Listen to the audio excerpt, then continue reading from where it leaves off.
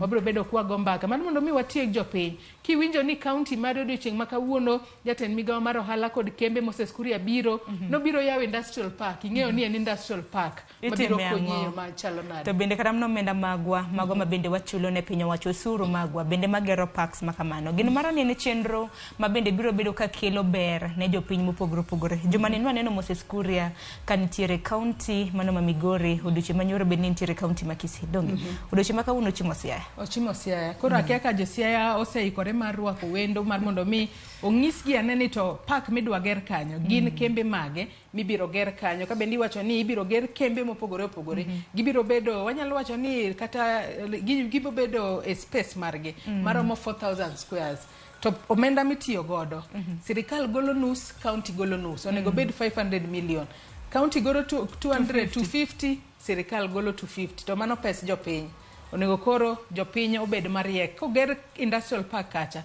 neni okonyi e yo makare tok mano Sharon kawuono pok opogore nyakorom ga jwanga pok e kinde thuolo mar jumbe adek makoro biro maluore abro bedo ka kelo ni pok kowuok e dho wadh nam chumbi dicho ma kawuono Joyce nitiere gwenge ma bende nwa lemo mane county mano ma Kilifi gwenge mag Malindi kama bende jal moro onage osbedo ka loso jiko moko manyasani gi mondo mopogore opogore mochweyo kotiyo kod lo omiyo mane pok nyakorom ga jwang ma bende abro bedo ka kelo ni dicho ma kawuono chakra sa 2:30 nyaka sa 3 mano marokinyi mar ng'eyo ni en lo machalo nako aparo ni lo miluongo ni clay soil gi dholuocha gi English en chuodho clay soil aparo en chuodho koro clay soil no emotiyo godo loso mwandu mopogore opogore e gwenge mago maga Kilifi to bende no ng'isi kumogole chuodho nikech an ng'e ni kadho wadh nam chumbi to sande mang'eny gigolo mane gwenge mago maga Kilifi kono bende jalno yoro bende na yudo thuolo mar lemo odak mana machiegni gi od Paul Mackenzie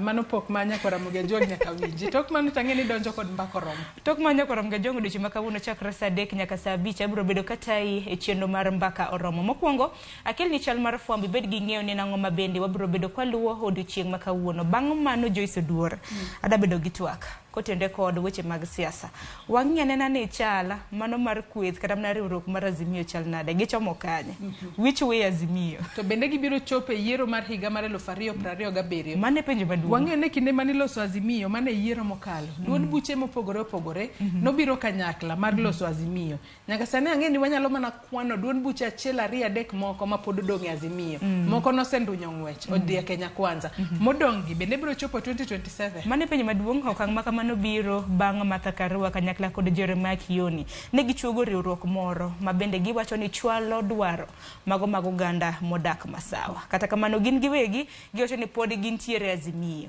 nikech giwacho ni Kioni bende wuok e Jubilee Martha Karua bende wuok e na Kenya koro riwruok moro bende chako ochuog ka to bende pod nitiere kweth mar Azimio koro bagni ng'eny mane mbaka madhi en riwruok mar siasa kose en riwruok mar jopiny dongen mar siasa koro ma bende koro keto maino kata mna kete maino dwaro mag jodak e gwenge mag masawa to gwenge mamoko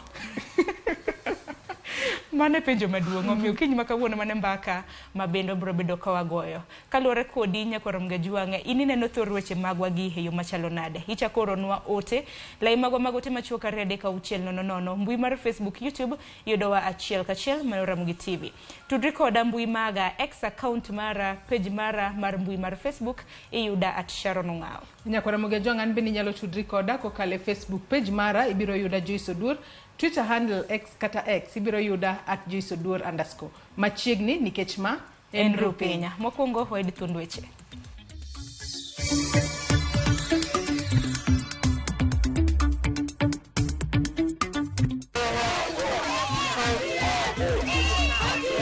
Mumia sana for around 5 months bila mshahara bila kulipwa tumefungiwa manyumba school fees watoto wako kwa nyumba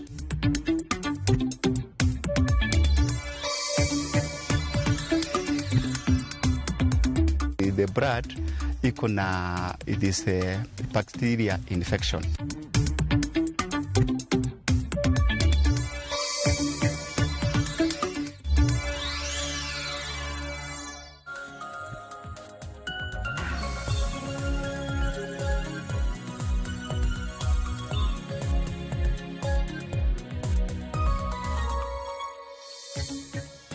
Nyakorom gajuang dakike na pagachiel tok sa pagaro marukinyi kamora mora mintiere machiegni heweche manyeno kinyi makawuono nyinga Sharon Ngao. Kwacha kweni kamati marod bura mochung'ne weche mag budget. Onyiso bwok margi bang' yango ni piny Kenya oseolo gope moheo siling trilion 10.25. Kwano muoma mikoni osekalo kieo. Katika mano gikoni en midhiero ni nyaka sani bede migepe mopogore opogore pacho kaendi pod bandho piny owacho. Omuom maromo chiegni siling bilion 16 mosepuodhi kendo onego bedni osechwale ne bed migepego. Jafwambo marwa Georgia Oko miyo lerno. Jaga budget mapacho ka Laktar Margaret Nyakango ne ochopo e nyim kamati mar od bura mochung'ne weche mag budget kendo chiwo ler ewi kaka piny owacho mamalo kaachiel kod mago mag counties osebedo katayo chenro magi mag omenda.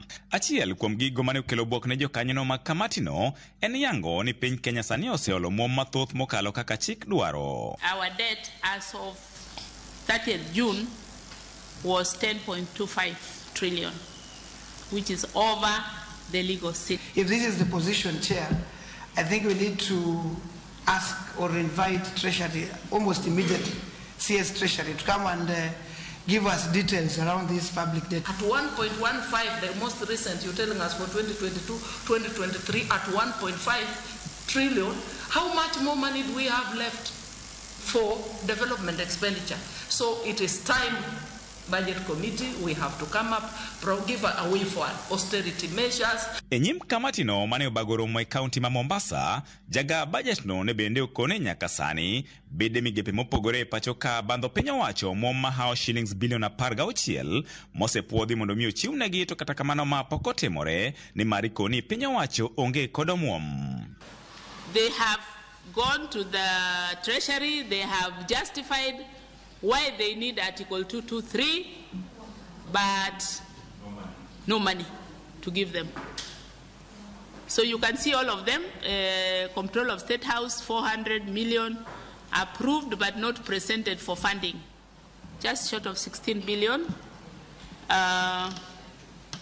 approved but no cash. En gino ma jokanyono mag kamatino kordwani okawe okang' mapiyo mar reso piny Kenya kapok onimo e igope. When I see approval to buy a car for a cabinet minister, I ask myself, what is really emergency in terms of that matter? And I'm asking especially on the ruling side in this house. Let us forget about just crying, this is our government, this is our, when people are suffering. Government has really spent, but in real sense, there was no feeling in the economy because once the government spent, we're supposed to see some activities within the economy. The expenditure of this country needs Raila, but we are telling him not to talk. Maraia wache watu waende njaa. Ngur makamano bendi koni nitiere tend counties mathoth mapacho ka mapoko chiwo ler makare ewi kaka gitiyo go muom magichoko. Achiel kuom ranyisi en omuom marakore gi midhieche mikoni thoth counties okosebedo katiyogo kendo dhi mana e ofuke jomanok. The counties, we do have a percentage of the money allocated to the counties that's supposed to be used for disaster management. Less, Madam Chair, we know very well that you are the one in control of these monies and that counties are supposed to use this to mitigate disasters. We are now facing a new disaster of El Nino and it's just around the corner. Yet most of these counties do not use. The disaster management percentage money is not used to go to the pockets. What they do is they use emergency money to pretend that it is for disaster. Achiel kuom paro mane jaga budget ochiwo mar rakore gi gope mantiere en rango kaka inyal med choko osuru kuom jopiny gino mamoko kuom jood bura ne jowuok godo tung' mosuo. Now, if we are talking again about taxes, that is not a solution. We must find one of the solutions, and one of the solutions that we are not talking about, which is the elephant in the room, is governance issues. Corruption. Corruption is overwhelming us as a country, and we must seal those issues. However, some of the issues we have noted is that our public debt may seem to increase, and especially when you look at the mix of the foreign debt. And what I would request the Office of the Controller of Budget to also do in the next quarter is that even as you look at the issue of debt, we look at it also in the perspective of the exchange rate. George Aoko, Ramogi TV, Mombasa. Kopogore gi mano, jalup jakom duol mochung'ne bad migao mar doho JC Mashara Njeru onyiso duol mochung'ne ng'iyo osara mag jotij piny owacho SRC kod apisi mar jaga budget e pacho kaende mondo wedonjore gi tije mag duol mar JC.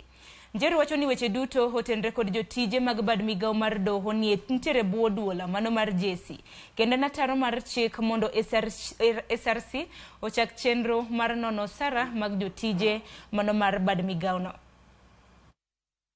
Duol mochung'ne bad migao mar doho e pacho kae JSC onyiso piny owacho mondo wekalo keo kendo donjore kod weche motenore kod jokanyo mag JSC. Jalup jakom JSC Mashara Njeru oseyo duol mochung'ne ng'iyo osara mag jotich SRC kaachiel kod apisi mar jalos budget e pacho kae kuom kalo keo mag tijegi kendo donjore kod tije mag JSC. So it's just a question of emphasizing that everybody needs to keep to their territory. Same thing also even with the control of budget. When it comes to withdrawal of certain expenditure that relates to the judiciary, there shouldn't be impediment or roadblocks. Njeru wacho ni bad migao mar doho onego miyo omenda moromo kaachiel gi thuolo mar tayo tijegi kaka yo mar chwalo tije mar miyo jopiny ratiro margi e yo makare ma onge ng'ikruok moro amora. When you're talking about independence, it's from all fronts. When it comes to the funding, when it comes to the processes, and also when it comes to the decisional independence, we need to all support this institution. Mabiro jumbe ariyo kende bang' ogai mar doho Martha Koome golo ywak mare ewi mano mane owacho ni en donjruok gi tije mag JSC kuom temo loso osara kod omenda mambalang' mag apisas mag doho ataro kod chik. Njeru osiro weche mag Martha Koome ka olero ni weche duto motenore kod jotije mag bad migao mar doho ni e bwo duol mar JSC kendo singo mar chung' motegno rito ratiro mag jotije mag JSC. There's a reason why Judicial Service Commission was established. It is our responsibility. That's not the responsibility of SRC. SRC deals with other public officers, other institutions. But when it comes to judiciary, judiciary is exclusive mandate of JSC when it comes to their issues. That's what we are saying. Jatatije maduong' mar bad migao mar doho ne osingo mar chwalo bura e doho mar kwedo okang' mar SRC mar wito oko omenda mambalang' ma osebedo ka imiyo apisas mag doho e nyiewo geche maggi. Because either there's lack of understanding on the part of SRC, we assume it's a lack of understanding. We're just reminding them that when it comes to matters relating to the staff of the judiciary, is the responsibility of JSC. Bad migao mar doho ne otudo okang' makamano kod chenro mar rocho tije maggi e pacho kae. Chris Owino, Ramogi TV, Nairobi. Nyakoram gajwanga piny owacho olanda pedha mar kedo kod jonjore mago mag Al-Shabaab e nyandwat mar piny Kenya kod counties ma Lamu kod Tana River. Makwethno osebedo ka monjo kinde ka kinde. Piny owacho yango magi e kinde makwethno ne omonjo gweng' ma wuodhi e county ma Lamu, Kogwena, Manyoro kendo nego ng'ata achiel kapok ne giwang'o udi abiriyo. George Bati nigi mathoth. Dalario bang' jatend migao mar arita Kithure Kindiki golo siem mager ne kweth mar Al-Shabaab kendo singo ni piny owacho biro dunyo gi kochunglo. Tumeamua vita dhidi ya Al-Shabaab na mimi nataka niwahakikishie wananchi wa Wajir, wananchi wa Kenya, serikali hii itashinda vita dhidi ya Al-Shabaab. Kwethno makoro nyiso wang' teko kendo chal mochayo duond serikal ochako timo monje gweng' ma wuodhi e kaunti ma Lamu kogwen ma kawuono kendo nego ng'ata achiel kapok giwang'o udi abiriyo kendo kwalo gwen 30.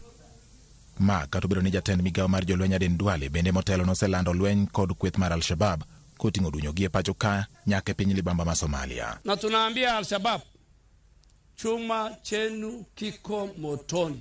We will hunt you down in Kenya and in Somalia and we will destroy your infrastructure. Jodak ma wuodhi makoro ringo miechgi kendo manyo jote e skund primar ma Johud olero ni joma undugo ne onego jal moyangi kaka George Maina e kinde mar monjono ka koro gidwaro mondo piny owacho ochaka pedha mager mar rakruok kod Al-Shabaab. Kuom dweche 3 mokalo, monj buora kwethno osetimo e kaunti ma Lamu. Tarik 25 dwe mar auchiel jonjore ma ichich ne joka Al-Shabaab nonego ji 5 e gwenge moko 2 e kaunti ma Lamu. Tarik 6 dwe mar 7 jokanyo 29 ma ichich ne gin kweth mar Al-Shabaab ne omonjo gweng' ma Hindi e kaunti ma Lamu kod Gamba e kaunti ma Tana River. Mana ka gima mano ne ok oromo, tarik 1 dwe mar 8 kweth jonjorego ne onego ji 2 kendo hinyo mamoko maromo 10. Tarik 15 dwe mar 8 jonjore ma ichich ni gin jo Al-Shabab ne omonjo joma wuok e gwenge ma Mombasa kaurie Lamu e gweng' ma Koreni, kane pok monj machielo timore e gweng' ma Salama Lamu tarik 23 dwe mar 8 kama ji 2 ne owito ngimagi. Tarik 10 mar dwe mar 9 kweth mar jonjorego ne omonjo jolweny Lamu ka gitiyo kod miruti ma ichike bolo. Kopogore kod mano, otieno mane piny orugo tich adek, kwethno nochako timo monj machielo kendo nego ng'at achiel e gweng' ma Wuodhi ma koro chal ma oludo e sirikal. Timbe monj mosidi ma koro chal ma onyono kok sirikal omiyo jatend migawo mar arita Kithure Kindiki oyango chakruok mar apedha mager ne kweth mar Al-Shabab nyandwat ma pacho ka kod kaunti ma Tana River kod Lamu ma kwethno osebedo katime monj kinde ka kinde. Katika sehemu ya eneo la kaskazini mashariki na eneo la Tana River na Lamu, siku zao zimehesabiwa kwa sababu tunaleta kikosi maalum, wale ambao hawacheki na magaidi na wale watu ambao ni wahalifu sugu. Kotimo mos ne apisa mosewito ngimagi e kinde ma gin e tich. Kindiki okoni sirikal dhi chwalo gige lweny matekre gi ng'eny kendo manyasani obed ma itiyo godo e kor lwasi kata maseso elo mar neno ni gitieko jonjore mag Al-Shabab masani sando jopiny. Those special forces we are bringing here are not coming here as tourists. They are coming here to hunt down, neutralize all the threats of terror and other sophisticated crimes that we are experiencing in northern part of Kenya and upper coast, including Lamu and Tana River counties. Kindiki bende ogolo chik ne apisa mag obila mondo mi oti kod gige lweny magen go mondo girakre go gi jonjore. Na wewe ofisa wa usalama, hiyo silaha umepewa sio ya umaridadi. Hiyo silaha umepewa sio bakora, sio kijiti. Silaha hiyo ni ya kulinda maisha ya wananchi na kulinda maisha yako vile vile, jambazi asikuumize. Kwa hivyo kabla hajakupata wewe mpate kwanza. Kakoro sirikal medo chiwo singo mar jiwo arita e gwenge mathurka kendo tieko kweth njore masando jopiny. Gima odong' en koro mondo jopiny one duoko kendo gininde udi maonge kod bwogruok kod luoro ni nyalo monjgi. Nyakwaro jwang kowuok e gwenge mag Lambu akeli nyaka kaunti ma Nairobi. Obila notiyo gi iro malungo wang' e keyo jotije kaunti ma Nairobi manoriko bago ng'anyo e rangach mar iko ringre jomotho malang'ata e wi mano magiwacho ni deko margi mar chudo mage. Jagoro ma kaunti ma Nairobi Patrick Analo oyango ni jotije kaunti go mane omi contract mar keto ler e kar iko ringreno. Dweche 6 mokalo pok oyudo chudo mage kaluwore gi chenro mar chudo ma bende kaunti ma Nairobi pod loso wachne. Lidio Keyo nigi ler mathoth. Midhiero no mako ganda manochopo iko jogegi magihero e kar iko ringre joma owito ngimagi Malang'ata Cemetery. Ne giromo gi jong'anyo manodino ranga kar ik Malang'ata manaoriko ng'anyo kaluwore gi deko marosachgi. So si tunashangaa tutarudi na maiti kwa nyumba ama tutapeleka wapi sasa? Na tumelipia hivyo, songetusho huko City Mortuary tu leo kuna mgomo huko tusilete huko. Sasa tunashindwa tutaenda wapi? Tutarudi nayo kwa tutapeleka mortuary tena ama tutarudi nayo kwa nyumba? Na ni mtoto, si tumekuja tumalize shughuli yetu hapa. By saa 3 tulikuwa hapa. Mwili meka kwa gari mpaka saa hii. Tumepata mgomo. Hatuna makosa yote. And then tumesoma kando, tumerespect serikali, sio? Hawa wanakaa mnarushatia kazi mali watu innocent tuko. Sasa wewe ameumia, anasaidiwa aje? Na bado mazishi iko tuko nayo hatujazika. Jotije kaunti go ne omiorak mar duso kendo kito ler e kar iko ringre jomotho Malang'ata dweche 6 mokalo. Kata kamano, tend kaunti ma Nairobi poko chulogi kata obedo ni gisetieko tijno. Tunafanya kazi ya clinic kufyeka. Huko kulikuwa msituni, hata ulikuwa ukisimama hapa hauoni kaburi yoyote. Kulikuwa msituni. So sisi tumefanya kukue clean hivyo. Hata ukiwa huko unaona mpaka mwisho huko. Bila gumboot, bila gloves. Naona na tunaingia kazi saa 2 tunatoka saa 10. Komanda marobila Malang'ata sub county Monica Kimani wacho ni nochuno gitiyo gi iro malungo wang' e keyo jong'anyo go manomoko macherangate sindu bilano. Jagoro mar kaunti ma Nairobi Patrick Analo oyango ni jotije go maromo 77 poko chulo sachgi kaluwore gi chenro mag chudo mag kaunti mane pod giketo kare kakoro singo ne gibiro yudo sachgi juma manyien. First, let me really apologize that the dues have not been released up to date, but mainly this was orchestrated by the budget cycle in government. You are aware that budgets run from 1st of July to end of June. The request for access to money to pay those 77 casual employees at the cemetery has been lodged, and the chief officer will be confirming that. Next week, they were going to have their payments, made. Jotijego kata kamano singo dino rangala ngata nyaka chulgi osachgi. Lydia Okeyo, Ramogi TV. Nyakoronga juan kwa woke weche matimore kaunti ma Nairobi ateri nyake kaunti ma Homa Bay. Jolupo manamlolwegie kaunti ma Homa Bay bende koro owuok oko kagolo ng'ur margi ewi nengo modhi mantiere malo e pachoka. Ma bende giwacho ni dhi medo ketho marach mokalo sekta mar lupo e aluora mar namlolwe. Yuak jolupo gi obiro e kinde ma jogo ma bende ntiere sekta mar wuoth bende ng'ur kaluwore gi nengo modhi ma ohidho. Alia Beach gi mathoth. Sekta mar lupo en sekta maduong' ma oganda mathoth mowuok e alwora mar nam Lolwe okete geno margi, kendo kaunti ma Homa Bay ema ni kod atamalo maduong' mar nam Lolwe ma chenro mag lupo osebedo ka dhi e nyime e dho wedhe moingo 140. Chenro mag lupo ma sani tim e alwora mar nam Lolwe, jolupo timo gi yidhi mag injini matiyo kod petrol, kendo idho mar nengo modhi e piny Kenya gi sani, jolupo ywak ni dhi rocho chenro mag lupo kod okenge ma gisegoyo e midhiero moko mathoro jokogi e nam Lolwe. Wach mar nengo mar fuel mamedore pile pile ahinya manyo medore chien ni ohinyo sekta wa mar lupo kod mar nam ni ongang mamalo kiching'e ni sani thoth jolupo watiyo kod yedhi man gi injin to rech bende tine nam kuri ng'eni mondo ng'ato yud cost of production mondo break even ka nengo mar fuel ni malo bedo matek ma samo weni en ratero ni thoth jolupo mang'eny madhi wito tije nikech tache koro ok nyal yudo kaka giketo fuel to yedhi mang'eny midhi ywa oko ma mano dhi wito tije mang'eny ahinya ne jok ma oketo ngimagi e nam. To ok mano kende, atwa moko mwasegoyo machalo kedo kod tuo mar ayaki, kedo kod dhier bende dhi dok chien ka nyithindo mang'eny mane somo koluwo nam dhi lewo ne somo ka ok sirikal otime gimoro. Jolupo gi wacho ni nam Lolwe e kama giyude konyruok gi mapile ka pile, miyo sirikal ka oduoko piny nengo mag modhi e pachoka, to thoth jolupo e alwora mar nam Lolwe biro jwang'o tiji lupo.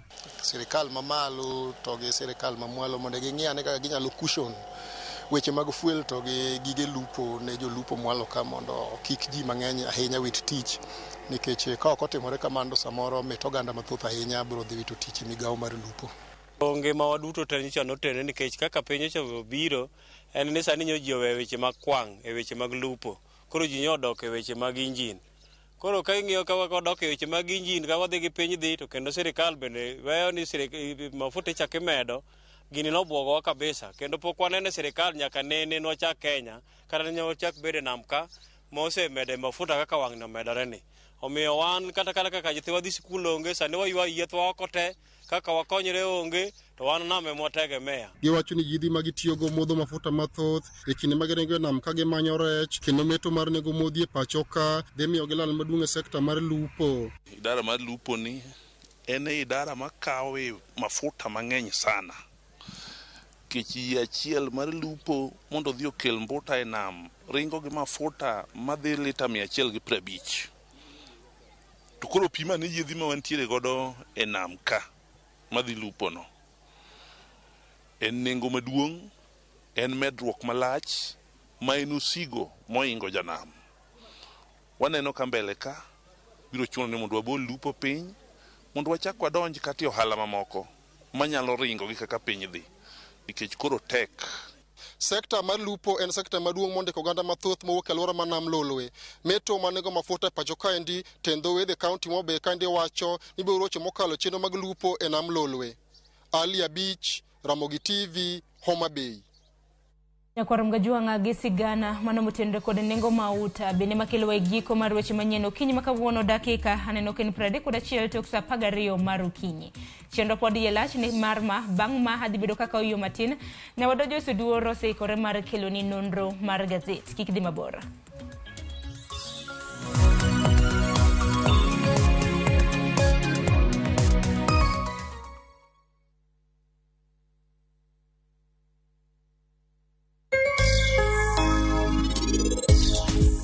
laktar ka wawacho ni ngima en mwandu tanto to tieno kendo en ga morna mar bedo kodi odiechieng' Romeo wagen trust mar ji ma kata ng'ama ni mabor nyalo roni pesa ne nikech ong'e ni after all you will deliver.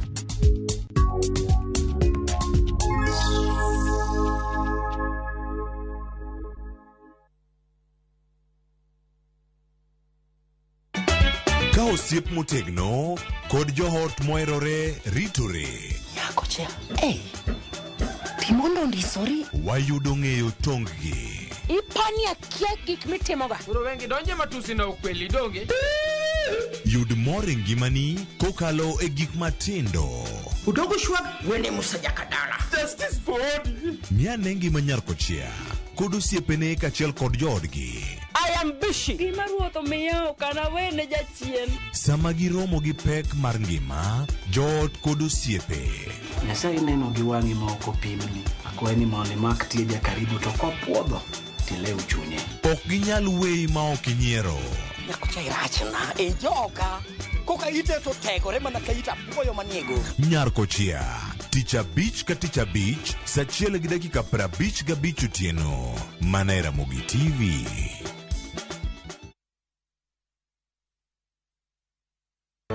Nyakwa Ramogi ne gin ji ma humbgi ne lach. Kane giloso, oganda ne chiko itgi. Bende kama ne gikalie, weche ne dong' mathoth. One nyasaye ko mana nikech mbese na mang'eny matine onge. Kata jolo bang'o mar ariyo mang'eny maonge. Noero sort out dispute. Kata kamano, oganda osepenjo ni gin kanye. To gitimo ang'o? To mosenindo, anyuola gi paro gi nade? Higni mosekalo ne gin jok ma idewo to kata mana sigandgi bende ne wuoro. Gisani awuok oko mar manyogi kata mana anyuola margi mondo wami mathoth kama gintiere to kod gino ma gitimo. Riwri gi Walter Nyambaga ka okelo ni chenro marwa manyien mar Gin Kanye. Kik bai, mana e Ramogi TV.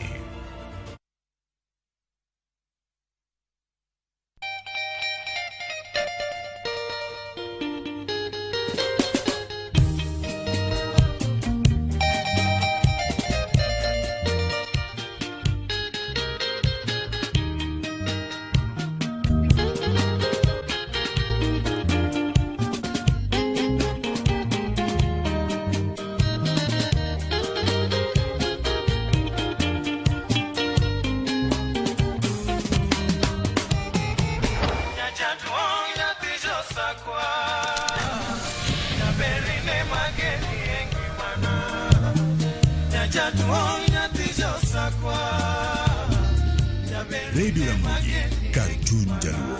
Radio Ramogi.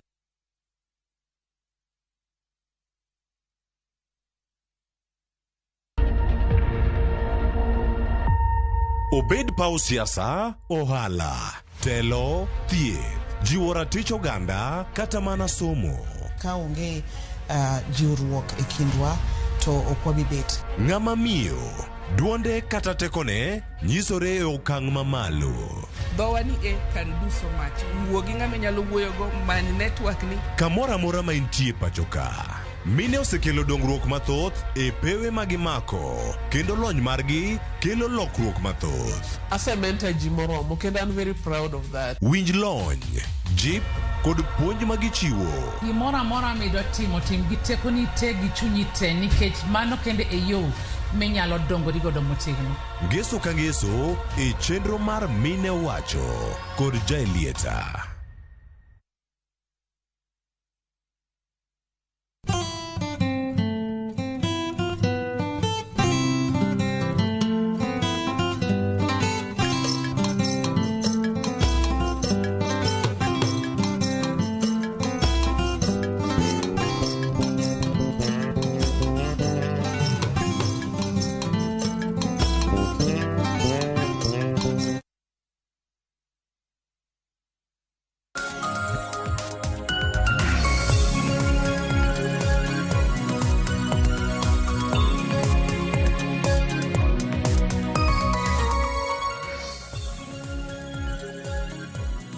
Nyako Ramogi ajuanga kamora mora ma intiero kinyi makawuono akaw thuolo makende mar rwaki nonro mar gazet mitayo kod an Joyce Oduoro. Kinyi makawuono antiere kae kod jafwambo wadwa mano Solomon Atito mar Ramogi Radio kata Ramogi FM. Wadwa mana lidho ni moko kuom gigo mantiere gazet. Obed mano gazet mar Daily Nation kachiel kod mano mar The Standard. Mar mondo mi wami siso idhi nyiew gazet momori okinyi makawuono ibed piny isom eyo makare. Oyawre Solomon Atito, ichiew nado kinyi makawuono? Achiew maber Joyce, oyawre. Oyawre ahinya. In maber? Antie makare mak mana in. Antie maber kabisa. Erokamano kuom chopo nonro mar gazet okinyi makawuono. Aneno ka wantiere kod gazet mar The Standard kod Daily Nation. Kawuono wanyalo wacho ni weche mag gazet ariyo gi omiyo peka.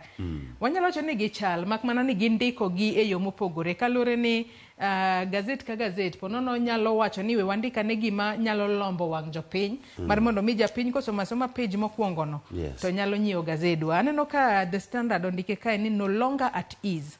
Daily Nation to ndika ni trouble in paradise. Magi kaluore kod ywaruok ma sani nitiere e kweth mar Kenya Kwanza.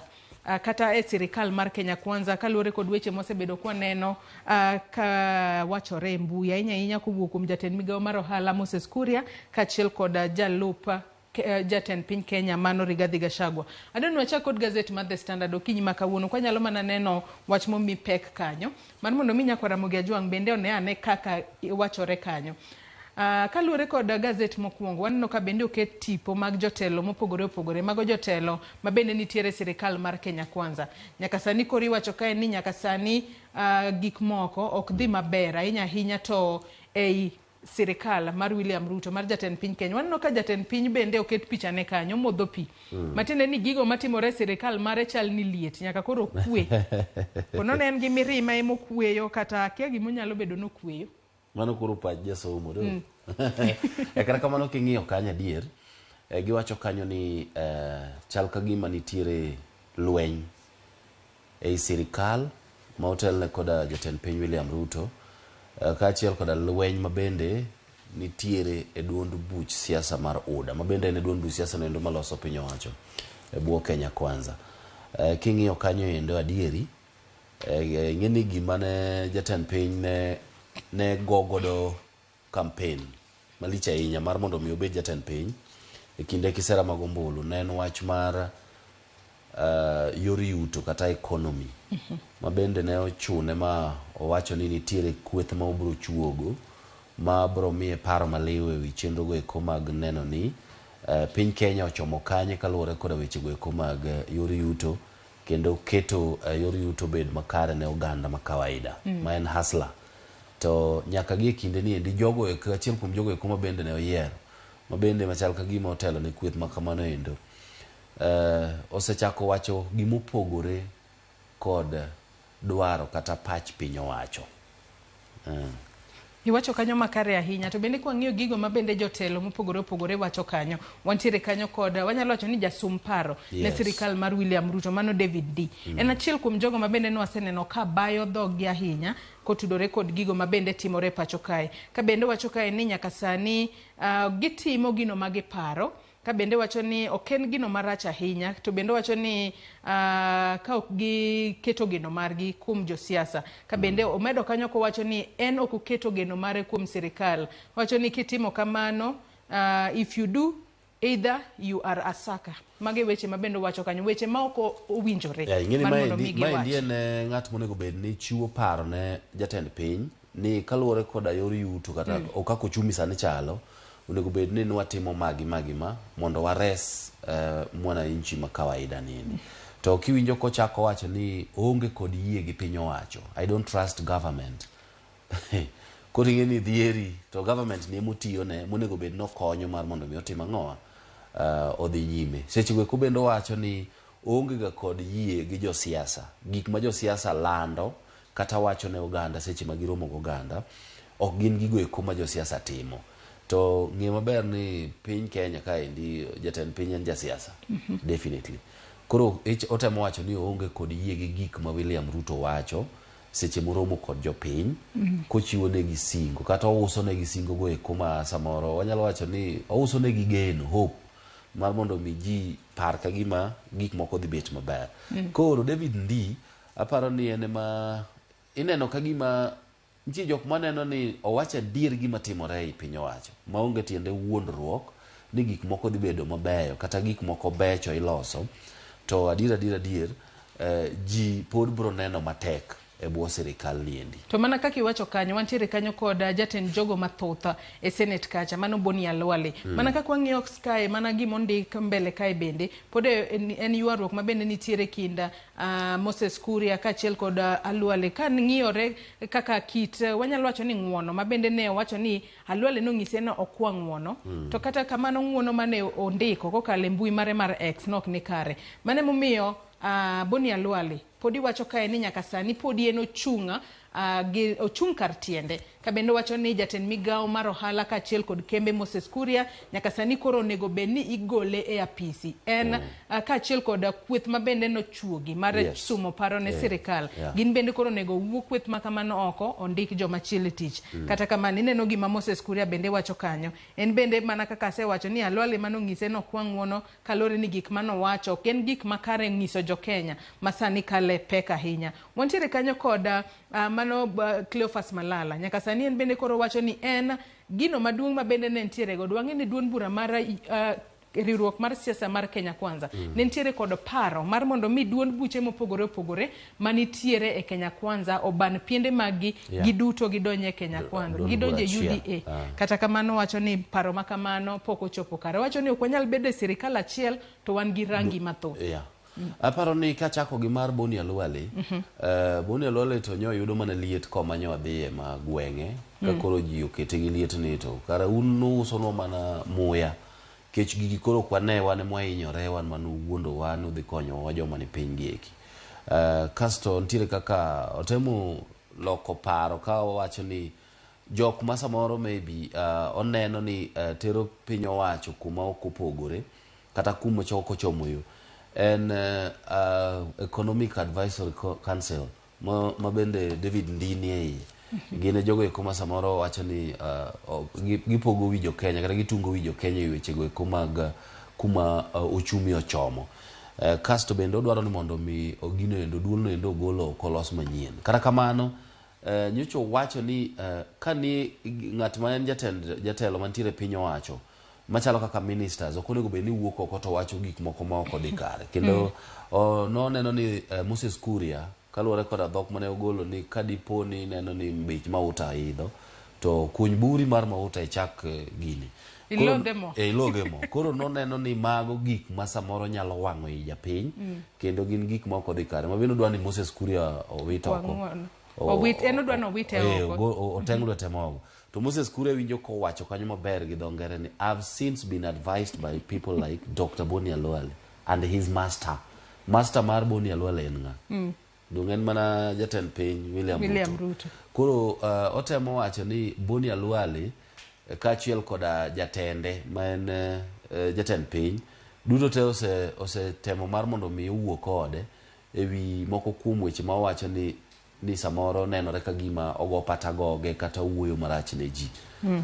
To aparo ni en bende mana kaka David Ndi owacho pache kata owacho gima oneno adier ni nikech ni after all jogi gin josiasa kinyo bro duogo ir japiny to samoro gima owacho sani makoro lunye ni obro tiyo godo ndalo kisera magombulu ko wacho ni dong nanyisou ka gik moko fail, dong nanyisou to nuwe ni ariambo, dong koro yie na wacho adier. Yes.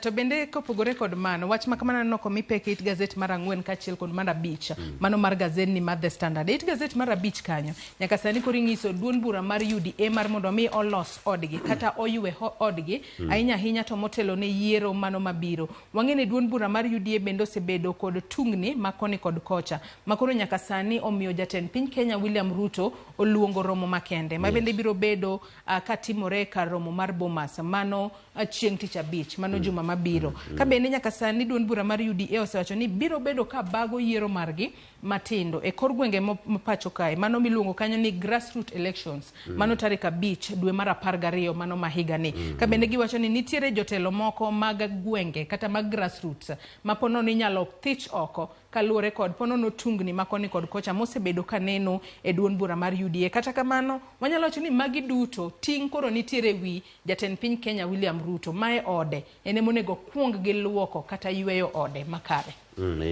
Ma ndito aparo ni okang' monego bed ni kokaw mapiyo nikech mabende ne osetimo kuom ranyisi entiere kod wich bar ariyo kae Central Kenya kama sani koro Moses Kuria yware malich mokalo kod jalup jatend piny Rigathi Gachagua.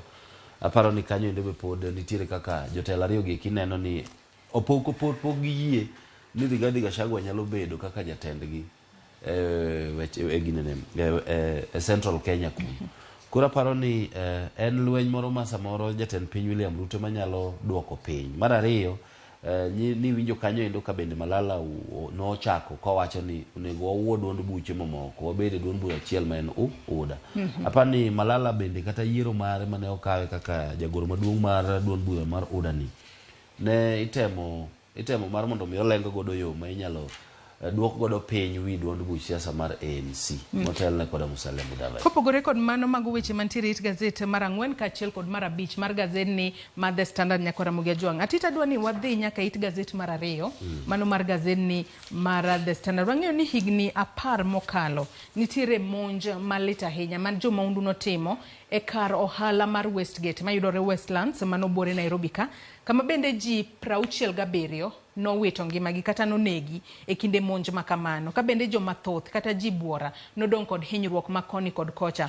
Nyaka sani koro nitiere jogo ma ochung'ne arita, jogo miluongo kanyo ni private guards ma gin jogo ma thoro bedo e dhoudi kama bende ng'ato gisetoga ji kapok idonjo kata mall kacha.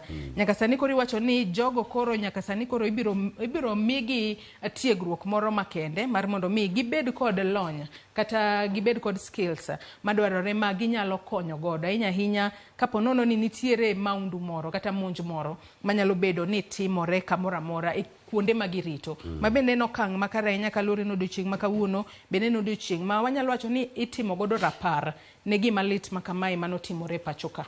Apani mae ndiye no kang' ma berie mogik ma obiro seche maber mokaw koda PS Raymond Omolo nikech ing'e adier makende ni waluongo gino chuk dar watchmen gine jogo eko ma inyayudo ka gin gi nonro mathoth ahinya kata gin gi ng'eyo mathoth ahinya e kembe ma opogore opogore kata kuonde ma girito nikech en ema en e gate kacha cha ong'eyo ni ng'ama ne odonjo to ne odonjo kama en ng'at ma samoro onyalo chichgo e yo moro.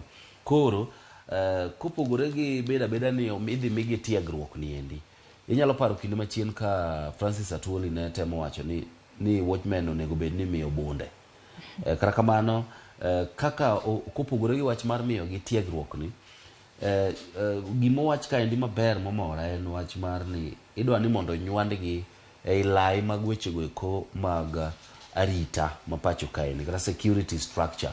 Koro ong'eyo ni koneno gimochichigo kata ka gimoro machal kaka maundu otimore kama entiere no to ng'eyo ni en ng'ama onego bed nomiyo lipodni mapiyo mar mondo mi duoko bed mapiyo piyo ores wach makamae. Iwacho kanyo makare ahinya kende no kang' makare ka bende iwacho ni mana chuk dar makamago gine ma kata kinde ma bende maundu makamano timore kar timo hala mano mar Westgate gine mane gikuongo rakore kod jo maundugo kata ka obila kaachiel kod jolwenya pok ochopo omiyo no kang' makare ahinya kapo nono imedo gi wanyalo wacho ni tiegruok moro mar mondo mi gin bende kinde duto gibed ka gimanore makare mar kedo kod monj kata maundu moro amora kamoro amora. It gazet mar 3 bende nitiere sigana moro ma nolomba ahinya kanyo atito bathe kanyo nyaka sani koro nitiere miyo moro maneno koket picha ne malo kanyo iwacho ni nyaka sani nyinge mong'ere en Rose Mumbua Mwendo to kata kamano e kinde manonyuole jonyuolne to nomiye nying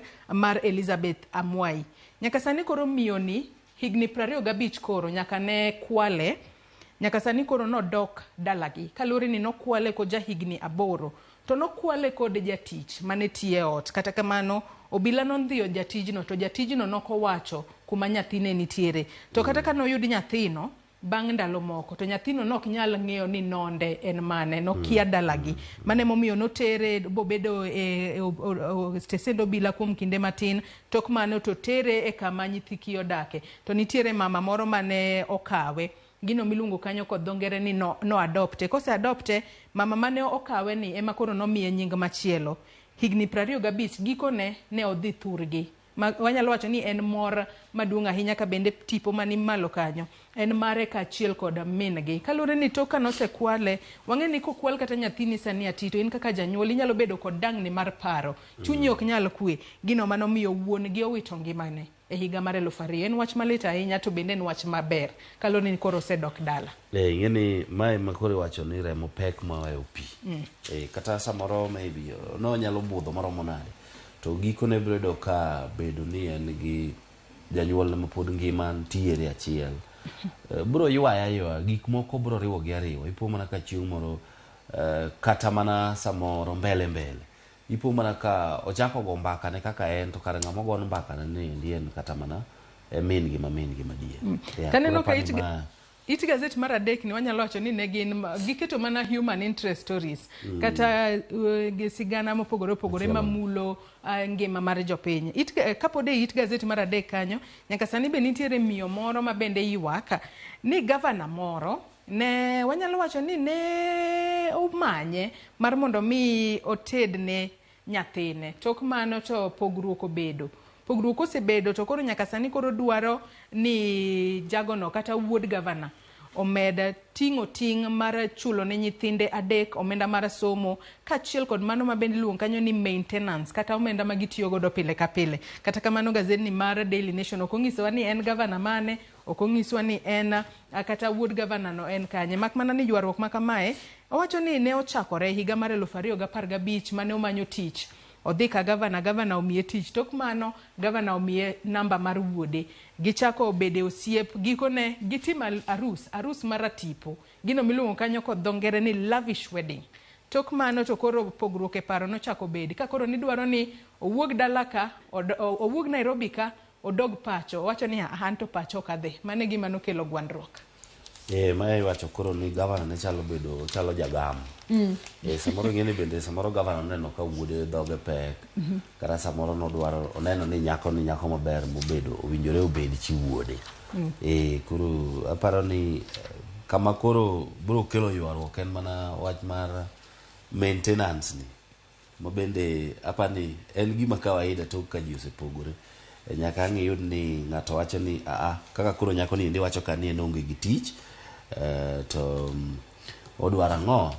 Odwaro ni mondo mi nyithinde odhi mbele gi somo, kuma ne gisome, ngima ma bende ponono ne gidake, bende nyaka beda mano. Kwa dhi mana mapiyo atito, it gazette mar 6 mar gazedni mar The Standard okinyi ma kawuono. Nyaka sani koro jatend piny Kenya William Ruto ikwayo mar mondo mi osuma ne paro, kata wanyalo wacho ni okop gino manotim kod mane en jatend piny Kenya mosenindo Kibaki, kaachiel kod jatend piny Kenya mar 4 Uhuru, mane omiyo nengo mar mauta okoidho.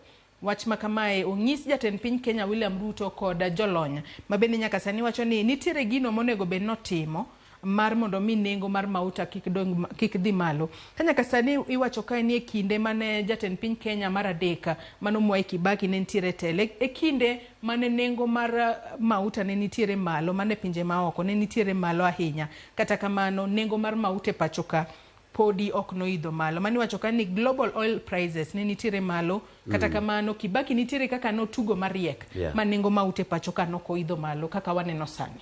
Ok ing'eni bende ma to winjore otim kod jatend piny, to ibiro ni samoro en gi agenda ne, kata en gi dwaro ne moro e chenro go eko mag neno ni nengo bedo kaka en noendo.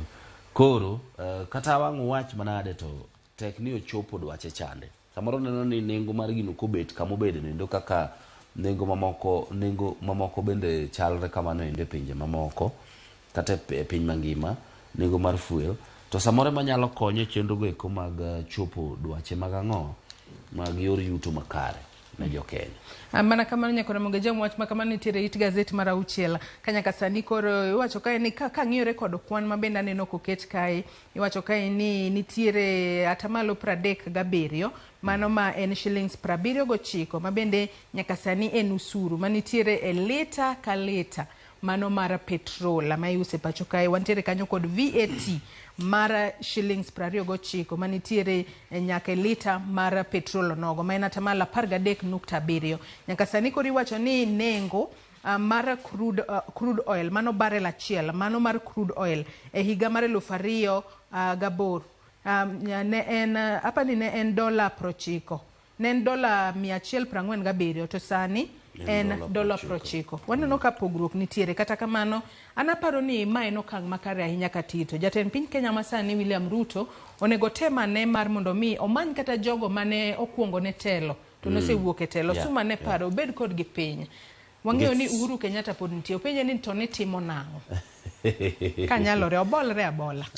Okapar ka onyalo somo paro kuom mane en jatend piny Kenya Uhuru Kenyatta gi kinde nikech aparo ni ndalo moro winjo kanyo Uhuru Kenyatta wacho ni en pod entie pod ongima, to kadipo ni jatend piny William Ruto nyalo dwaro pache e wi gimoro amora to obeda thuolo mar mondo mi openje obro konye nikech nowacho ni kata en owuon ne osomo ga paro ir Mwai Kibaki mar mondo mi ong'e achiel ariyo adek kaka itayo gik moko. To bing'e ni piny kae ji konyore, ok inyal bedo island, no ok inyal beda ni in ichung' kar kendi, nyaka imanye jomoko bende ipenjgi ni ne atim nang'o eka inyalo yudo konyruok makare. Lakini gik manotimore e kinde kisera magombolo. To kata kamano bing'e onego bed nong'iyo Kenya duong' moloyo ng'at achiel. Kata kamano Atita adwa ni wadhi it gazet mar 10 mar gazet ni mar The Standard okinyi ma kawuono nyaka sani koro ka jopur ema osechiwonwa siem ni nyaka sani kik wabed kod geno ni nengo mar kuon kata mogo biro dok piny kaluwore kod nengo mamalo mar modhi mantiere pacho kae. Ong'iswa ni nengo mar mogo kata nengo mar oduma podi ok bi dok chien ma en kaluwore ni nitiere, wang'eyo ni mauta kata modhi itiyo godo e sekta mar pur bende. Kata kamano nyaka sani koro wanyalo wacho ni geno koro ogore Lwanda nikech nichi wacho ni jopur koro keyo nicho osemigi fertilizer gisepuro sani koro gikeyo, nengo mar oduma biro dok piny, nengo mar mogo biro dok piny. Kata kamano fuel cho oseidho malo, jopur wacho ni wan to bende nyaka wayud mana profit marwa, koro ok wanyal uso oduma e nengo mane piny, nyaka pod obeda malo mar mondo mi ponono gi balance kik giyud lal maduong'. En adieri nikech ka nengo mar fuel oidho to biro do ka nengo mag gik mang'eny te biro mana idho kamoro amora. Kendo koro ni endi bende jopur wacho ni king'iyo ka endi gazet ni endi ite mar 10 ni ibiro neno ka giwacho kwan mag omuom magitiyo go e chenro go eko mag pur, mag doyo, mag komo, mag loso puodho kendo keyo mabando gibedgo. Giwacho ni ka ging'iyo kod nengo masani wacho negi ok en mano endo manyalo timore nade, nyalo duoko negi yuto.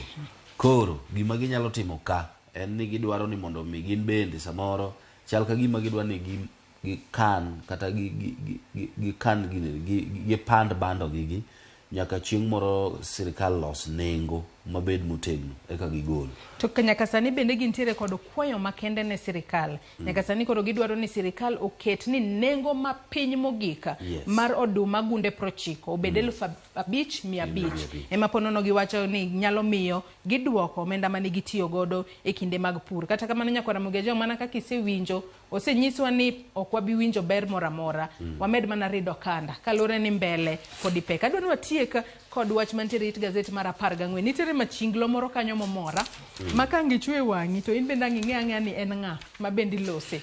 Ma en Ezra Chiloba nikech king'iyo picha manitiere kanyo nitiere tieng' 3 ma bende oket kanyo. Nitiere debe ni wanyalo nene de watango ni nyakora Mogeja achiel kachiel. Kata kamano akeni japiny nyalo nene yo machalo nade. King'iyo mokwongo kanyo wang'e ni midhiero mare nochakore ka IEBC ne oriembe tich odhi kamachielo kendo geto kamachielo Tito.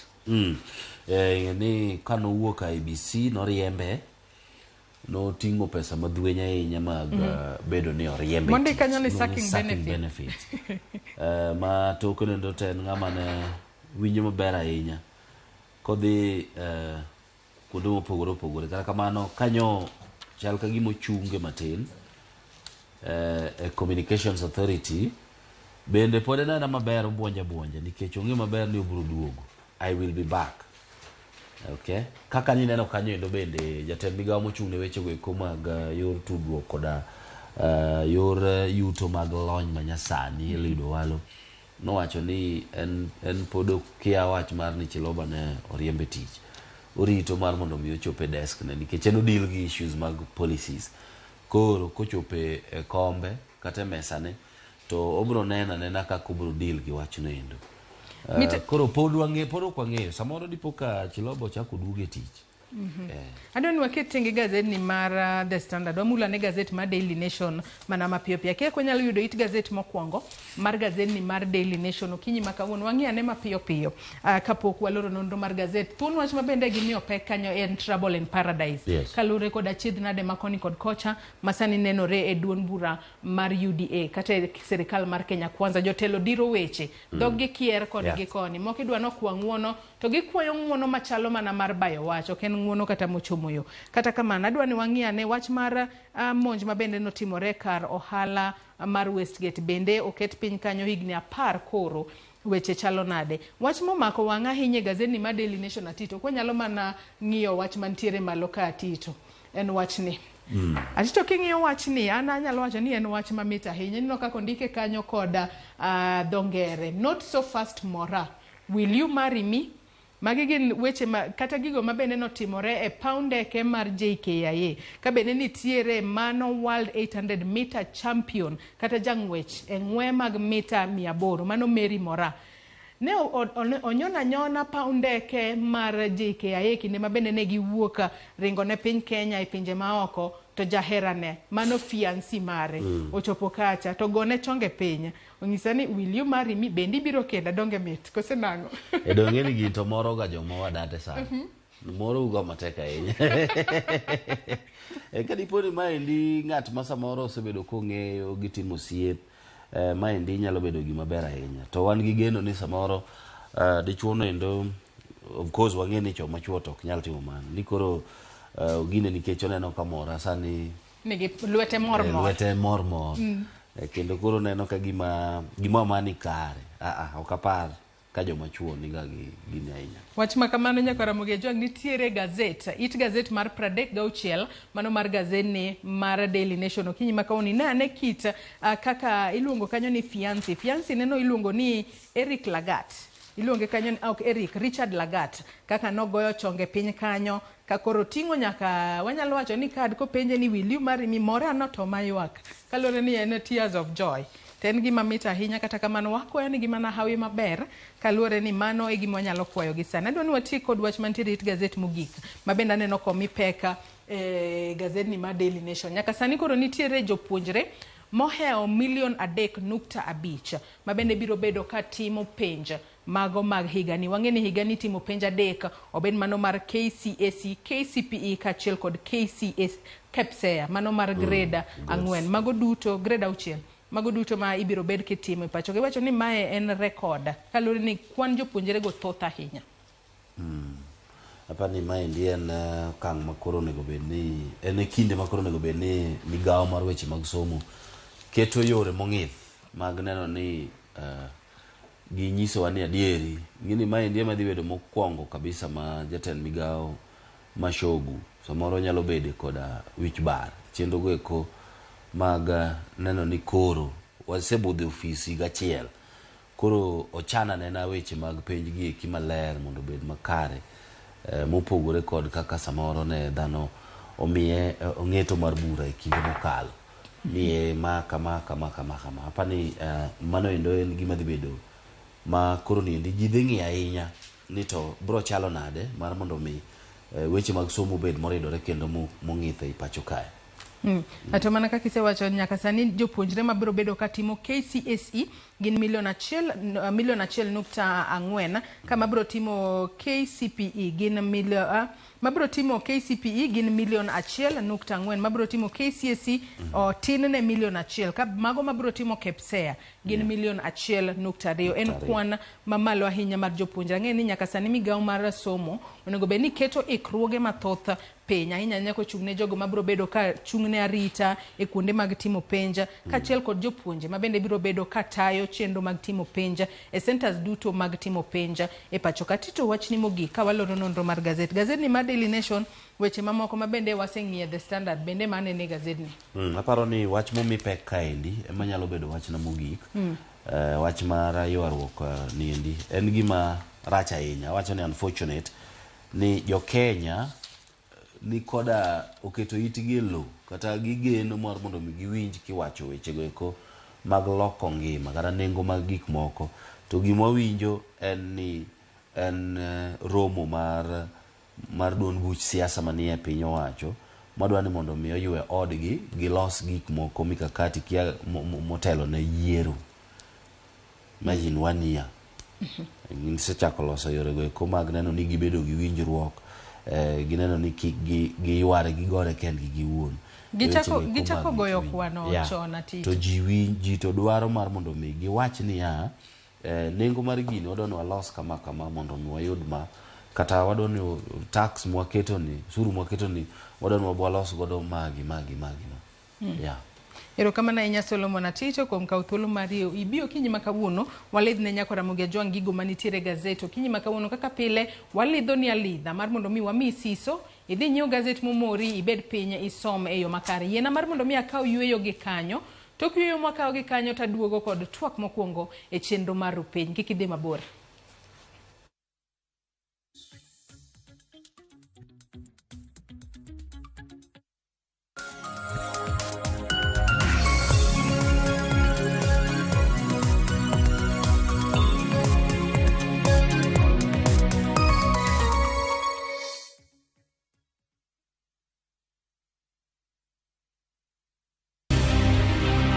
Tich Ang'wen, tudri gi Sharon Ong'ao e chenro mar Pok Opogore ka osir gi bengi mar Equity. Gik moko kaka record keeping mago gisabedo ka gitumono ginyisowa kaka inyalo handle ohala gisabedo ka gitumonwa. Koro mago bosebedo ka konyowa matut. Koro kinwang'o pesa ting'en anyalo deal koda nadi ki ohala. Pok Opogore saa 2:30 nyaka saa 3 okinyi e Ramogi TV.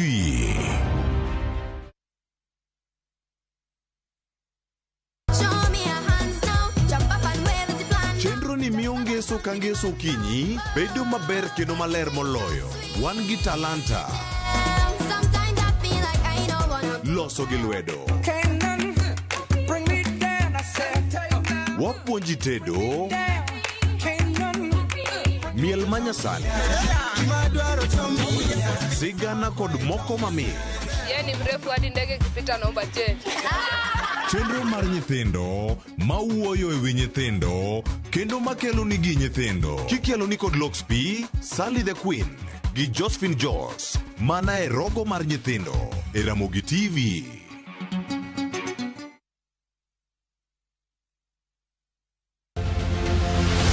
Kenya ka okenge mag chir mar tieko midhiero ma e kind oganda mikelo gi tuo mar ayaki kachop higa 2030.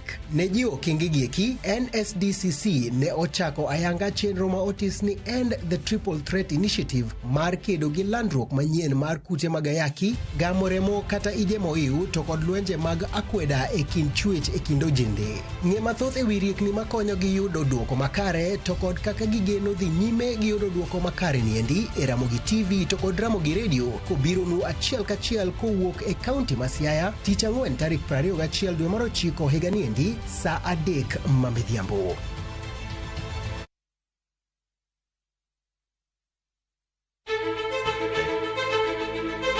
kokalo kuom lakteche kod thieth wayudo ng'eyo kaka dendwa tiyo. Nitie hormones mar ng'ama miyo kata ng'ama nyako iluongo ni estrogen gi progesterone. Kendo wayudo ng'eyo kama inyalo yude kony moluwore gi weche thieth. Daktari en tich ne thiedho oganda mondo oganda odhi maber. Kaka wadak e kinde ma ok ong'ere, ngimawa en gima duong' moloyo. Ka en ng'ama osiko ka ywaka en kama osechopo dwa kawo ngimane. Kineno science gi wek rito. To e penj laktar wakelo ni lakteche molony to gilero ni weche thiedho tuoche ma opogore opogore kod rito kit ngima maber. Wanyalo tiyo kod chiemo e geng'o thiedho kachiel kod timo bero ngima wa bende. Yes, erokamano. Penj laktar kokalo Ramogi TV kama wacho ni ngima en mwandu.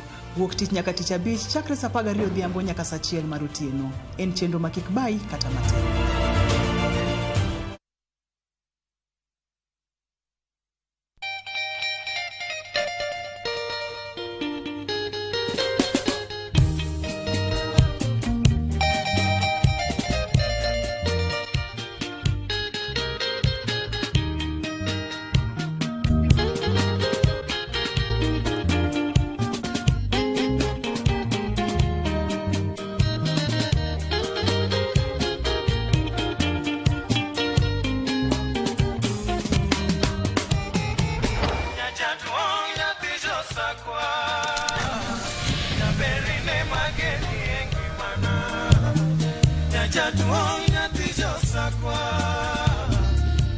Radio Ramogi, Cartoon Jaluo.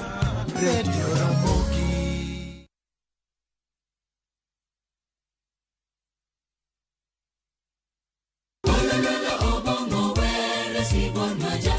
Wabedo jomaler e ngimawa ka warito ler mar pachwa.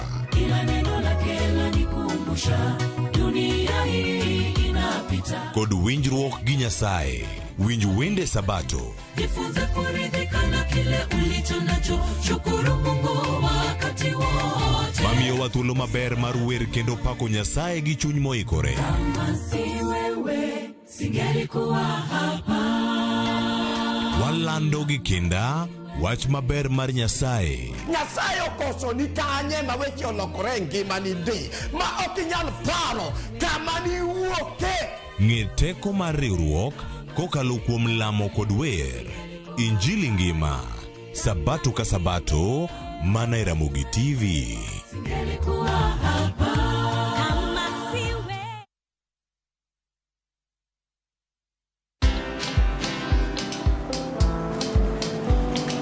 Oh, niaje? Ni kama unashangaa kwa nini naangalia simu with so much focus, eh? Usishangae sana.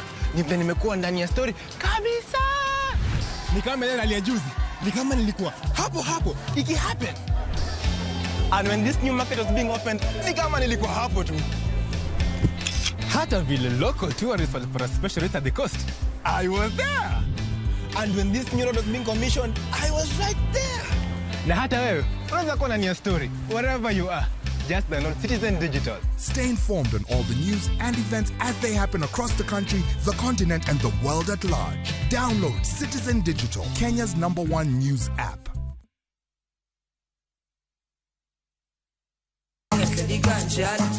Kitume mawakelonu, otenore ndhadhu magi. Kawa kikogi makare. Yud thumbe miero mapachoka kod pinje maoko. Yud thuolo mar winjo thumbe manyien e chenro mar pado manyien mabiro biro ni wuok tich nyaka ngeso chakre saa 5 okinyi nyaka saa 6. Kik ibari e chenro miero e wang' jowi mari mar Ramogi.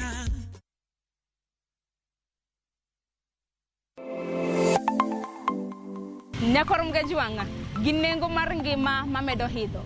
Beningeni pok mari nyalo kelo ni yuto mari. Talent ni no nyaka isweti. Ok ni en talent ni koro irie tiendi ni ni talent koro biro no. Ng'ato ka ng'ato nitere gi pok mare mana Nyasaye omiye. Iyudo kata mana nyuola kwiri ni kik idhi nyis ji. To kok inyiso ji ng'ama biro ng'eyi onge. Chieng' tich ang'wen chakre saa 2:30 nyaka saa 3 mar okinyi mar mondo mi wamiyi jip makare kaluwore kod pok ma bende intiere godo. Omiyo tudri kod an Sharon Ong'ao. Chieng' tich ang'wen chakre saa 2:30 nyaka saa 3 mar okinyi e TV mar Ramogi kwakelo ni chenro mano mar Pok Opogore.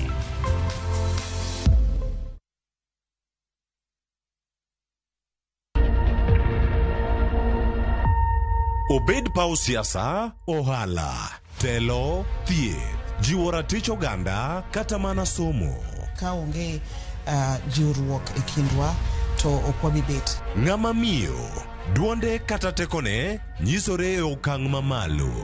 Dhowa ni karibu so much. Wuo gi ng'ama nyalo wuoyogo many network ni. Kamora mora ma intie pachoka.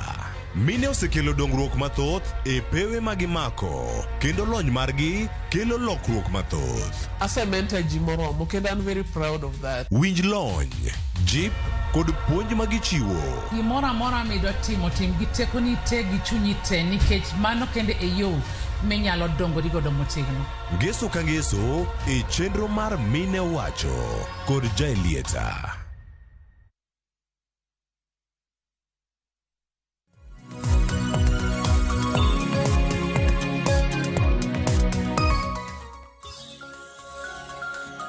Oyawre kendo nyako Ramogi Ajwang' kamoro amora ma intiere okinyi makawuono ageno nokinyi mari dhi mbele yo makare gi thuolo ni anyisi na aduogo kod twak mokwongo e chenro mar RuuPiny. Okinyi makawuono thuon wach mabende wadwa twake otudore kod gero kembe thieth kata mago mabende luong kanyo kod dhongere ni County Aggregation and Industrial Parks.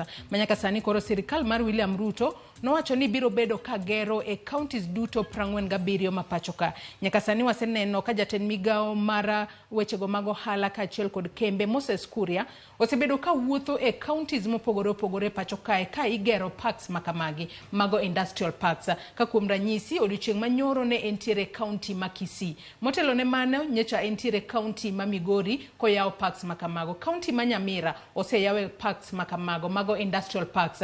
County ma Laikipia bendo se yawe industrial park makamano. Odiochieng' makawuono ibiro bed ka iyawo industrial park mano County Aggregation Industrial Park e county ma Siaya. E kinde magedo makamagi dhi mbele, parks makamago nego beni konyo jopiny e yo machalo nade. Kaluwore kod sirikal ma pachokae, parks makamago igero mar mondo mi oyaw thuolo mar mondo mi counties obedo kod kuonde mag thieth kata obedo kod kembe mopogore opogore manyalo konyo jopiny e nyayo kata nyalo konyo jopiny e tero mwandu gi kanyo, mwandu makamagi loso e yo makare, to kolos mwandu e county nyalo konyo county no e bero uchumi mare. Mane momiyo kinyi makawuono wabago twak maket kod mae mar mondo mi watieg jopiny, wapuonj jopiny ni e kinde ma parks makamago igero kata kembe go mag thieth igero e counties duto 47 mapachoka. In kaka japiny bendi ng'eyo ni parks makamagi biro kelo ni ber machalo nade. Kaluwore ni parks makamago ibiro bed ka igero kod omenda maderom $500,000 mano $500,000. Ka bende omenda makamano $250,000 biro bedo ka wuok e sirikal mamalo, $250,000 machielo biro bedo ka wuok e sirikal mar county. Matende ni mano en pes japiny. To kinde moti kod pes japiny e gero gimoro, gino moger biro kelo ne japiny ber mane. Mane momiyo okinyi makawuono abedo kod thuolo makende mar bedo kod welo ariyo e studio e okinyi makawuono. Wendo mokwongo antiere gode studio marwa e county ma Nairobi kae, ka wendo machielo biro bedo ka tudore kodwa achiel kachiel kokale yor tudruok manyasani mano Zoom ka entiere e county ma Siaya. Chak kod wendo mantiere godo e county ma Nairobi kae, antiere kae kod Reverend Charles Malak Olo mabende en wanyalo wacho ni en jalony e weche mag ohala machiegni ahinya. Jadolo e twak marwa okinyi makawuono chiwo nade? Achie maber. Machiegni ahinya twak marwa. Wendo machielo nyako Ramogi Ajwang' mabende abiro bedo godo mana kaka senyisi obiro bedo kotudore kodwa ka entiere Siaya, utudore kodwa e yor Zoom. Antiere kod Sylvester Nandi. Sylvester Nandi en director mar Kenya National Chamber of Commerce and Industry bade ma Siaya. Ka bende odiochieng' makawuono entiere Siaya kono. Wang'eni Siaya e kama Moses Kuria biro chope kawuono koyawo industrial park ma Siaya. Machiegni ahinya Sylvester e twak mar okinyi makawuono ichiwo nade Siaya kono Sylvester? Siaya wachiwo maber. To kendo warito Ramogi Moses Kuria mondo oyawnwa industrial park Masiaya.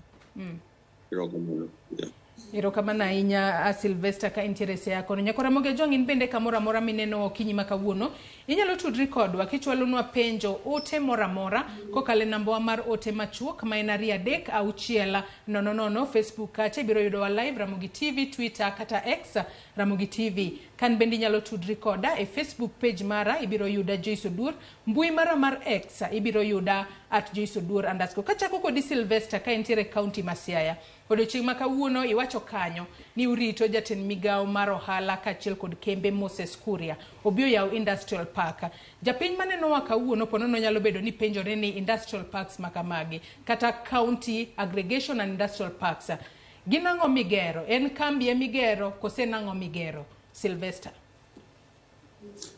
Okay, sirkal mar William Ruto oseketo 4.7 billion mar loso industrial parks gi e piny te. So industrial parks gi en kuma ibro ket kembni mopogre opogre kumoro achiel ma ginyalo loso gigo mopogre opogre ma de giher ni mondo gi export, gik ma de giher ni mondo gi produce mondo jopiny obedgo. So enena ni ibro ket kembni mang'eny johala mopogre opogre nyalo yawo kembni gi kumoro achiel ma ginya share resources kaka gik moko kaka stima, gik moko kaka ndara maber. So mane tij industrial park en ohala mopogre opogre iketo kumoro achiel mondo gi share resources. So basically mane industrial park. Iwacho kanyo makare ahinya to mana kaka isewacho ni kawuono urito jatend migao mar ohala kaachiel kod kembe Moses Kuria ochop kanyo e county Masiaya mondo yaw park makama. Kwa ng'iyo county Masiaya ponono gin kembe kaka mage minyalo yaw kacha. To bende ponono nitiere kwan mag kembe moketi ni a county Masiaya wanyalo mana yaw kembe 2 kata 3 kose gin kembe kaka mage mana kaka iwacho ni mopogore opogore. Japiny nyalo bedo ni penjore ni mopogore opogore gi to mage wanyalo rito mar mondo mi obi okonywa. Sylvester kapodan kuomi. So an kaka nene en ni industrial parks gin gik monego bed ni promote gimo kaka manufacturing. And before I get industrial park, gimonego bed ni timre en ni onego bed ni watimo a lot of consultation mang'eny moromo. An kuma ntiere aparo ni this issue ma industrial park obedo hurried and okwaparo matut ni pesa ni mae gima wadwaro. An gima naparo ni industrial parks gi kapok wachako timo gino onego bed ni wakuongo wang'e ni kembni mwadwa ni mondo wa centralize be wan kodgi. Gimoro kaka Siaya County wan mana gi kambi achiel kende mang'eyo en kambi maloso musmal mar chairman ma Chamber of Commerce. Mopogre gi mano industry moro amora mantie Siaya aonge okang'eyo.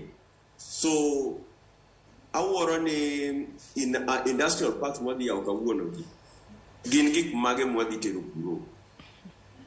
So gima nanya suggest and ni sani koro sirkal maduong' osekonyowa bokelo no industrial park wan kaka jo Siaya. Nyaka koro wabed piny wawach ni ere kaka wadhi chako timo ohala manyalo loko ngimawa. Nikech sirkal to osetimo part ne bokelo nwa infrastructure ma industrial park. Mwadwoko ne sirkal maduong' erokamano. Sylvester ka ng'adi so, dhiadhi mbele mos kuom ng'adi tika monde. Ya gimanya kwayo jopiny ni kambi kaka mamusma matimre sani cha. I'm also aware ni nitie ng'at moro mabe dwa yawo kambi mar rego chiemb gwen gi gik ainago. Watem mondo kembni ainago mondo ayaw gi mang'eny. Mane gima nyati owacho sani. But sani mwasechopeni okwan maber ahinya kiohala. Make mana gi kanyo Sylvester wantiere to akae kod Reverend Charles Malaka mabende en jalony wechego mag ohala. Iwacho kanyo makare ni nonego bed ni timo consultation, ibiro nyisowa ni consultation nonego bed ni timo kod jomage kapok ochak kata chenro mar gero kembe makamagi e counties mopogore opogore. Karwaki e twaka jadolo Kinyi makawuono kaka jalony weche mag ohala. Nyaka sani koro wang'eyo ni parks makamagi oseger moro oseyaw moro mibiro gere county ma Nyamira, Migori, Kisii, wantiere kod mar Laikipia, Vihiga bende oseyaw kawuono yawo gi Siaya. Bende olu chenro makare mar gero e kinde ma bende kata pok ochaka gedo makamagi to biro konyo japiny e yo machalo nade? Erokamano kuom penjo machal kamano to adwa luwo paro ma National Chamber of Commerce Director Siaya owacho adier. Gik makamagi dwaro ni mondo ochal kaka ng'ama nyathi igolo dala ni wanyno oger kamoro machielo to kinyalo nyiso ni od ni iger kama, yani ochal ng'ama ogo chiel mondo ochak dwaro kaka onyalo konyore kien. Omiyo dwaro ni mondo gima mano kotimore dwaro ni consultation mowacho no adier ni mondo orangi to ang'o madwarore mondo prioritize. Okonego bed ni ng'ato biro kod blueprint gimose paro gi kende to ni nyalo timore. Omiyo gima timore ni dwaro ni wanyalo dwaro gima mane kanye dwaro nikech Siaya opogore kod Laikipia opogore gi Kisii to dwaro ni gik moko ma iloso madwarore kanyo wegi ema mondo chakgo to kochako koa kanyo to nikech joma biro tiyo mabiro nyiewo gigi kata mabiro loso gigi nyaka gibir gi ikruok moro. Omiyo park bera to chal gima go dala ng'ato mondo koro kaka gima obiro gero kuro en owuon ma mondo miye thuolo mondo otim kaka onyalo tamo. Mane pacha. To bende kinde ma koro igero parks makamagi onego bed ni ing'iyo ang'o hie kaluwore ni parks makamagi wacho ni onego bed ni gerogi mar mondo mi oting' malo wechego mag uchumi. To kopogore kod mano bende iwacho ni jatend piny Kenya William Ruto nowacho ni parks makamago biro bedo ka konyo ahinya to jopur.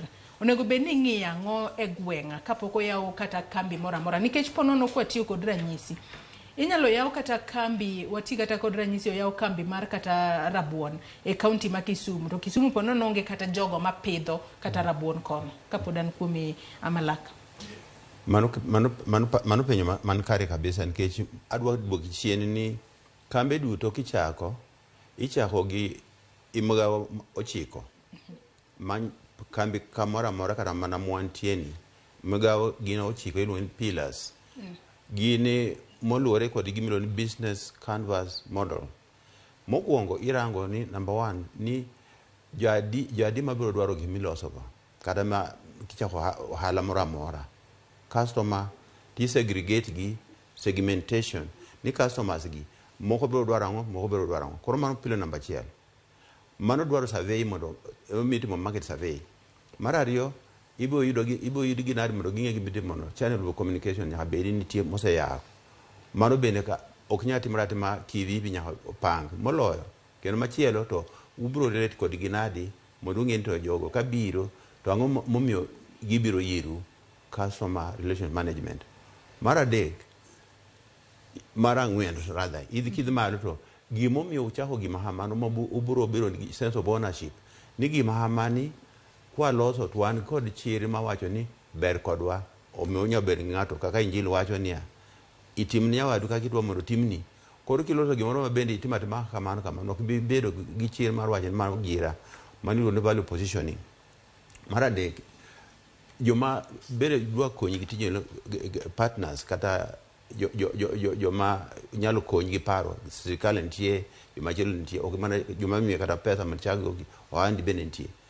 Koro mar adek to bang'e moloyo to ginene gik midwa timo go be nyaka ng'ere ni joma dwa timo gigo momiyo kata joma dwa konyi tich kata joma ndiko bende ng'e kendo machielo to ang'o mibiro dwaro imon biro dwaro gima konyi aeto biro neno to pesa minwang'o itimo go nade.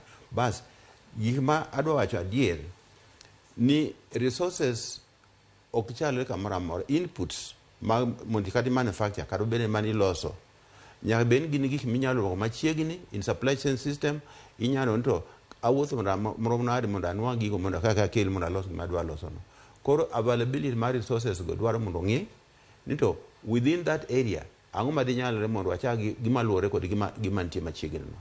Bang'e kendo kisechiewo man kiseloso ok ibi beda beda kod gigo, ibiro dwaro ni kiseloso ng'ama biro dwaro gi nyaka ng'e gibo dhi marom nade ka gin ng'ama nyalo uso gi manyalo dwaro mondo omiwa pesa mondo wadhi nyime. Mar adek to nitie ndara kata yor moro ma logistics mabiro tudo wa kod joma dwaro gigi. Kama go duto pok otim to onge tiende mondo chak pak en kaka wach mokwongo ni igero dala to loso kaka dala no odno odang koni.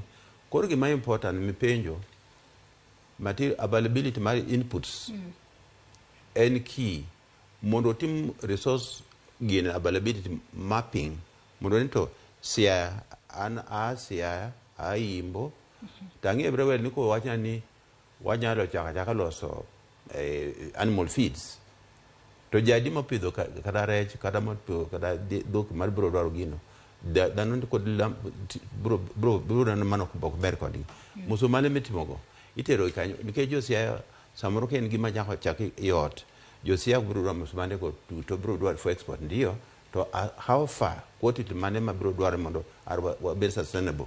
Koro miyo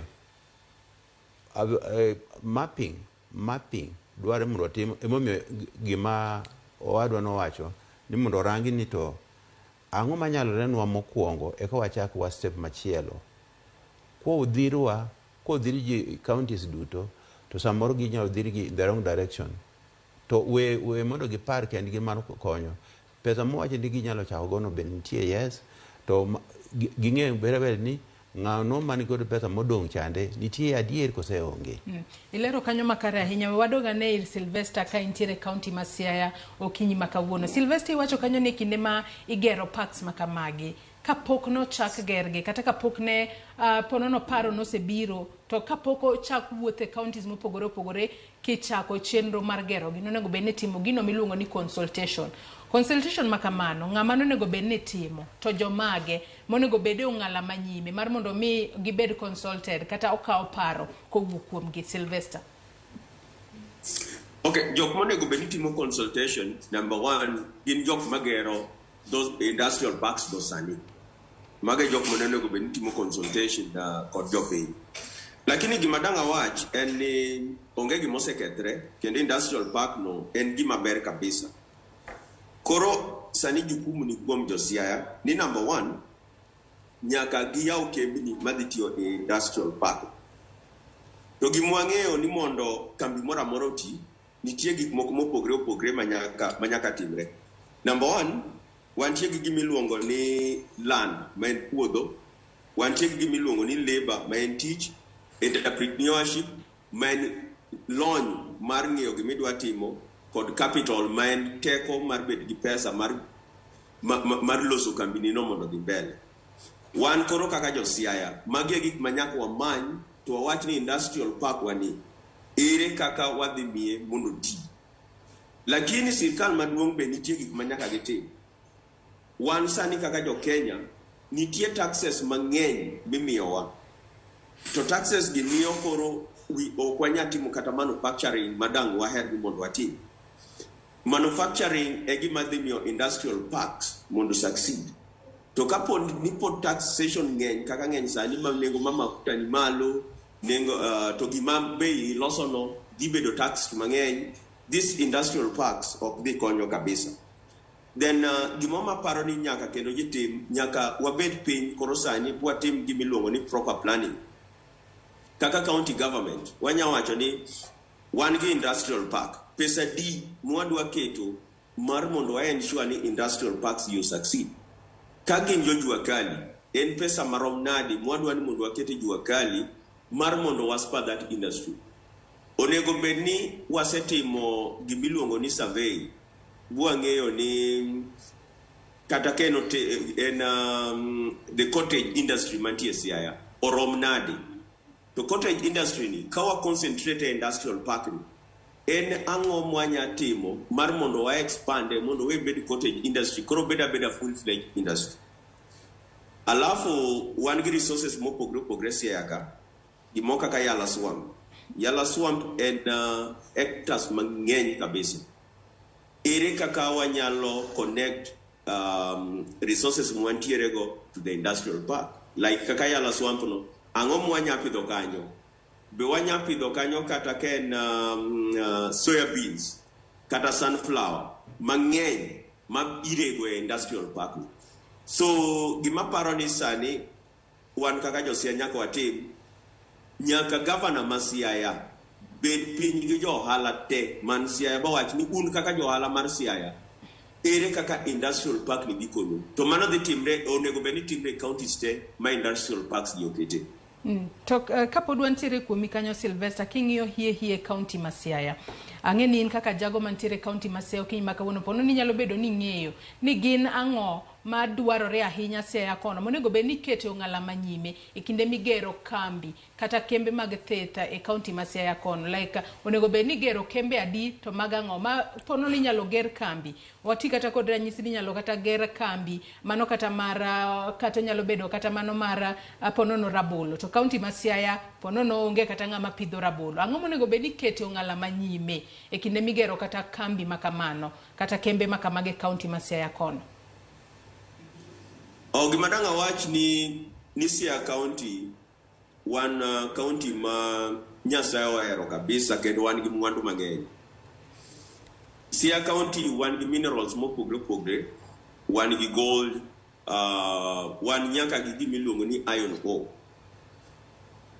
So gima anyalo kwayo en ni migao mar sirkal mopogre opogre kaka Kenya National Bureau of Statistics, jok moko madil gi ng'eyo mwandu mantie buologi onego bed ni konyo county government mondo bed gi data, then county government through migao mar governor Ramogi jo ohala cha onego bed ni nyisogi ni ma e gima Siaya nyalo timo, nikech sani kuma wasechopo mondo wa compete e piny, mondo wa compete gi the world, nyaka watim ohala mitimo kinyasani.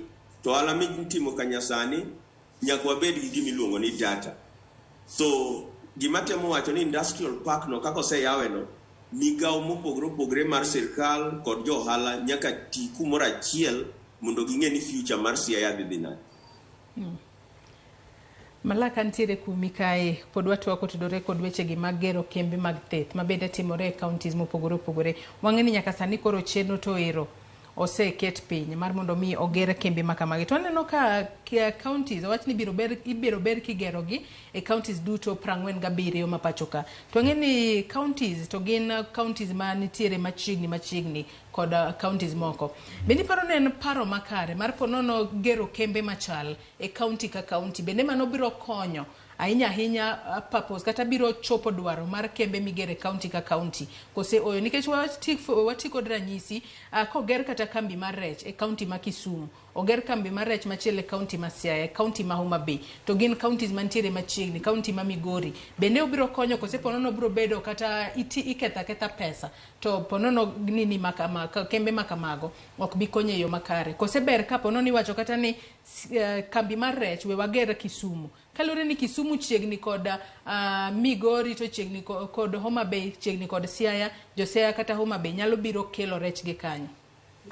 Erokamano kuom penjono. Asebedo oko ndalo moko to ipinje mopogore opogore dier matiyo ni joma nuoko go. To kwende mana dhiye naneno ka industrial park kabla go nitie, to gima konyo eni dhano hero ka piemoro betie competitiveness. Koro yudo ko anayie ni ogergi to okwany ni ma iro los mana gi mahama, nikech gi mahama no biro bedo ni jomoko koro wigi owil ni gin kod piemruok madibedi gin mahama no ayier mondo bedie to gero gi piemruok. To nitie kaka arrangement mantie mar micro, small and medium enterprises, kaka wadwa wasewacho ni nitie moko ma inyalo dhir mondo chep le mamalo. To kwasechopo county kae to samoro walemo ga ka M dok chien wachako S. Macro en piny kabisa momiyo wan tango mwan go kae kiwan ochali kaka the village kind of level. to jogi dwar mondo konygi mondo gi understand gik moko ariyo ma ndugu osewacho bende, entrepreneurship kod sustainability. Entrepreneurship ni kaka itimo ohala, kaka itimo gerruok. To gigi nyalo bedo mana ka nitie jing' moro mar miyo jogo ong'e kaka itimo gigi. Koro penjo ma penjo maber en ni digergi ni moro obedi mopogore gi moro kaluwore kod kaka gik ma gin gono. Okata ka luore ka gik kaluore kod chiegni mar kod chiegni. Nikech mana kaka tiyo kod ranyisi ni wang'eyo ni Kisumu to ng'ere ga ni rech nitiere. To ng'e ni Nam Lolwe nitiere kaunti ma Migori, nitiere kaunti ma Homa Bay, kaunti ma Siaya. Bende ber ka kata kigero kambi mar rech inyalo gera achiel Kisumu ma serve counties gi duto, kose kaunti ka kaunti bende ogerne mare. Koro grouping betie nikech nitie moko ma nyarore gi moko tikelo kanachiel moriwo that area nikech I'm talking about the Lake Basin block. Nitie kaka kambe ginene counties man machiegni kanyo moko nitie mong'ere vele ni ginyalo timo na matin. Koro komigi ni full fledged industrial parks kondo ma gintie no to biro miyo jomoko biro gi teko mar timo manyalore nikech joma biro dwaro gigo customers samoro biro ba gi. Koro anadwaro ni mondo gibed level ma ginyalo timo matin, lakini kidwaro maduong' to moko nitie mobed upgraded.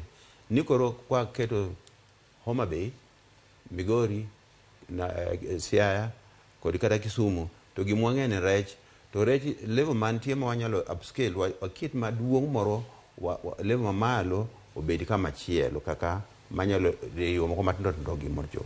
Nikech consumption dwaro kuma chakre gi piny, gima dwaro mondo cham gino kiny, to moko nitie mwadwa mondo watero kama chielo. Omiyo kwa keto ka chiel consolidation no biro konyowa kaponu wa identify kambe counties manyalo konyo kambe moko ginene counties moko. Omiyo oken moro kamoro be replicated kamoro amora. Anadwaro mondo bedi kwase identify ni gin gi teko ndiyo, but kata ka gin gi teko to waket achiel ma ginyalo riwore. Aya to bende wadwaro ni itimo kamano obed kod model ma jomoko kaka adwaro ni business laboratories ma jomoko otim gimoro ma ka gidhi to ka otamo gi matin to gisomo ni kaka onego tim. Nikech i supply chain system dwaro ni gimindigo machiegni ndiyo ang'o mien kochiegni to nitie gimoko ma samoro idwaro miketo inside there mondo produce to gin expensive kata chiegni to pod en expensive. Omiyo to for a competitive advantage ikaw mondo iriwo gi lweti gi machielo. To an pod adwaro duoko chien ma wachni puonjo ji mondo ging'e timo ohala, entrepreneurship at local level obedi upstepped. Supply chain management mondo dhano ng'e ka golo kata dhi kanye tatimo nadi bende oket maber. To bang'e nikech wadwaro mondo wabedie kanyo kiny oruye kod wadhi nyime. Ae koro sustainability biro konyowa nikech kok wang'eyo ni wabiro bedo nadi to wabiro ohala manono. Koro awacho nang'o? Awacho ni mondo kiki watuon jomoko teko mar wacho ni gichake, to sama gisechako no to wayiere ni mondo nitie moko monyalo tero komachielo mondo teme nade mondo ogerie malo ma mondo kakoro duong' moro bedie kamoro to within those parks to kar puonjruok ma en open ma iluongo ni supply kata entrepreneurial or business laboratory kuma kata mipuonjruok mo nyalo bedi nikech nitie joma nyalo konyo mana kapo ni wariwo lwetwa. Mane kaka paro. Penjo makamano bende dagom mar chwalo ne Sylvester ka intiere kaunti ma Siaya okinyi ma kawuono. Wacho ne mana kaka penjo malak ma bende antiere godo e studio kae okinyi ma kawuono. Ang'e ni kembe ma kamagi biro ber kigero e counties mopogore opogore. To ang'e ni county ka county nyalo bedo ni nitiere gima ong'e ne county no. Ka pogore kod mano bende nitiere gigo minyalo bed ni ipidhe counties to gin gigo machala. Tiyo kod ranyisi mar kambi mar rech. Wang'eyo ni kambi mar rech kogergi onego bed ni gero gi e county ma Siaya, igero e county ma Kisumu, tigero e county ma Migori kaachiel kod county ma Homa Bay. Kosepo nono onego bed ni gero agera achiel kata e county ma Kisumu kata e county ma Siaya, to counties mamoko go kelo mwandu gi duto kumoro achiel. Sylvester. Kaka nawacho kana chako wuoyo en ni jopiny mopogre opogre ema dhi loso kembni madhi miyo these industrial parks mondo succeed. Number one, jopiny ema nyaka wach ni wan kaka josiaya, for example number one, wan kaka josiaya en ang'o wanyalo timo mopogre gi jo Homa Bay. To mano dhi mana chakre ka consultation mana wacha cha otimre. Nikech ang'eyo ni very well ni Siaya County nitie gima ginyalo loso ma jo Homa Bay ok nyal loso. Koro gima nyaka timre en mana ni sirkal kod jo ohala nyaka identify ni ere gima county ni nyatimo ma county moro cha ok nyal timo. So en gima pod dhi kawo sa mang'eny kapod wa internalize ni industrial parks mokelwa ni. Number one, gin ang'o. Number two, en ang'o ma dwaher ni mondo watim kaka jok mokel ni industrial parks. Lakini motisha madanga awach en ni sirkal otem mondo empower jo ohala mopogre kuonde ma gikete industrial parks. Ging'e ni jo ohala gin ang'o ma gidwaro pesa marom nade, en facilities mage ma gidwaro. Kik gibeda Nairobi kocha to giwacho ni jo ohala ma Siaya, for example, gidwaro mana industrial park, timiyo gi kamano to kong'isgi ni mabe gima gidwaro. And gima be chando ji kabisa korwa koni en capital. Sirkal koro onego bed ni rango ni ere kaka capital kata pesa mitimo go ohala go dhi chopo ne jopiny. Mane gima paro. To iwacho kanyo ni jopiny ema koro koseger industrial parks ma kamago to jopiny biro bedo ka bedo piny to gine ma giwinjore ni koro wanyalo loso kata wanyalo yawo kambi mane. Ranyisi kata county ma Siaya. To wang'e ni county ma Siaya odiochieng' ma kawuono kama ibiro yawe industrial park odiochieng' ma kawuono kopogore kod counties mamoko moseyawe gi counties mamoko ma bende ibiro bed kiyawe. Penjo en niya, nyaka sani wang'e ni dhi yawe yes. Kose yawe kapok jopiny obedo piny, ang'o ma ibiro bed kitimo kanyo? Kosepo nono ka jatend migawo mar ohala moseskuri osewuok kanyo, ibiro mana ndik piny ni noyawe kawuono tarik 21 to tok man to onge gimoro amora matimore kanyo. Yuda kolore ponono dhoke makwayo kata kanyo kata onge gimoro amora matimore. Sylvester. Yeah, to be mondabed sincere kata jaratiro. Gima sani wang'e gima japiny mang'eny ong'eyo about industrial park en ni kawuono governor ma Siaya kod jatelo motero ni migawo mar industrialization nitie gimo ma gidhi gere go Takara. To gima gidhi gere go Takara ni en gima dhi konyo jopiny. So it's en gima iluongo ni a learning process monego bed ni kuma japiny nitiere sani ni imako lwet japiny ting'ise ni gimwa kelonu kaendi ni wakelo ni mondo konyu e timo ohala. To mae kako dhi konyou to ginaina ni be nitie Homa Bay nitie Migori to mae kako unya konyu, for example boyud kata kaka unya donjo e export market. Matiende ni atemo wacho ni sirkal maduong' kod sirkal mar county yaw industrial park okoromo. Bang' ma onego bed ni giloso kata committees moro madhi manyo kaka ipuonjo ji ni ere kaka industrial park ni nyalo loko gima japiny. But for now ena gedo madhi mbele piny go Takara kanyo. Aneno ka Malak buonjo ka gino miwacho to bende penjo ma bende dagom mar penji kuom wacho adiera. Kapok ogere gimoro Sylvester onego bed ni loso committee mondi ekigere kosigere mondi ekiloso committee kapod antiere komi kapok abiro ir Malak. Koro me wach consultation mana wacho cha. Ningech wan kaka jo Siaya ok na wacho ni industrial park right. Industrial park en gima ber kabisa. To be sirkand Ruto be no bedo gi jo piny bagi wacho ni waketo 4.7 billion mar loso this industrial parks.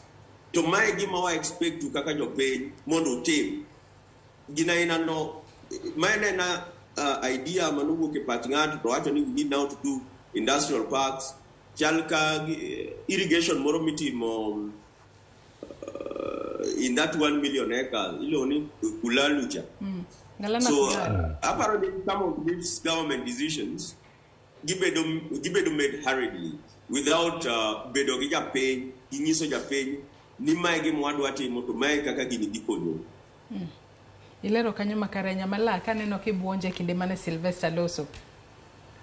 Gimomiyo abuonjo nikech otemo kabisa taparo ni en very sincere ni sirikal oketo to onge model kata kiwacho ni wabiro tero Homa Bay wadwa tero kore to gimoro mibiro neno koro pod nyalo bedo same thing ni pap tu kata gimolos ma piyo piyo.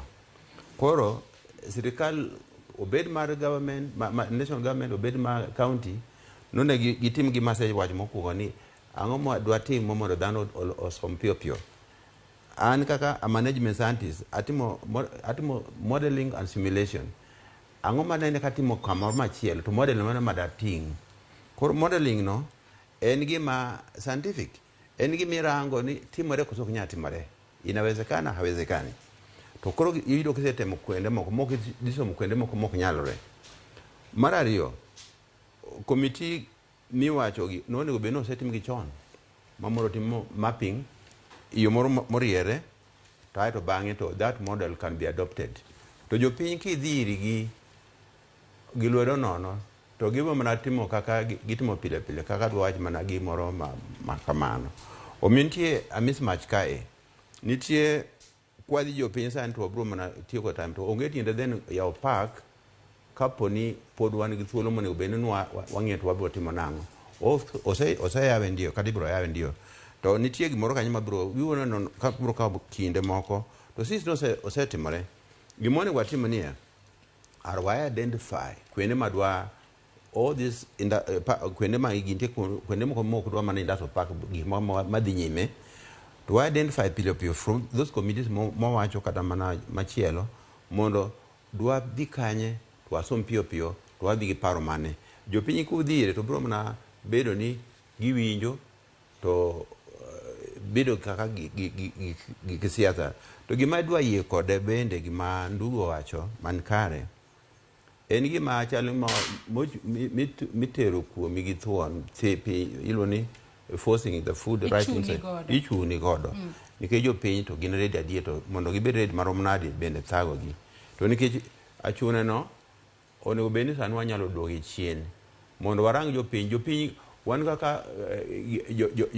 ginene arango kaka jomoko manyalo konyowa gi paro mar mobila jopiny piyo ogin politician gin jomoko man gi jopiny iwili ano ng'ato moro kaka Professor Ogola kamobila jomoko to puonjo gi moro maber to giwinjo. Professor Ogola en a strategic specialist start mokae ano kaka moro ka gimoro ok winjo jopiny ma ok winjire to timo mapiyo Linda ugatuzi mondo rangi kaka inyatim kucha to giman kae man ka kata kwaje manufacturing we are talking about export and beyond the country to mitio kai gi kanya to gin mana within the consumption kata ka bono region machielo to ka wacho export ntie elements nyakwa consider quality mane who is going to be in charge of rango to quality mar product chal nadi. We are talking about Kenya Bureau of Standards ginana numbers statistics one mana numbers but the actual thing Kenya Manufacturing Association ere gi partner gi jomatimo hala gi mondo giwaje nto mai kaka oni watim man is missing. And from there they can create a model the supply chain systems as I said koro gigo ka onge to kata jopiny go samoro nyalo miwa mana rieko moro paro moro mabro delay wato gie sani paro man go sani en ni osetimore to wa identify to kure motimore mosechako timore mondo arwa urie jowa moko mose identify mabro puonjo moko mondo ong'e mang'eny nikech trainers of the TOT group or the lead people manyalo be jomoko mondo land nikech wabro yudo jogo kanyo wabro jogo kanisa kwende magichokore to jogi okunyal chogi ndala chiel wadwaro kwende moko ng'ato nyalo ga disseminate information yomoro mamos omi wan koda very tall order still mane gima dwadwo Iwacho kanyo maler ahinya. Sylvester, iwacho ni jopiny ema koro biro bedo ka loso kembe makamagi. Matiende ni jopiny biro bedo piny kigina mar mondo mi gilosa kembe makamagi. Kata kamano pod waloso weche mag tudruok kod Sylvester mar mondo mi wadhi mbele kod twak mar wapuonj jopiny tere kaka ginyalo tiyo makare koda kembe mag thieth mabende sani koro sirikal mar William Ruto osewacho ni biro bedo ka gero e counties mopogore opogore e pacho ka. Yiena mar mondo mi akaw yoyo madundo gi sani, tok yoyo makaw gi sani wabro duogo wadhi mbele kod twak marwa. Kik idhi maber, med chwalo ote magi kata penjo ma intiere godo. Abro bedo ka somo gi achiel kachiel tok yoyo makaw sani.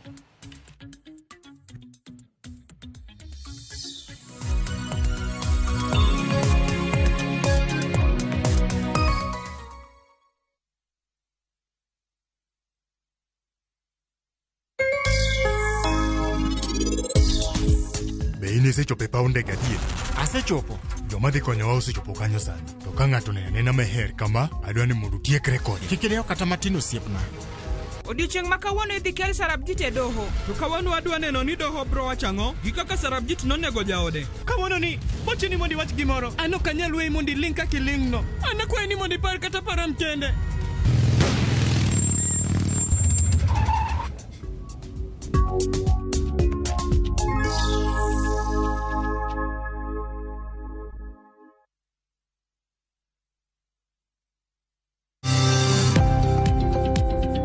Ohala gi mwandu wakelo ni jolony e weche ohala. It is important mondo wan kaka joluo wabed gi dongruok. Wafwenyo ni adiera matut mag timo ohala. Tijni kidwa time en mana mashin mar luoko to gi kuminya yude pi.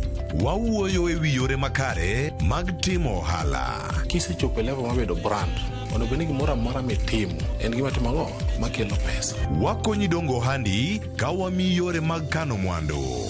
Investment group kawache mana gi nyinge no en choko pesa kasto ikete kamoro kasto golo nyinyo. Mabiro konyi e kinde mabiro. Omiyo wakwayo ni ji duto ket pesa gi e savings mondo wapuonji kaka gibiro tiyo kodo. Riwri kodwa chieng' tich ang'wen saa 1:45 otieno mana e Ramogi TV.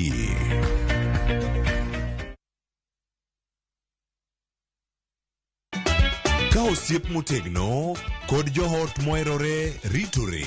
Nyako chia. Timondo ndisori. Wayudo ng'eyo tonggi. Ipani akia gik mitimoga. Uro wengi donje matusi na ukweli donge. Yud mor e ngimani kokalo e gik matindo. Udogo shwab wene musajakadala. Justice for all. Miane ngima nyarkochia kod osiepene kachiel kod joodgi. I am busy. Gima ruotho miyo kana wene jachien. Sama giromo gi pek mar ngima, joot kod osiepe. Nyasaye neno gi wang'i ma ok opimni. Akwaye ni mondo imak tie jakaribu to kopuodho tilew chunye. Ok ginyal weyi ma ok inyiero. Nyakocha irachna e joga. Koka ite to tegore mana ka ita puoyo maniego. Nyarkochia tich abich ka tich abich saa 1:55 otieno mana e Ramogi TV.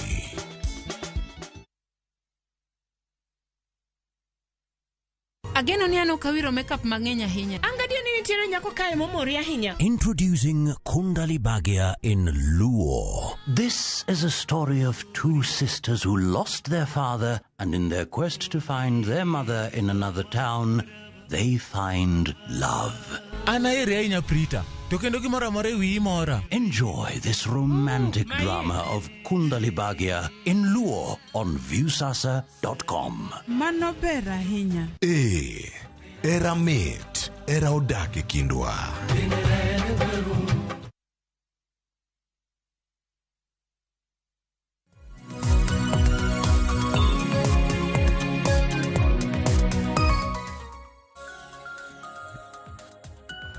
Machiegni kendo nyako Ramogi Ajwang' kendo erokamano ahinya kuom medo tudri kodwa gi laksechegi e twak marwa mokwongo e chenro mar RuuPiny okinyi ma kawuono. Kama watwak kotudore kod gero kembe thieth ma en kaluwore ni sirikal ma pacho kae osechako ayanga chenro mar gero kembe thieth mago mong'ere kanyo kod dho ngere ni County Aggregation and Industrial Parks mibiro bed kigero e counties duto 47 ma pacho kae mar mondo mi ojiw wechego mag loso mwandu kata mag nyayo mwandu e counties mopogore opogore. Kaka kaka yorno mar ting'o malo weche mag uchumi kod yaro bad piny Kenya kotudore kod weche go mag loso mwandu kata gigo mabende iluongo kanyo kod dho ngere ni productivity. Ka bende iwacho ni kembe ma kamago bende kinde mibiro bed kigero gi biro konyo e bugo mar nok mar tije e pacho kae. Nyaka sani parks ma kamago kata kembe ma kamago osegere counties mopogore opogore kata chenro oseket piny mar neno no gergi e counties mopogore opogore.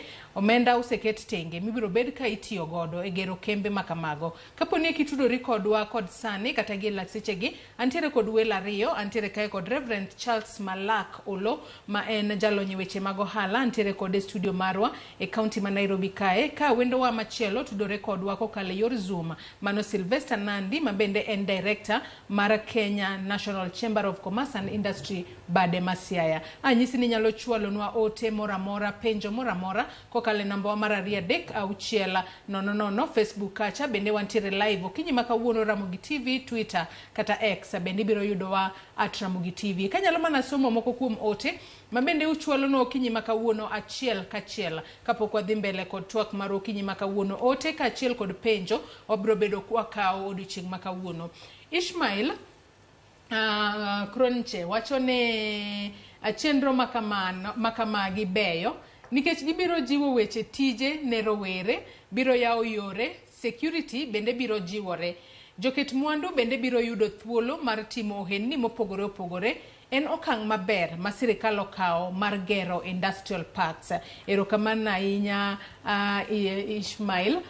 Brakuku George mar Thimlicho Hinga Migori County wacho ni Joyce penjna wendo wago ni to ma iyawonwa industrial parks ni to be jok ma yawogi osefwenyo ni industry dwaro raw materials to sama iyawogi be wan gi raw materials ei Migori kae. Example, kadiponi wadwa loso blanket waboyudo pamba kanye to kata jo Homa Bay mapuro pamba be dhi bedo gi margi.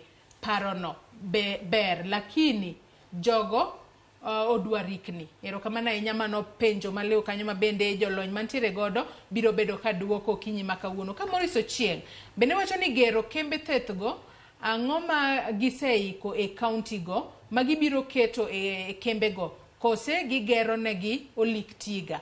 Mano bende penjo ma penjo jolony mantiere godo okinyi makawuono. Kena chak koda Sylvester ka intiere county Masiaya okinyi makawuono. Wachak kod penjo mabende openj kanyo kod Brakuku George mano mar Thimlicho Hinga. Geno ni iwinje yo makare kinde mabende asome kanyo. Bende wechego mag raw materials sirikal ng'iyo e kinde ma gigero kembe makamagi. Otiyo kanyo kod ranyisi koger kambi mar pamba Migori. To wang'e ni Homa Bay maponono ipidhe pamba. Jo Migori to biro yudo raw materials kanye ka jo Homa Bay be nigi kambi margi mar pamba onogo. Sylvester. Kaka nawacho ni kaka sirikal osegero industrial parks gi. Ok onego bed ni tich rumo mane gero industrial parks. Sani eka tich koro chakre. Onego bed ni sirikal koro bet piny to wacho ni budget moramora mwaloso, conversation moramora mwabedo gi jo ohala ere kaka industrial parks gi dhi mbele. Industrial park kaka nawacho mokwongo ni kawacho ni land ok en mana puodho. Land means ni gimoka kaka those raw materials mwadwarogo gin gik mawuok e land. That man en part of land. Ere kaka wadhi yudo raw materials madhi supply the industrial parks. Koro kaka ne osiepna moro wacho ni paro ni ne sirikal odwa rikni ahinya. Ok awach ni sirikal odwa rikni, but sirikal otimo maber. Koro gima sirikal be nyaka tim kaka ne gidhi mbele bagi gero industrial parks bagi keto 4.7 billion. Gichak giket kata billion moro 20 en billion moro 30 kata ka ji bedo tax kendo, but obed specifically mar producing raw materials ma this supply these industrial parks. Otherwise wadhi bedo gi gik miluongo ni white elephants ko onge raw materials ma this supply industrial parks. Ilero kanyo makare ahinya, to bende iwacho kanyo kapok ne wadhi e yweyo, iwacho ni jopiny onego bed ni ema bedo piny to loso kembe kata biro kod paro mar loso kambi moro amora ma gidwaro ni obede e kaunti kama gintiere. Ng'a onego bed ni jiwo jopiny otim kamae, to bende jopiny kata e kaunti ma Siaya kanyo bende neno ka ginyalo bedo kod rieko mar kambi mabiro loko ngimagi kata mabiro miyo giloso gino ma ginyalo kata konya ke pinje maoko. Sylvester. Gima aseng'eyo gi japiny kaka ng'at mosetiyo sirikal higni moko mokalogo en ni japiny en ng'ama dwaro gima loko ngimane. So gima nyaka sirikal tim, gima nyaka johala tim en empowering jopiny mang'isogi ni nitie kaka unyalo yudo yuto kapo ni utimo 1, 2, 3. Nikech ngima dhano ing'e ni en gima very simple. Eni be inya chiemo, inya tero nyithindi e school, bang' mano be ngima dhano rumo. So kapo ni sirikal nyalo ng'iso japiny kaka these industrial parks nyalo konyogi, bagi ket pesa ma sustain industrial parks, the industrial parks are going to be a reality. Reverend Charles Malak, korka kodi, wachni mar raw materials ere kaka inyalo ked kode yo makare mar mondo mi kik obed ni kambi kambi nitie to raw materials kata gigo midalose kambi to onge. In kaka jalony weche mag ohala, ji otimang'o? Yes, osewach ni biro ber kigero industrial parks e counties duto, to raw materials nyalo biro hinyo ji ma chopo kuma koro kambi nitie, ji ondik kache tich to onge gima gitim kalore ni raw materials onge. Mokwongo adwaro erokamano kuom penjon. Mokwongo adwaro mondo wavisit gima discuss ni aggregation kod industrial. Gin weche ariyo madwa pogore matin. Aggregation tiene ni gik mosebet machiegni moselosore ma iriwo ariwa to olokore gima onego bet mogik machielo cha. Is the idea of putting together.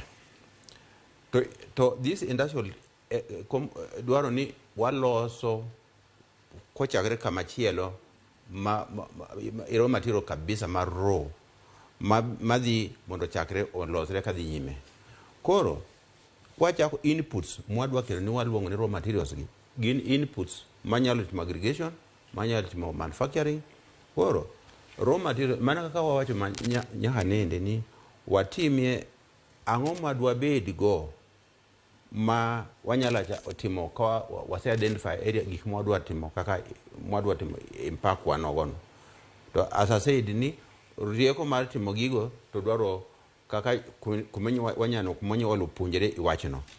To raw materials ni to kwanyalo wen ng'ama chielo government kata komiwa pesa to ni government bro puonjwa ka walo raw material no.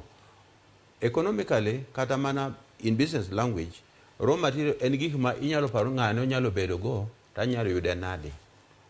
Koro pod waduogo mana kuma ndwachako mokwongo cha ni wadwaro gima ang'o mwan go survey kata kapo ni nyalore kapo ni ng'ama nyalo pesa to watimo mana pesa nwatiyo go i survey mondo wang'ento ang'o mantie kanye. Owase winjo ni nitie samoro raw material genene minerals kata gimachielo. To which to raw materials madware kumwantie no nikech Siaya opogore kod kumachielo kod kumachielo. Gima government nyalo timo en a quick disbursement pesa moro matimo a quick survey ang'o manyalore kanye. To mana kaka osewachi ni jogo wachi ni mae mwanyalo chako go, mae mwanyalo timo kaluwore kod nyalo ma within county marwa. Koro ka raw material biro bang'e. Raw material chakore mana kiseng'e ang'o midwa timo. Aeto koro tieni bedo gi strategic plan. Miwacho ni ka ni kod gina mai gima dwa achieve to maka dwa yude to mai inputs madwaro. Koro raw materials en gima ok tek ahinya to government ok nyalo timo. And still a specialized group of people manyalo bedo kachiel to wacho ni kata jotelo kata mana jomwacho ni jopiny go ni neno gimibetie ni mai en gima nyalo ok moto timre kama. Ekwanyo kara bet mana gima ber kama. Koro miyo pesa wanyalo make sure wan kod ng'eyo manyalo geno raw material mwan go en mane en pesa minyalo kwene joma mipuonjo go ji to identify to from there to wan koda clear map ni kwadwa loso gima hama to karama input mahama ni kama koko mano kumentie chande machine kodwa kotamre e kwanya duoko to with these packs mwan gogi wadwa mondo wabedi mokwa duoko ahinya mwangad mpaka mar Kenya wadhi moko wadwari rieko mwanyalo timogo reserve marwa mwa identify mwa big data bank mwangeni mairi kama hama twanyalo koro miro kata kantie an MOU egi entire counties mondo wangeni kudwaro gi mahamano to kara wan kodo chiemoro na wuotho kadhi Kisi to nairu wang madhi Kericho tachopo kamoro ikind mpaka mar Kisi kod kocha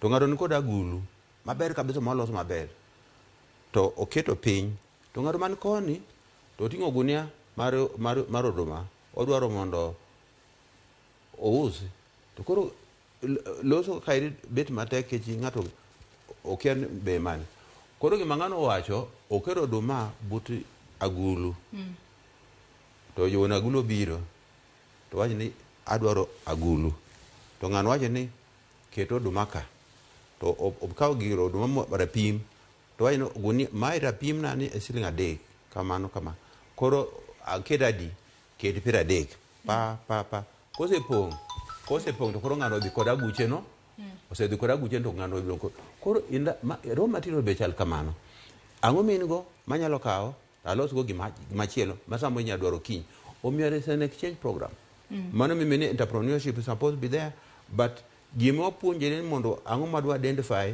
en gima wanyalo bedo go within ourselves county level mok wadwaro ng'ama chielo kata county government mano bro dhi mabor ahinya wabed ni pesa mwan go no en pesa mar timo mapping to koda identification and categorization mag inputs mwadwaro for aggregation to kodi manufacturing.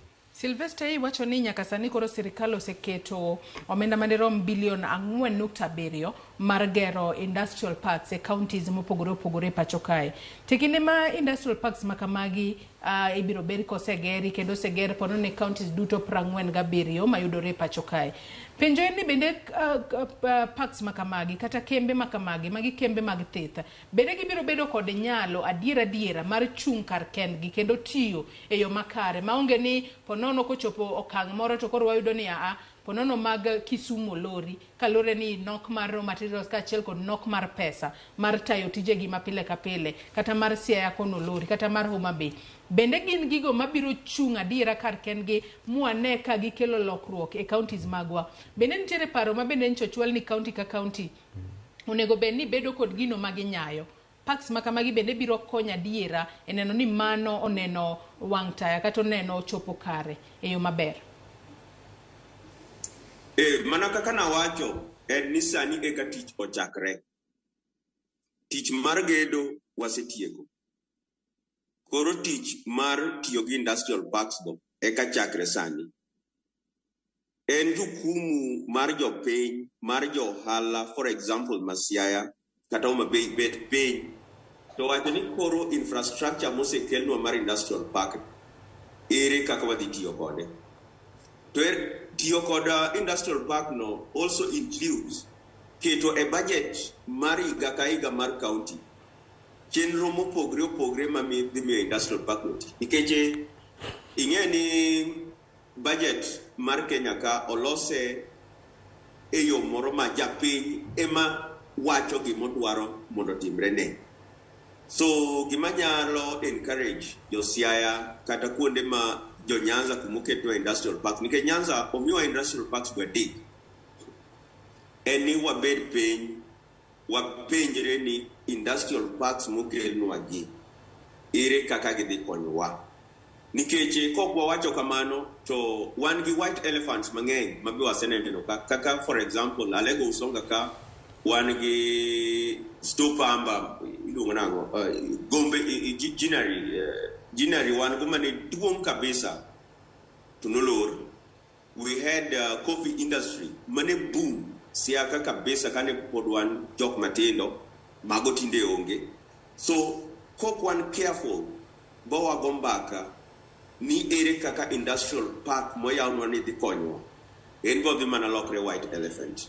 But gima nyaka watim en nyaka koro jo ohala bed piny gi sirkal gi jopiny ba wach ni ere kaka wadhi tiyo gi industrial parks moyamo.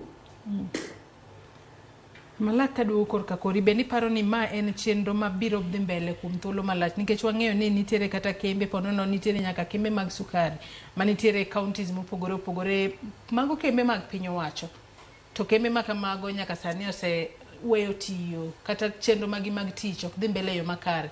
Mokiloro kaluwore ni onge raw materials, mokiloro kaluwore ni gintiere kod gope mang'eny.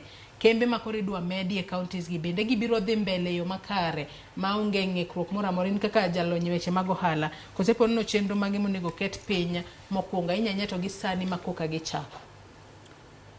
Erokamano kuom penjono. Gima dwa wacho mondo wawinjre maber ni nitie gimo kariyo mwaketo kachiel. Nitie lwedo mwamiyo sirikal ni wageno kuom sirikal mondo timnwa. To nitie kamoro ma sirikal biro ng'ukore, biro chopo to koro wacho ni mana ka adimi nyathini kamoro mondo gedie.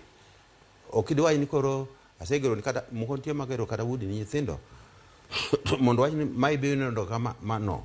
Mane momiyo owinjruok ni jogo biro wacho kaka biro tiyo kanyo. To nitie kamoro link mwadwa bedo go. Jomwa wacho mabiro tiyo wa gini investors mabiro dwaro pesa margi mabende biro konyogi. Mok ni sirikal momako lweti ni gima ginwang'o koro ka sirikal biro pogo nigi. Gin private investors. Kata gitimo business nokono gin jowa ndio gin wananchi. Lakini gin ji man kod ohandgi momiyo gibiro dhi kata gidwaro pesa mag loan mwawacho chande capital biro dwaro kuma ginyalo made arrangement kata ken government arrange ndio to ng'ato ni accountable gimono kawono.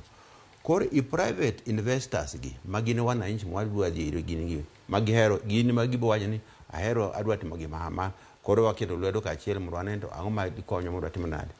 Nitie kamoro ma sirikal ok bi konyo. Sirikal biro dwaro ni asegeronu to asepuonjo kaka onego tim gini koro modong' adwaro mondo obed maru kanye area mwadwa mondo obed gi jingo. Involvement mwaj mar consultation go en ni wanyalo koso kwanyal. Ng'ane nyalo timang'o. Mago dwa mondo penj mamno bedi mondo wabedi commitment from jogo mokwa burden government sate nikech government wang'eyo very ni ok gin go gibiro dwaro kuomwa. Koro wawe paro moro mana kata joma dhi oko marango industrial parks no osegerenwa ndio to gik modong' mondo watim rieko mondo ng'eyo ang'o ma dwa tim kabisa mondo wabed gi sense of ownership ka ng'ama dwa timo ohala kanyo nikech jogo ok joma sirikal mokelo motimo ohala gin wan. Omiyo wabara rieko ma sama timo consultation no a sense of commitment in private sector in medwa timo ohala ni ibo ndiko ji ndio capacity mar janadi to idwa mondo wakonyi nadi mondo wane gima government nyalo timo whatever government kata bed county kata bed machielo up to what level budget mo wacho no ndio budget okay mar ndio budget operational ko developmental to developmental osetim to operational issues to gin gik ma kaka wabro tiyo koro development akapa ni kendo gambe bro wa ni kwa segoro park kendo koro amena another development something no I don't think so. Koro wadwaro rieko mondo kwa dhi oko osegero ndio biro ndio nyaka pesa kaka no penye mondo ti to kaka wadwa tiyo kode adwaro ni mondo jomo husika obedie gi rieko moro mar paro ni en marwa mondo wane ani to yini kaka wami kuma mano space ndi boti manade moloyo to aneno adi link gimoro mabende okiti kare okasewinjo nying mar joma limo ni manufacturing something association or somewhere. Gini ma gibiro konyo gimiro ni industrialization and manufacturing part. Pok wanjo nyinge ko luonge somewhere ni gibiro ga konyo anadi. Or kaponi development gima chal kamano. Wale also itimo hala otumo kala kuma national industry chamber of commerce nyalo be nigi pek moro. To gigi duto ko riw gi lwedo to amoro ngado dwaro mondo manufacture je chembo ko mag an jo hala tu koro timo mopogore go to wadware rieko moro to koro ndalo madhi mang'eny omiyo waket wiwa kachiel mondo wang'e ni we are talking about supply chain systems, availability of raw materials, ability to produce keto together aggregation mwawacho ability to produce and sell out. Koro miyo kok warango gima mano wabed pek mare sustainable supply chain systems to dende gik molos go moko nitie mabende dwaro mondo moko olos moko. Wadwaro bende wang'e rieko mare gine circular supply chain system kwaloso ma bro donjo kanye to dhi kendo mane omiyo gidwaro paro mopogore mang'eny moko bo mona pango no haleluya sirikal osegenonwa gima mano wan gi pek mare loso wananchi nogono mokwongo mondo giyie ni gin maber. Mar ariyo commitment ni komiu thuolo hamano in ibiro timo ang'ono to kinywa timo ang'ono ang'o paro mana mini go ma samoro wadwa mondo wakonygo koro paro makonyo jogono ema wadwa to wakure en pesa mwatimo harambe wawegi kose pesa mwat sirikal moro biro timono mane gima mar kadwa wacho. Sylvester korka kori kembe makamagi kinde mabende kata jatend piny Kenya William Ruto noyawo kambi mano mar thieth e kaunti ma Nyamira nowacho ni kambi makamano biro konyo e bugo manitiere nok mar tije biro yawo thuolo mag tije 50,000 to bende biro konyo e tieko dhier ahinya to mago mayudore kata e alwora magwa. Kembe makamagi kogere kaka nyalo konyo kata ji nyalo tiyo kod geyo machalo nade mar mondo mi otieka ne wach mar nok mar tije nikech adiera waseneno piny Kenya nitiere jogo mosesomo to pod ionge kod tije. Nok mar tije pod ng'eny ahinya pacho ka bende obiro tieko adiera nok mar tije e counties magwa.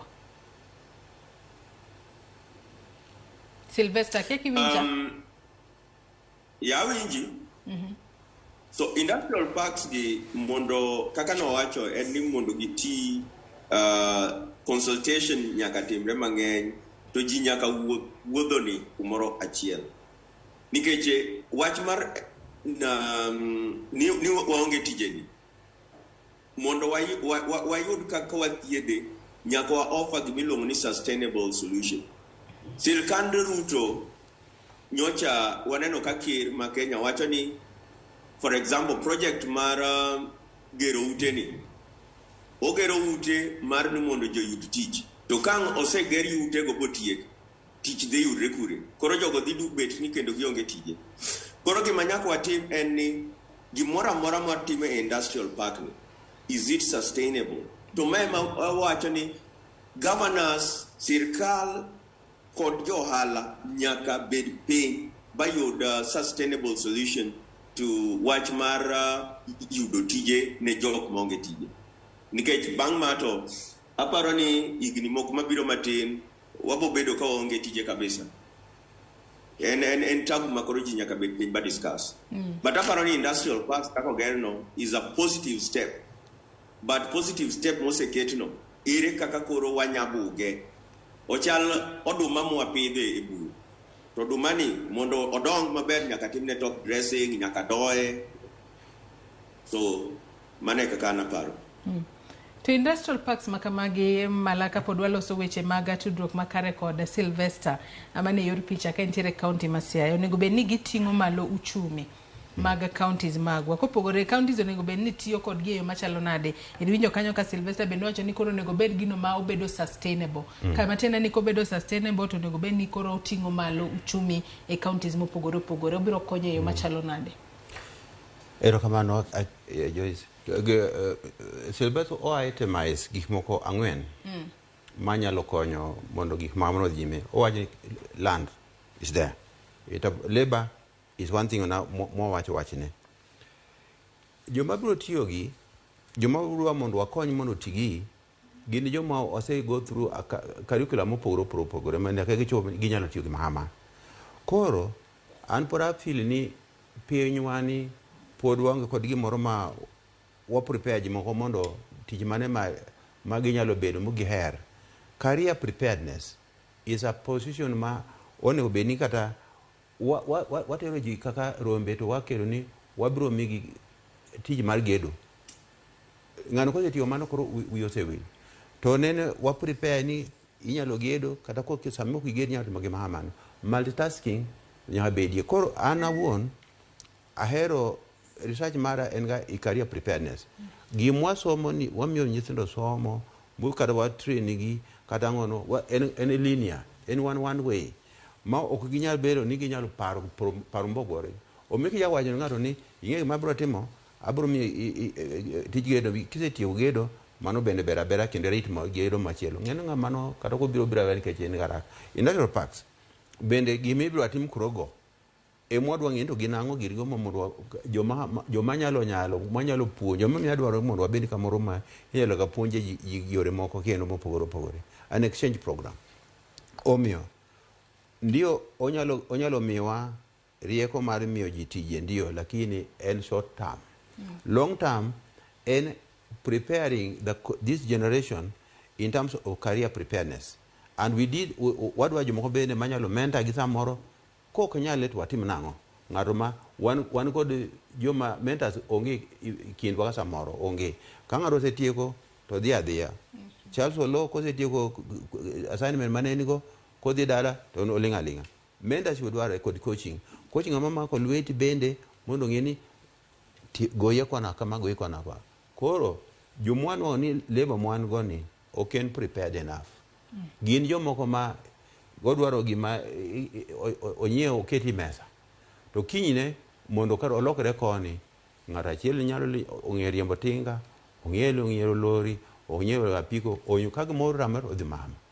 omiyo industrial this manufacturing industrial parks gi gimitimo grogo nyakwane to kama iyo tamare to wanyatimo nang'o mano dwaro research ok dwaro go mbaka jopiny ndio joma puonjwa mani university ma kelo tiegruok bende nyaka winyi tang'o ma dwa timo wa prepare waseng'e nang'o madhi nyime blueprint mar industrial park dwarore nita ang'o mobuga timo koro to this planning dwaro ni long term we are talking about generations here generation ma ka iri orumo to san waparo nigi oginyalo biro nikech okwan ogin ka to bang'e kiny to gin magidong' omiyo wadwa mondo prepare gi in such a way ginyalo timo ni industrial park en marwa to wanyalo timo gima kamano ka chieng' wanwang'a tiji yweche mantie to kara mane mare Wasoma ne moko kuom ote ma bende joneno magwa chwalonwa okinyi ma kawuono wadwa mana somo ote ariyo kende ka watieko twak mar okinyi ma kawuono thuolo marwa morumo okinyi ma kawuono ote mar Moriso Ching wacho ni kembe go onego yawgi mana kosekaw pach jopiny mondo mocho kanyo ni kosekaw pach jopiny mondo koka gima kamae to jopiny nyalo yude tije kanyo to kik yawgi mana mar ketho pes jopiny to onge gima giloso mano ote Moriso Ching kanyo. Injinia Lazaro Kanyambo wacho ni sirikal onego lower punitive taxations mondo bech timo hala e Kenya odog piny. Mano is the only way of wooing investors. Wacho ni koro ere kaka sirikal di manage run new manufacturing companies kama already noseger kapok gibiro loro nikech losses. En Injinia Lazaro Kanyambok mar Kariobangi Jamaguye Kanyada. Thuolo marwa emorumo kinyi makawuono kia ka waseyudo Sylvester kinyi makawuono e yor Zoom kata kamano pod waloso weche mag tudruok kod Sylvester. Anno ka thuolo marwa dhika rumo de okinyi makawuono Charles.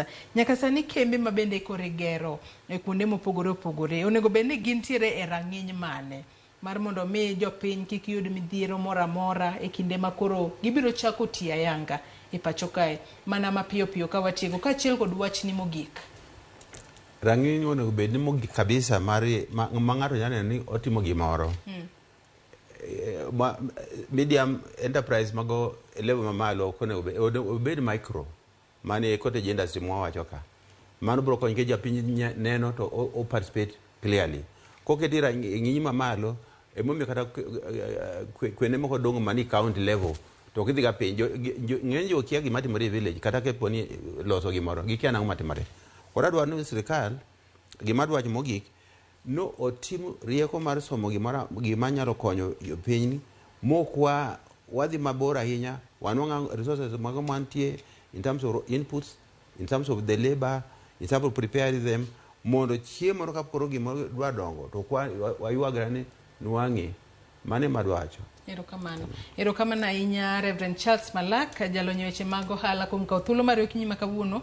Watwa kutudore kod gero kembe mag thieth. Kata kamano Sylvester Nandi to olalnwa matin. Kaluwore ni weche mag tudruok gik molos kod lwet dhano ponono nyalo kelo shida matin. Kata kamano en bende wagone erokamano ahinya kuom bedo kodwa e twaka okinyi ma kawuono. Ka watwa kutudore kod yawo kembe mag thieth ma sirikal ma pacho kae osechako gero e counties mopogore opogore. Kembe ma kamago kigero in kaka nyakwara Ramogi Ajwang' ni biro kod paro moro mar gino minyalo loso manyalo dhi e kambi kacha mar mondo mi onyani dongruok in ki in e kinde ma bende dongruok ma kamano ichwalo nyaka e county kamoro amora ma intiere. Gi kanye mochopo gode giko mar twak marwa mokwongo e chenro mar RuuPiny okinyi ma kawuono wakawo mana yweyo madundo. Tok yweyo nyawadwa Sharon Ong'ao oiko ni Pok Opogore. Kik idhi mabor.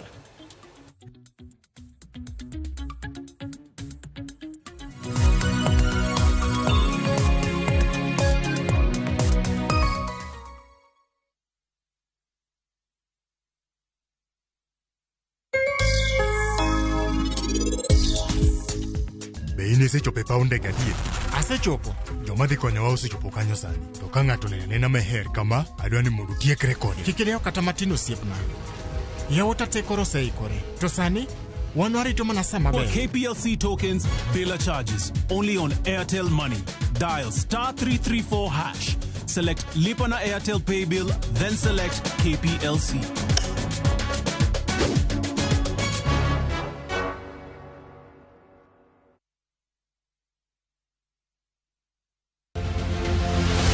Kenya kao kenge mag chir mar tieko midhiero ma e kind oganda mikelo gi tuo mar ayaki kachop higa 2030. Ne jiwo kenge gieki, NSDCC ne ochako ayanga chenro ma otis ni End the Triple Threat Initiative mar kedo gi landruok manyien mar kute mag ayaki, gamo remo kata ije moiu to kod lwenje mag akweda e kind chwech e kind ojende. Ng'e mathoth e wi riekni makonyo gi yudo duoko makare to kod kaka gigeno dhi nyime gi yudo duoko makare niendi e Ramogi TV to kod Ramogi Radio kobiro nu achiel kachiel kowuok e kaunti ma Siaya tich ang'wen tarik 21 dwe mar 9 higa niendi saa 3 mamidhiambo.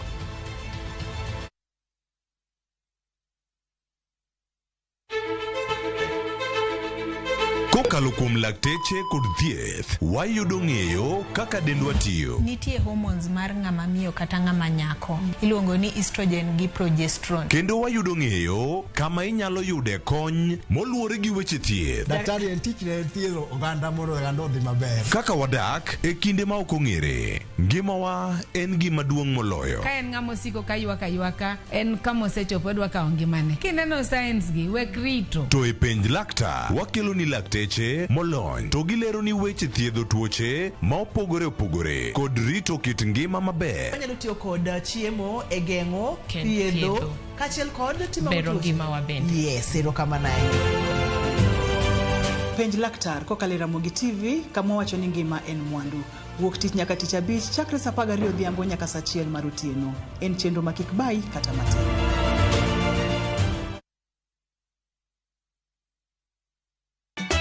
Ka osiep motegno kod johort moherore ritore. Nyako cha. Timondo ndisori. Wayudo ng'eyo tonggi. Ipani akia gik mitimoga. Uro wengi donje matusi na ukweli donge. Yud more ngimani kokalo e gik matindo. Udogo shwag wene musajaka dala. Justice for all. Miane ngima nyarkochia kod osiepene kachiel kod joodgi. I am bishi. Gima ruotho miyo kana wene jachien. Sama giromo gi pek mar ngima, joot kod osiepe. Nyasaye neno gi wang'i ma ok opimni. Akwaye ni mondo imak tieja karibu to kopuodho tilew chunye. Ok ginyal weyi ma ok inyiero. Nyako cha irachna e joga. Koka ite to tegore mana ka ita puoyo maniego. Nyarkochia. Tich abich ka tich abich, saa 1:55 otieno. Mana e Ramogi TV.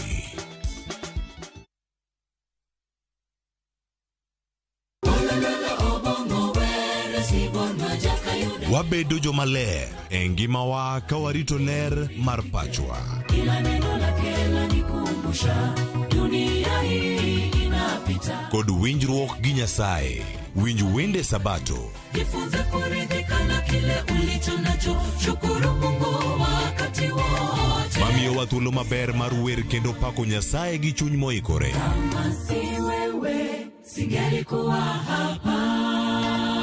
Walando gi kinda wach maber mar Nyasaye. Nyasaye okoso ni kanye ma weche olokore ngimani di ma ok inyal paro kama ni wuoke. Ng'e teko mar riwruok kokalo kuom lamo kod wer. Injili ngima, Sabato ka Sabato, mana e Ramogi TV. Singelikuwa hapa. Kama siwe.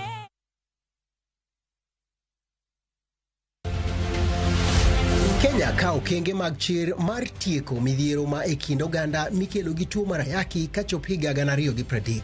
Ne jiwo okenge gieki, NSDCC ne ochako ayanga chenro ma otis ni End the Triple Threat Initiative mar kedo gi landruok manyien mar kute mag ayaki, gamo remo kata ije moiw to kod lwenje mag akweda e kind chwech e kind ojende. Ng'e mathoth e wi riekni makonyo gi yudo duoko makare to kod kaka gigeno dhi nyime gi yudo duoko makare niendi e Ramogi TV to kod Ramogi Radio kobiro nu achiel kachiel kowuok e kaunti ma Siaya tich ang'wen tarik 21 dwe mar 9 higa niendi saa 3 mamidhiambo.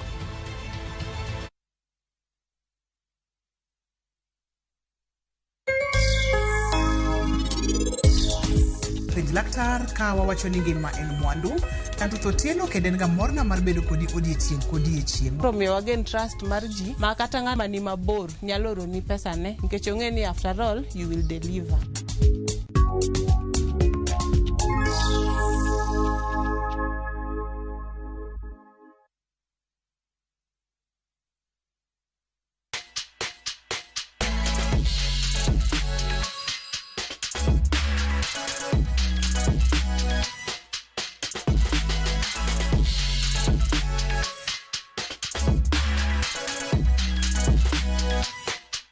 Nyakorom gajuango kinyi makawuono chenro mar Pok Opogore okelo wa e gwenge mag Bondeni mantiere Malindi e kaunti mano ma Kilifi.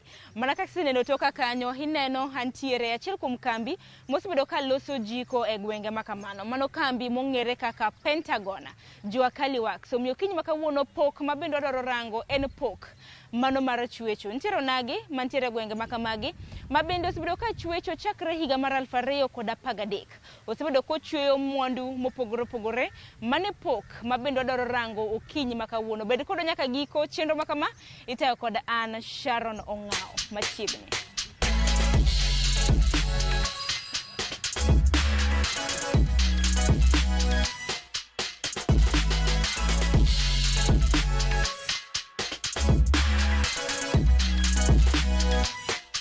Nyakorom gajuang nasenyisi motelo ni okinyi makawuono wabiro bedo kwarango pok mano mar chwecho. Asechopo ka e dala mano mar jaduong' mong'ere kaka Joseph Omondi Nalo, jaduong' mabende osebedo ka chwecho e gwengegi mag Malindi. Arwakini machiegni, nyalo mana nyiso Nyakorom gajuang nyingi bende nyiswa gimitimo kanyakla kod pok makama. Nichako e higa mane? An kuom nyinga iluonga ni Joseph Omondi Nalo. An ja Masiro Ugenya. Gweng miluongo Ndur. Joseph nyalo mana nyisa ni gwenge mag Malindi, ngeni wasechopo dala nika. Ingise Nyakorom gajuang ni itimo ang'e gwengegi. Gwenge mek Malindi gita abiro manyo. Okinyi makawuono nasensi Nyakorom gajuang ni wamenyo pok mari mano mar chwecho. Joseph, pok mar chwecho ni chako karang? Chwecho na chako after school. Kana tieko school koro weche nobedo matek. Koro kana tieko school koro nang'o pesa madhi kod college notamo janyuolna. Koro bang'e naneno no anyalo rango kaka anyalo dak. Koro bang school kanene atieko gimo 6 months after bang school to entie bwana manen go siep na kende manantie school woni gine chwecho. Ka woni gine chwecho nadhi galimo kanyo tanwang ka woni gi chwecho taneno. Tatemo penjo gi kaka giloso soko kaka en to won gi nyisa soko to ntie jo chweche matin. Koro bang' kana aneno adhi kuome kanyo to ondika tich dweche 4 Dweche ang'wen ka natiyo kode to ne ok ochula maber. Ka wagolo mwandu watero chiro, ka waduogo to nyisa ne dohol moko, lakini koro an wang'o kata an adhi kode e chiro ang'e ni gigo tindo nyiew cash. Koro bang'e naduoga give up, wacho tijni ok anyal dhi kod mbele gi bwana ni nikech koro onge mapato yote man wang'o. Lakini gima ber koro nosanyisa soko bana, nikech nwadhi kode soko, waneno kaka soko en. Koro wateja duto manene watero nga mwandu naduogo bang'iyogo. Koro dhe after aduoga nwang'o no anyalo tiyo tijni. Koro ka wateja ne nasang'eyo, naduogo ba a convince brother na owadwa ma ne duong' nan kod Malindi, wadwa kod Malindi kae. To awache nokonya gi pesa moro matin. To nomiya 30,000. Bang' miya 30,000, pesa ne mane duoga chako kod tijni. Nabiro ba omo lo kanta 4 ba onji compound na kuma dakie. Adhi achaka loso molds ma chweyo gigo. To anyiewo machine. Koro bang' kanyo aji settle, agero kilni. To koro bang'e achaka tich. Madwachi ne siling 30,000 ni ema nonyuolore ma bende itimo godo tijegi duto ma ichopo ka koso nang'o? 30,000 ni manonyuolore na be nan kod matin na mede nan 20. Koro kana ariyo to nobiro 50. Koro 50 ni manachako tijno. Mar mondo mi chak tijni kaka koro mari ma iniwuon in weg ka. Nen higa mane? Tijni kaka nachake koro ka achake ka mara ohala. Na achake 2013. 2013 ema koro adonje kabisa nikech kane na practice anong'o onyalo gola kama duong'. Koro no abedo katiye 2013 banyaka sani kama koro achopen. Joseph chakre no donje dala nika waseneno mwandu mopogore ma bende iloso. Nyalo nyiso nyako Ramogi Ajwang' ni gin mwandu mage ma bende ichweyo? Kuom sani chakruok 2013 nyaka sani an mwandu machweyo en agul mikete maua. Tachweyo jiko mitede. Tachweyo jugs.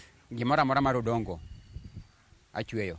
Ang'e Joseph Tisense wa motelo ni nitiere omenda ma intiere godo ma bende osiepni moro bende nochako bugi gi omenda machielo. Chakre higa mar 2013 nyaka sani mago higni buora. Sir moro amora ma bende isebedo kiyudo ahinya kit ohala ma bende isebedo kitimo e gwenge mag Malindi debed ang'o? Benki mar Equity osebedo ko promota maduong' sana. Kech kanene mokwongo nena gi miya otongolo moro kanyo ba atiyo mosira itijani. Gimiya mokwongo kendo gichako gimiya mar ariyo, koro yandi gimiya mar adek. Isewacho ni bende sir machielo mane iyudo kowuok kuom bengi mar Equity. Mar mondo mi samoro ijiw nyako Ramogi Ajwang' mang'iewa gi sani madegomb chako ohala mare. Wuodhi gi bengi mar Equity osebedo nade? To bengi mar Equity kano mi hola nomi kaka Joseph koso na untiere gi group moro manintiere. Nyalo bona leronwa. Mondo gimiya pesa ne gimiya kaka group. Nitie bwana mane nitie group nogwela. Kongisan tijni ko poni donjo e group marwan to nyalo bedo maber, Equity nyalo konyi kod otongolo moro matin. Koro bang'e kana adhi katieko dweche 6 ne gikonya kod otongolo. Koro kanyo mana chakora kodgi. Ahinya kaka customer mano mar bengi mar Equity kaluwore kod sir ma bende gisebedo ka gimiyou. Isenyisa namba mokwongo ne en hola. Akeni nitiere tiegruok moro amora ma bende samoro bengi mar Equity osebedo ka miyou mano mar jolo kit ohala motimo. Gisebedo ka gikonyo maduong' sana nikech gik moko kaka record keeping mago gisebedo ka gitimo ginyisowa kaka inyalo handle ohala gisebedo ka gitomonwa. Koro mago osebedo ka konyowa matut. Koro kinwang'o pesa ting'en anyalo deal kod nadi ki ohala. Bende ei tiegruok makamano geno mara ni samoro osebedi kipuonjou kaka yo munyalo uso godo mwandu mopogore ma bende untiere godo. Akeni in mari nobedo nade? Mano bende giterowa ba be osebedo ka konya. Tiegruok mar bedo kinyalo uso mwandu osebedo ka konya be. Ang'eni nitiere kod clients mopogore obede gwenge mag Malindi kata mana gwenge mamoko. Mar mondo mi clients magi nyiew mwandu gi, akeni gitiyo gi yor mane? Samoro nitiere gi paybill till number mintiere godo, nyalo mana yango negi. Paybill an kodo mar Equity mane ne gimiya kana chako join gi. Customer manyalo bedo ka dwaro mwandu ma aloso ginyalo nwang'ai till number ma en 247247, account number mara ma en 0721 940 301. Joseph, gisani ka koro wadwaro menyo kit tich ma bende itimo, hiye en mana chwecho. Lob chwecho akeni golo kanye ten lo kido mane? An lo matiyo kodo iluongo no clay. Mane lo mosebedo katiyogo. To lopno agole 2 kilometers from Malindi town. Ni seche motelo kanyo ni kopogore gi jiko bende intiere gi vases, inyalo chweyo jagi, okombe, mwandu moro amora michiyo gi lo. Akani kinyalo bina nyiso wa chenro ma ikawo mar mondo migol lo kumoro malokre kata mana jiko kata mana vas. In thuolo mar lero ne nyikwa Ramogi Ajwang'. Process mar vas ka wadonje, kisaomo odongo bi onjo kamoro bed kod chweche. Odongo no ichagwe mondo bed maler nikech gin ga kod lum mang'eny. Koro ichunge is almost kawo gima odiochieng' achiel. Kinyne kisechunge maber tikawe tikete kama koro winjore onje pi. Bang'e kisaonje pi tiruwe alafu ume okwe nyaka kinyne. Kisa ume koro odiochieng' mar adek ikawe ti inyone biruwe maber. Alafu ikawe tikete ing'ine obedo kite alafu ume kendo. Koro odiochieng' mar ang'wen kochopo kinyi ichako chwe kod agulu. Bende diwach ni nitiere pogruok e kind chweyo agulu gi chweyo jiko? Process margi chal. Onge pogruok. Macho ni lo ma bende samoro chwe mitiyo godo e vas ema bende itiyo godo e jiko? Lo mitiyo kod e vas mitiyo godo e jiko. Takeni Joseph, nikech nasegoyo turbina ang'iyo koni gi koni, naneno ka kwan mag jiko odwa bedo mathoth kaendi maloyo mag vases. Dibed ni jiko michweyo ahinya kaendi koso nang'o? Kasto bende inyalo nyiso kata mana process, chenro, step by step mano mar loso jiko. Jiko ka nachako kod agulu. To agulu ne naduogo anwang'o no chiro mare bedo kod tek moro nikech en gima odhi seasonal. Koro naduogo banwang'o ni jiko ni nyalo back up agulu. Koro nati agul for 1 year. Then after anwang' ka siro seche moko inyalo uso agul kichwe agul idwa chiel inyalo bende uso gi ndalo 2.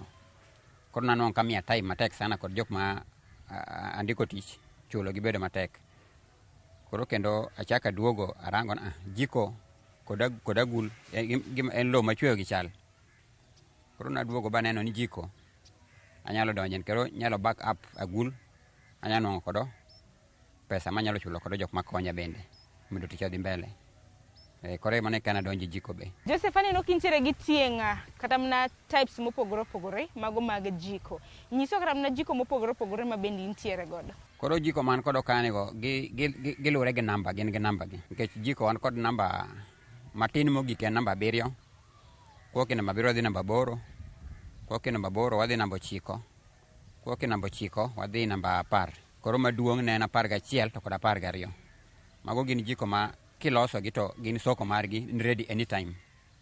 Katiber mana kodgi mang'eny marom nadi. Soko nitie mabende pod wan ma pod watejogo pod daiwa mondo wamed loso mang'eny zaidi. Bende ang'eni wasebedo kwa loso kotende kod chwe ahinya. Aneno kata mana jiko mintiere godo nitie mochwe gi ma ok ochwe. Dong' inyiso mathoth ahinya nyaka kotende kod mano. Jiko nitie type di ng'eny kaka ineno kanyo no. Koro lure kod kako los gi lure kod pesa utongolo bende bei koro bedo mopogore. Koro inwang'o no mochweno en beche ni malo. To mineno kapok oketie lo ieno en beche bien piny affordable. Do inyalo mana nyiso mana mapiyo piyo mar mondo milos jiko. Lob chako osewuok, owuok kanye mochop koro ndikore en jiko mochwe. Jiko kidwa chako los nyaka ibed kod gimiluongo ni molds. Tibedo kod wheel mazungusha mold no. To nyaka ibed kod buch kendo be nyaka bed kanyo machiegni. Logo mari manyiso kata kodonjo isoko ting'en ma to koro en jiko na kata kopokelo shida ni mteja to koduok ni ting'en kweli venare kabisa hapa na pale. Odiochieng' achiel lakini nyalo loso jiko adi kata mana chenro process mano mar loso jiko. Nyalo kawo thuolo maromo nade samoro ne nyaka Ramogi Ajwang' mantiere gi siso mar ng'eyo. Koro process mwachako kod jiko en ni jiko kisaloso lo bobedo tayari machako loso liner. Kaka gin molds tofauti. Koro irango kidwa tiyo kod mold namba 7 irango mana namba 7 go. Ikawo lo tiketo balls size ma namba 7 no. Kiseketi iye to buru chuno mondo koro tikol lweti mar duong'o mondo osecirculate i mold no mondo bed gi shape mar mold no. Koro bang'e kisatimo kamano tisawazisha ibedo kuma tres masawazisha i machine ai ting'ade obedo shapeful bang'e koro igole tikete kando kipangogi mondo koro rit process mabiro tuchogi ka gisetuo mondo bang'e oketgi kendo wang'gi. Manyiso ni e odiochieng' achiel kaka in Joseph inyalo loso jiko e kinde thuolo, inyalo loso jiko adi maromo nade? Nikech koro odiochieng' achiel katiyo kenda aloso ga jiko 100 to kaka wan kod vijande kanigo ma bende watiyo kod tijno koro ng'ato kod mashin mamare koro kwadonjo ji adek shift mokinyi waloso jiko 300. Ae nitie shift motieno bende giloso jiko 300. Koro awachni mano 24 hours waloso jiko 600. Mana ka tich moro amora mana kaka mare ni Joseph, ang'e ni nitiere ga ber gi achiedh nade mantiere kit ohala ma ng'ato timo chakre higa mar 2013 nyaka sani gin higni buora. Ber mane moseneno? Ber ne nitie nikech kane pok achake na an kod shida moko mang'eny. Nikech kisebedo kod family ok ing'en matokeo nyaka wuok mang'eny, nyathi dwa dhi skul nini hapa na pale. Kaka nachako jiko nanua ka maisha mar nobadilika nikech kana asedonjo soko to pesa mar chulo kata mana nyathi school fee ok en shida, pesa ma achamo ok en shida, kaka chulo jotich ok en shida. Anyalo chulogi wakati wowote magitieko tijgi tachulogi yo makare. Koro ohala mar jiko en ohala maber, ogolo ng'ato oko, osebedo kokonyo matut. Bende ang'e ni achiedh nade ok nyal kosa, kendo gin achiedh nade mage ma samoro osebedo kaneno e ohala maket kod ma? Achiedh nade ok nyal kosore.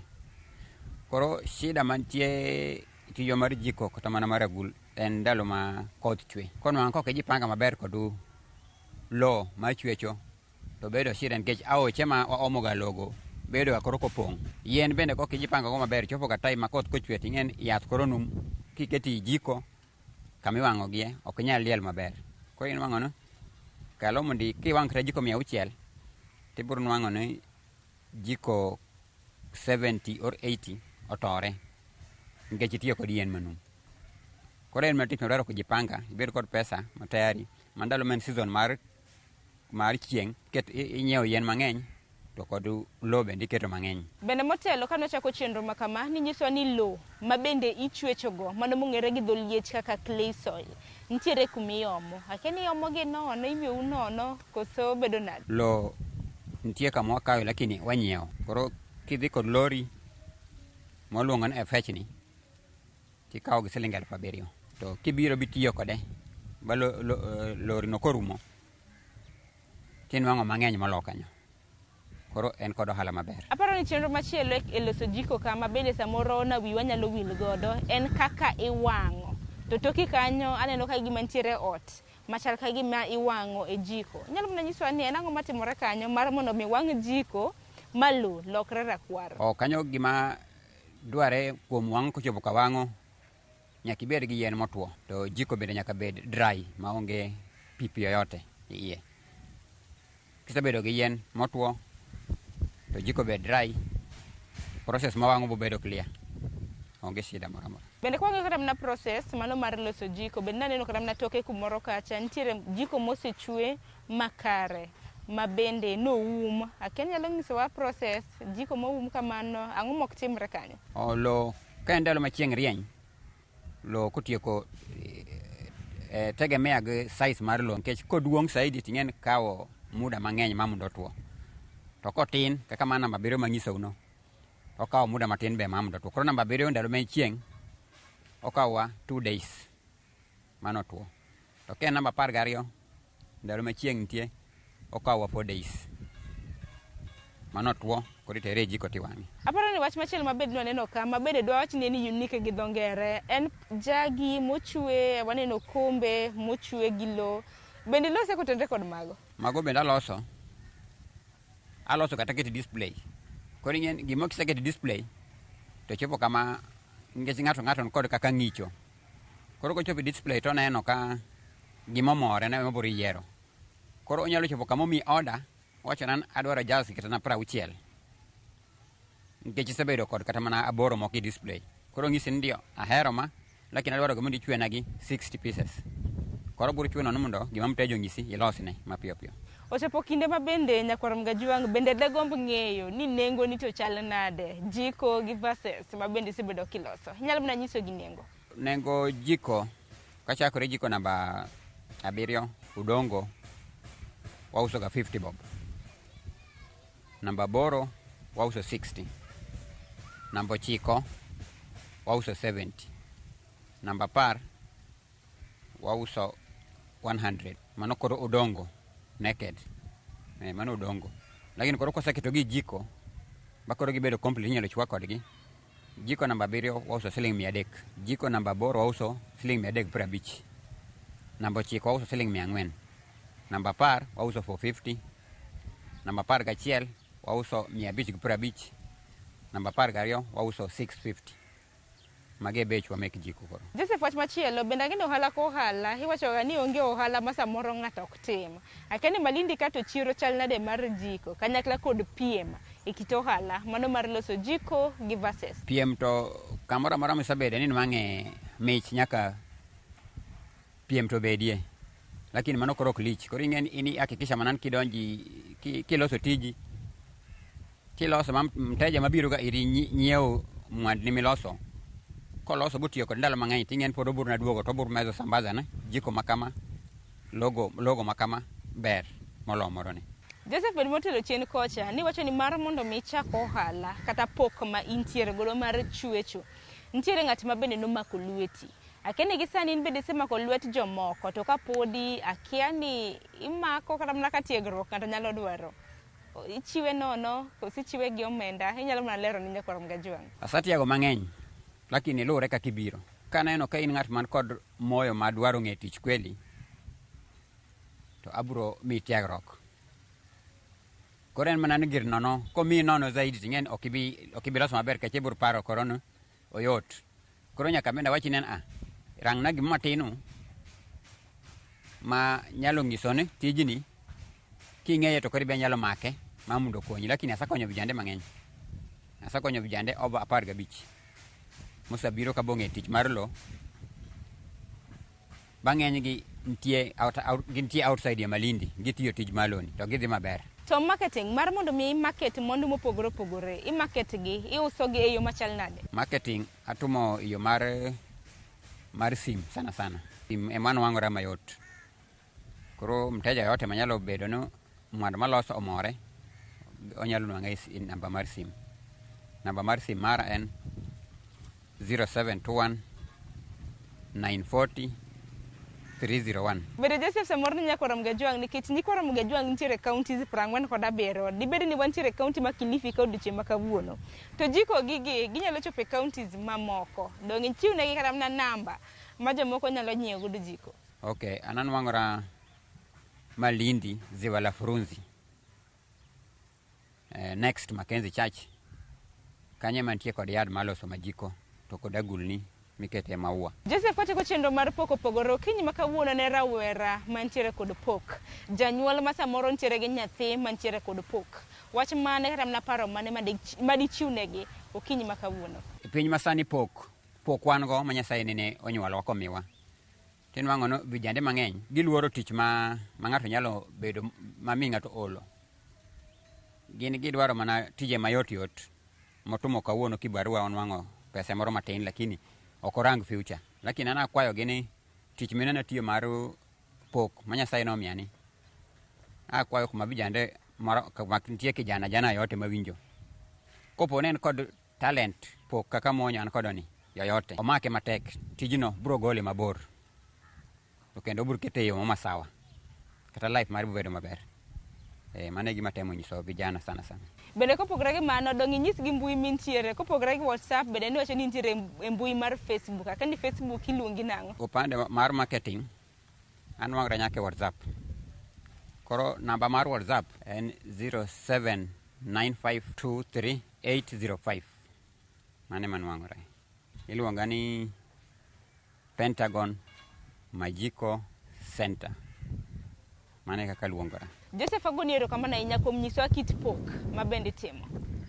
Kok manya koram ga juangi kanye bende makelo wa giko mar chenro mar Pok Opogore kinyi makawuono mana kaka ni neno mwamiyo kit pok mano mar chwecho Joseph osebedo ka chiwo mwandu mopogore opogore e gwenge mago mag Malindi e kaunti ma Kilifi.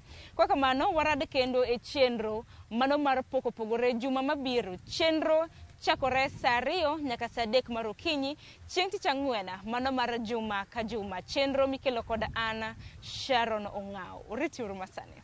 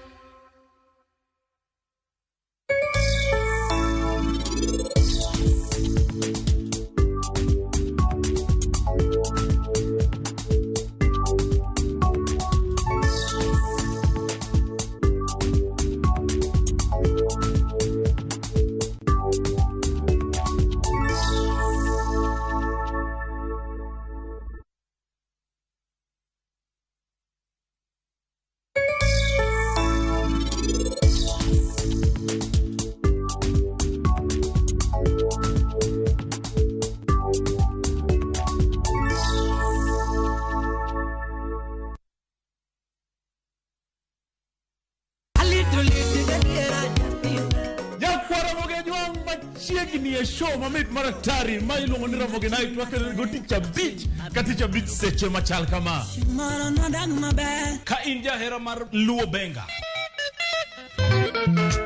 kata ajawa wakelo ni ngolo mubedo peny mayueyo mana mo lungani kolo kon instrumental kaberni be inyalo lungani Boy Handsome Within and Without. Boy Handsome moment away aroji bed and breakfast sama pekni tilungani ngenja the entertainer kaka pile nyakora mogejo wacho ni kete manaka Ramogi night ticha beach ka ticha beach sangwen otieno.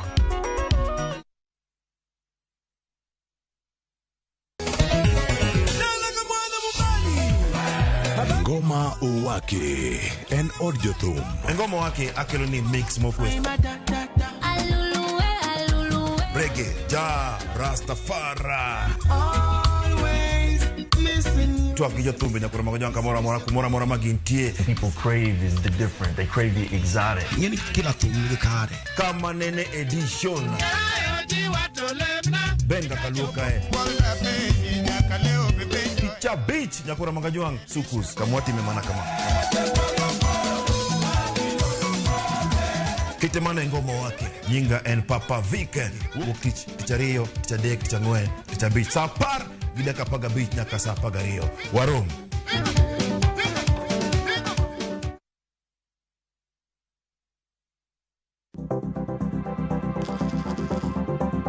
Mondo mi ikungo menda e yo mayot kendo yo mowinjore onego ibed kod paro mar kungo dwe ka dwe, juma ka juma, kata odiochieng' kodiochieng'.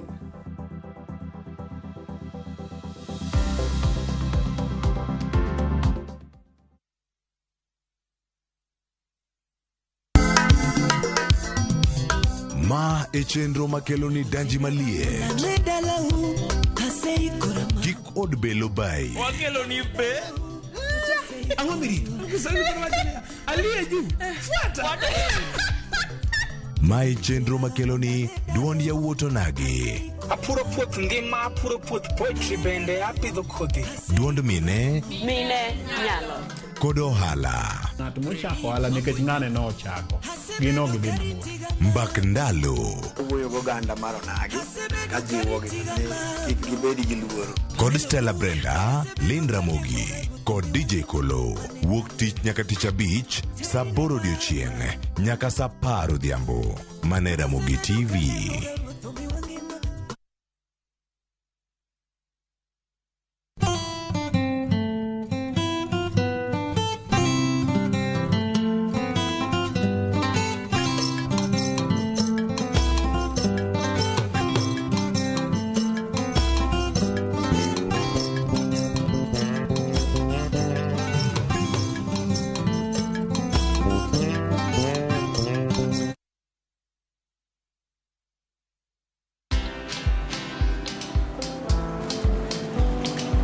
Oh, niaje? Ni kama unashangaa kwa nini naangalia simu with so much focus, eh? Usishangae sana. Nimekuwa ndani ya story kabisa. Ni kama yeye alia juzi. Ni kama nilikuwa hapo iki happen. And when this new market was being opened, ni kama nilikuwa hapo tu. Hata vile local tourists for a special rate at the coast, I was there. And when this new road was being commissioned, I was right there. Na hata wewe, unaweza kuwa ndani ya story wherever you are. Just download Citizen Digital. Stay informed on all the news and events as they happen across the country, the continent, and the world at large. Download Citizen Digital, Kenya's #1 news app.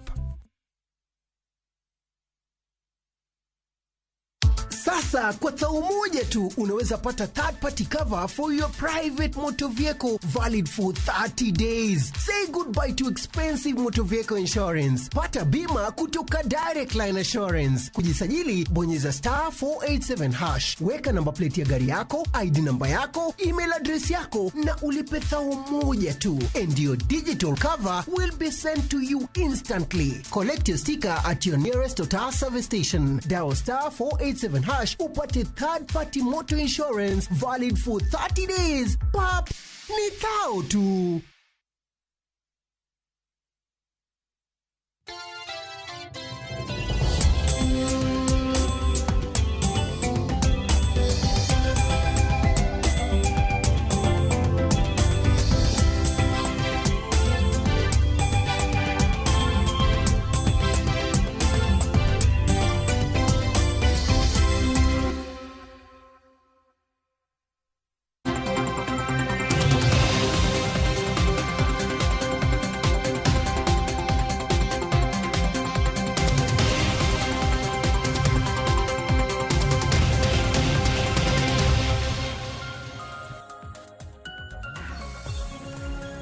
Nyakorom gajwanga dakika ena uchiele tok sadek marokinyi gen mara nidhi nyime gi chengi e yo makare. Koka mano machiegni chenro mar Mbaka Oromo mate chenro ni nyaka sabich maronyango nyinga Sharon Ongao. Mana kaka pile chal mar fuambo mwachako godo e chenro mano mar Mbaka Oromo weche mabende waluoni e konde mopogore Nyakorom gajwang. Kawuono kanyalo mana paroni en chien tarik 21 dwe mar 9 higa mar 2023. Odiochieng' maket kod ma higni 10 mosekalo. Ntiere jomaundu mabende nomonjo dukni mano mantiere e duka maduong' mano ma Westgate. Okang' mabende nokelo tho mago mag jo Kenya 67. Odiochieng' makawuono Nyakorom gajwang' en higa 10 chakre ne jomaundu monjo dukni madongo mano mar Westgate mantiere buore Nairobi. Rapar makamano Nyakorom gajwang' itimo odiochieng' makawuono e county mano ma Nairobi. Kabende mano en achiel kuom weche mabende waluoni odiochieng' makawuono. Bang' monjo makamano Nyakorom gajwang' mathoth osetimore ahinya mar kelo ridruok kotenre kod arita kwe e pacho kende. Bang' monj mano mar Westgate e higa mar 2013 wang'ini chenro mopogore bende piny owacho osebiro godo mar neno ni orit okenge mago mag arita kwe e pacho kende. Kama kuongo gisani piny owacho timo ginero mong'ere gi dhongere kaka phone tapping. Seche mabende igo simu mar ong'we yamo gi rekoda mano simbe kata mana kaka iloso gi ng'ato. Kopogore gi mano waseneno registration kata mana andika mago mag sim cards mabende watiyo godo. Mano kopogore gi weche mamoko. Kata kamano chenro makamano timra yanga odiochieng' makawuono. Kopogore gi mano bende wang'eni jatend migawo mochung' weche mag ohala tipo mineno ka Moses Kuria osebedo kalimo counties mopogore ka bende ogero chenro kata mana oyaw chenro mar gero kembe mago mag thieth. Nwanene kanye county ma Kisii, nwanene kenje county mano ma Migori jumani. Odiochieng' makawuono Moses Kuria ochomo county ma Siaya kama bende nitiere chenro mar gero kembe mago mag thieth mong'ere kanyo gi dhongere kaka Industrial and Aggregation Park. Parks makamano Nyakorom gajwang' igeno ni biro bedo ka kelo chenro mano mar andika mag tije ka bende igeto ni gibiro bedo ka gikelo chenro mopogore ka bende kembe mopogore bende igeno ni ibiro bed ka igero e Aggregations Park makamano. Jose Duor no bago twako kiny makawuono ka bende olose kotende kod okenge mago mag gero kembe theth e pacho kae. Ndipo nono kineno chenro makamano ibro bedo kidonjo e mbui marwa mar YouTube mar mondo mi inene. Kata kamano jofombo magwa ntiere kaunti ma Siaya ma bende biro bedo kamenyo chenro makamano odiochieng' makawuono. Ka bende Industrial and Aggregation Park e kaunti ma Siaya ichano ger gi omenda mar siling milion 500. Milion 250 piny owacho biro bedo ka chiwo ka siling milion 250 bathe modong'. Sirkand kaunti ma Siaya biro bedo ka chiwo. Kopogore gi mano, aduoki nyaka e kaunti ma Nairobi ntiere ywak ahinya e mbalariany mano mar Kenyatta University. Ywak kanyo mochiw kanyo kod duol mano motelo ne jopuonjre e mbalariany mano mar Kenyatta. Gi ywak ka bende nitiere achiel kuom ute thieth mano mong'ere kaka Kenyatta University Teaching and Referral Hospital. Ywak gi makene nyakoram Gajwang' wacho ni kinde mago jopuonjre ma bende timo thieth e kinde ma bende koro gidwaro mar mondo mi gitiegre kata mna gidhie internship ok jakaw giga e kar thieth mano mar Kenyatta University Teaching and Referral Hospital kendo gidhie subtende mamoko kata bede ni ma en kar thieth ma bende olos e yo manyasani. Odiochieng' makawuono gitero ywak margi ne committee mano mar od bura mar Senate mano mochung' ne weche mag thieth ka bende giwacho ni mohingo nyithindo mano mosebedo katimo puonjruok mano mar thieth moheo 2,000 mane mbalariany mano mar Kenyatta okosebedo ka yudo ber mano mar kar od thieth mano mar KU Teaching and Referral Hospital. Wacho makamano bende wamenyo ni ayanga okinyi makawuono. Kopogore gi mano nyakoram Gajwang' atere wach machielo mineno tipo mar maen mar jatend migao mochung' ne weche mag tudruok e pacho kaendi Eliud Owalo. Okiny makawuono bende committee mano mar Senate mochung' ne weche mag tudruok bende dhi romo gi jatend migao mochung' ne weche mag tudruok Eliud Owalo bende gidhi romo bende gi jata chenro mano mar duol mar ATC kata kiero American Tower Corporation mano bade ma pacho kaendi. Romo makamano nyakoram Gajwang' en kaluwore kod ywaruok ma bende duol mar ATC kanyakla kod kambi mano mar tudruok mar Telecom Kenya osebedo godo. Koro kinyi makawuono jatend migao mochung' weche mag tudruok Eliud Owalo biro bedo ka chiwo report mare kotende kod gwandruok makamano kanyakla kod jatend chenro mano kaduola mar American Tower Corporation. Duto te nyakoram Gajwang' ibiro bedo kiyudo e weche magwa manyiena mabiro. Bende kopogore gi mano ntiere Senator mogwela e pachoka mano Gloria Orwoba. Nyaka gisani koro osechunge e tich mane od bura mar Senate kuom thuolo mano mar dweche 6 mabiro. Okang' makamendi nyakoram Gajwang' biro bang' od bura mar Senate kokalo e committee mar teko mong'ere kaka Powers and Privileges Committee. Nochune thuolo mar mondo mi odhi oul wach ahinya ma bende nolieko kaluwore kod weche mopogore od bura mar Senate ka ginero ma bende ne okotimo. Kata kamano Gloria Orwoba Senator mogwela e pacho kaendi bende gisani koro od bura mar Senate osedonjone kaluwore kod weche mopogore. Kongo monde nolieko ni ntiere weche moko mag mibadhi ma bende otiap e od bura mar Senate kata kamano nokoyango neno morobo. Mar ariyo owacho ni od bura mar Senate kanyo ntiere wach ma bende nokete WhatsApp group mano mar senators e pacho kaendi ka bende owacho ni ntiere dwaro mar bedo kode e hera e kind mamoko. Gisani koro committee mano mar od bura mar Senate mong'ere kaka Powers and Privileges Committee nochunge tich kata no suspende kuom thuolo mano mar dweche 6 mabiro. Mabende gisani okoyiene mano mar chopo e romo moramora kata mna mar bedo e aluora mano mar od bura mar Senate. Wach makama bende mwaluoni bende odiochieng' makawuono. Adon wate gi weche matimore e kaunti mano ma Kisumu. Wang'e ni jogo eko mabende koro chal mar kor lwasi e pacho kaendi kinde ka kinde jachunwa milome ahinya kaluwore kod chal mar kor lwasi. Bende ne giyango ni piny Kenya wagerno bedo gi koth mano mar El Nino e dwe mar 10 mano mar higani. Wado mana gido chienge manokende ka bende kawuono en chieng' tarik 21. Omiyo odiochieng' makawuono e kaunti ma Kisumu ntiere ikruok motelo ne kodh El Nino e pacho kaendi. Ka bende sirikand kaunti ma Kisumu odiochieng' makawuono biro bedo katimo ler mano e aora mong'ere kaka Wigwa mantiere e kar dak Manyalenda. Wacho makama bende waluoni ka bende wang'e ni counties mopogore bende gisani koro osebedo kakao okenge mopogore mar kedo kod kodh El Nino ahinya motelo ne koth makama chako chwe e pacho kae. Adon wategi kanyo dakika na 15 tok saa 3 mar okinyi nyakwaro mgajwang bangma adonje twak e chenro mano mar Mbaka Oromo kiny maka wuono gane mbaka kotende kod weche mag siasa. Which way Azimio ochomo kanye mane thor wach mabende wadwaro bedo godo welo bendo sechopo kik dhi mabora.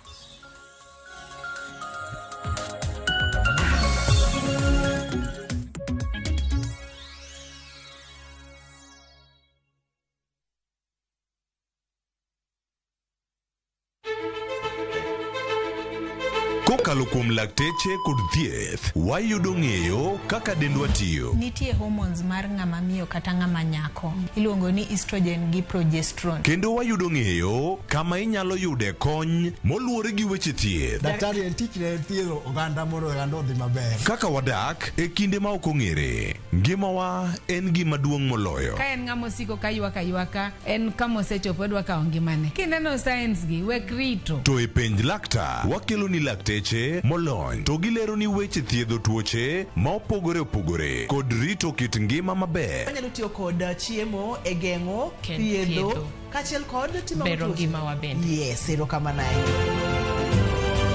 Penj laktar kokalo Ramogi TV kama wacho ni ngima en mwandu.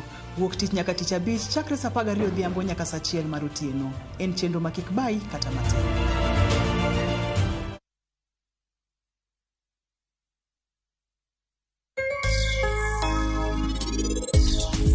The most important one and nyaki bed patient. Kuom gimora mora midwa chako nyaki bed patient. Patient stays.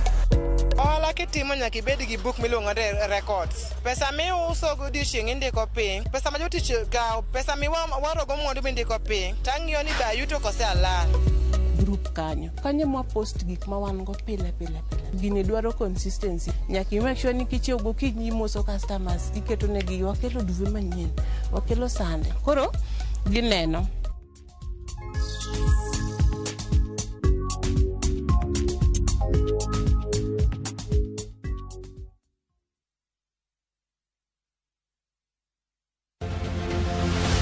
Kenya ka okenge mag chir mar tieko midhiero ma e kind oganda mikelo gi tuo mar ayaki kachop higa 2030. Ne ji okenge gieki, NSDCC ne ochako ayanga chenro ma otis ni End the Triple Threat Initiative mar kedo gi landruok manyien mar kute mag ayaki, gamo remo kata ije moiw to kod lwenje mag akweda e kind chwech e kind ojende. Ng'e mathoth e wi riekni makonyo gi yudo duoko makare to kod kaka gigeno dhi nyime gi yudo duoko makare niendi e Ramogi TV to kod Ramogi Radio kobiro nu achiel kachiel kowuok e kaunti ma Siaya tich ang'wen tarik 21 dwe mar 9 higa niendi saa 3 mamidhiambo.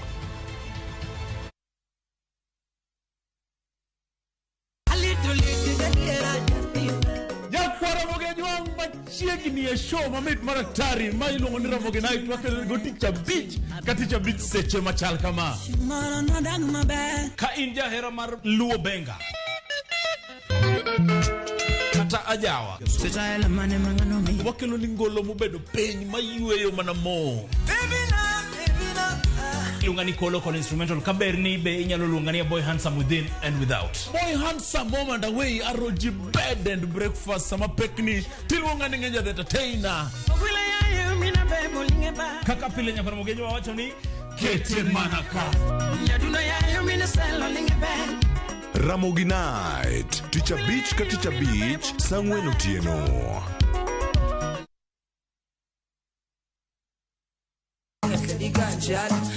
Kitume mowa kelonu, otenore en dhadho magi. Kawa kiko gi makare, yudu tumbe miero mapachoka, kod pinje maoko. Yud thuolo mar winjo thumbe manyien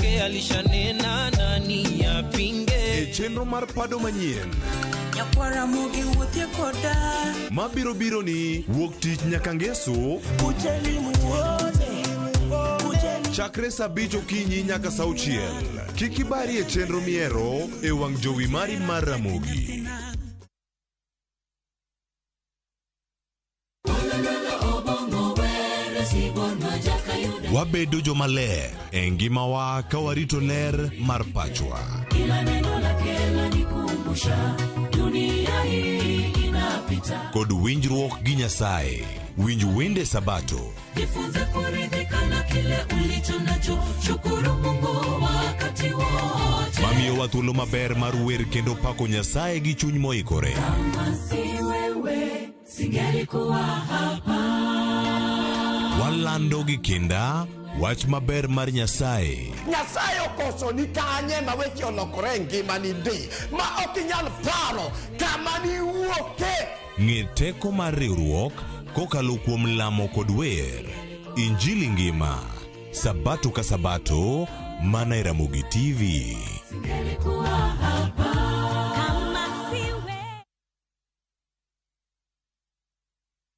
Wekelea na shabiki kaende kabisa. Kaende. Naitwa Onesmus Mwangi Moshina. Nakuru mimi ni mwanabiashara, huwa nauza nguo. Okay. Hii simu nilipigwa niko kwa kinyozi. Kidogo pokea simu, wewe ndio mshindi.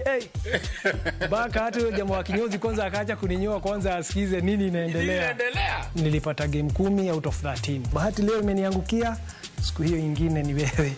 Pesa hizi nitazitumia katika biashara ambayo mimi hufanya ya kuuza nguo. Wekelea na 50 bob pekee for a chance ya kuomoka na 500k. Lazima kaende, yende kila wiki. Play responsibly. Betting can be addictive. Not recommended for the persons under the age of 18. Authorized by BCLB number 587. Ka osiep motegno kod johot moerore ritore. Yako chia. Timondo ndisori. Wayudo ng'eyo tonggi. Ipani akia gik mitimoga. Uro wengi donje matusi na ukweli donge. Yud mor e ngimani kokalo e gik matindo. Udogo shwag wene musajakadala. Justice for all. Miane ngima nyarkochia kod osiepene kachiel kod joodgi. I am bishi. Gima ruotho miyo kana wene jachien. Sama giromo gi pek mar ngima, joot kod osiepe. Nyasaye neno gi wang'i ma ok opimni. Akwaye ni mondo imak tieja karibu to kopuodho tilew chunye. Ok ginyal weyi ma ok inyiero.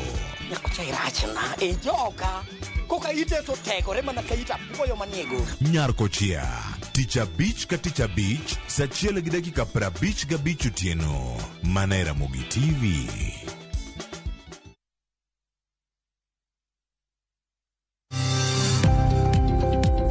Ohala gi mwandu, wakelo ni jolony e weche ohala. It is important mondo wan kaka joluo wabed gi dongruok. Wafwenyo ni adiera matut mag timo ohala. Tijni kidwa time en mana mashin mar luoko to gi kuminya yude pi. Wawuoyo e wi yore makare mag timo ohala. Kisechopo level mabedo brand, onego bed ni gimoro amora mitimo en gima timo ang'o makelo pesa. Wakonyi dongo handi ka wamiyi yore mag kano mwandu. Investment group kawache mana gi nyinge no en choko pesa kasto ikete kamoro kasto golo nyinyo. Mabiro konyi e kinde mabiro. Omiyo wakwayo ni ji duto ket pesa gi e savings mondo wapuonji kaka gibiro tiyo godo. Riwri kodwa chieng' tich ang'wen saa 1:45 otieno. Mana e Ramogi TV.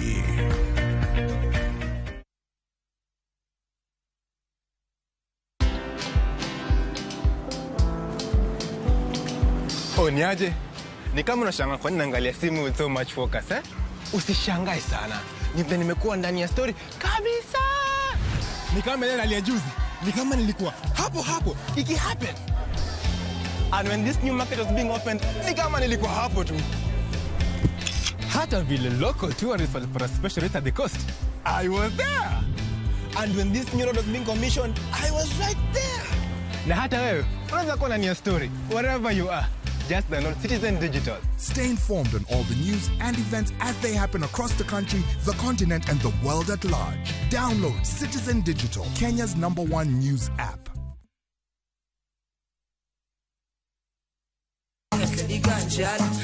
Kitume mawakelonu, otenore ndado magi. Kawa kikogi makare. Yud tumbe miero mapachoka. Kod pinje maoko. Yud thuolo mar winjo thumbe manyien e chenro mar Pado Manyien mabiro biro ni wuok tich nyaka ngeso chakre saa 5 okinyi nyaka saa 6. Kik ibari e chenro miero e wang' jowi mari mar Ramogi. Wakelo ni mok kuon mar Joymax Maize ma en gino makare ka imedo e chimbi mapile. Mok kuon marwa ok ni kod ndhadhu kende, to en kod madini mathoth mabeyo ne ngimani. Olose kod bando mabeyo ma oyier kendo regi e yo makare. Joymax Maize Meal iuso e nengo moyweyo ne ji duto madwaro dak e ngima makare. Kata ka idwaro medo teko mar dendi kata rito roteke mag dendi, yiero makare en Joymax Maize Meal. Teme kawuono mondo iwinj ber mar dak e ngima makare. Oyudore pacho kai mangima e duka kata supermarket mantie machiegni kodi.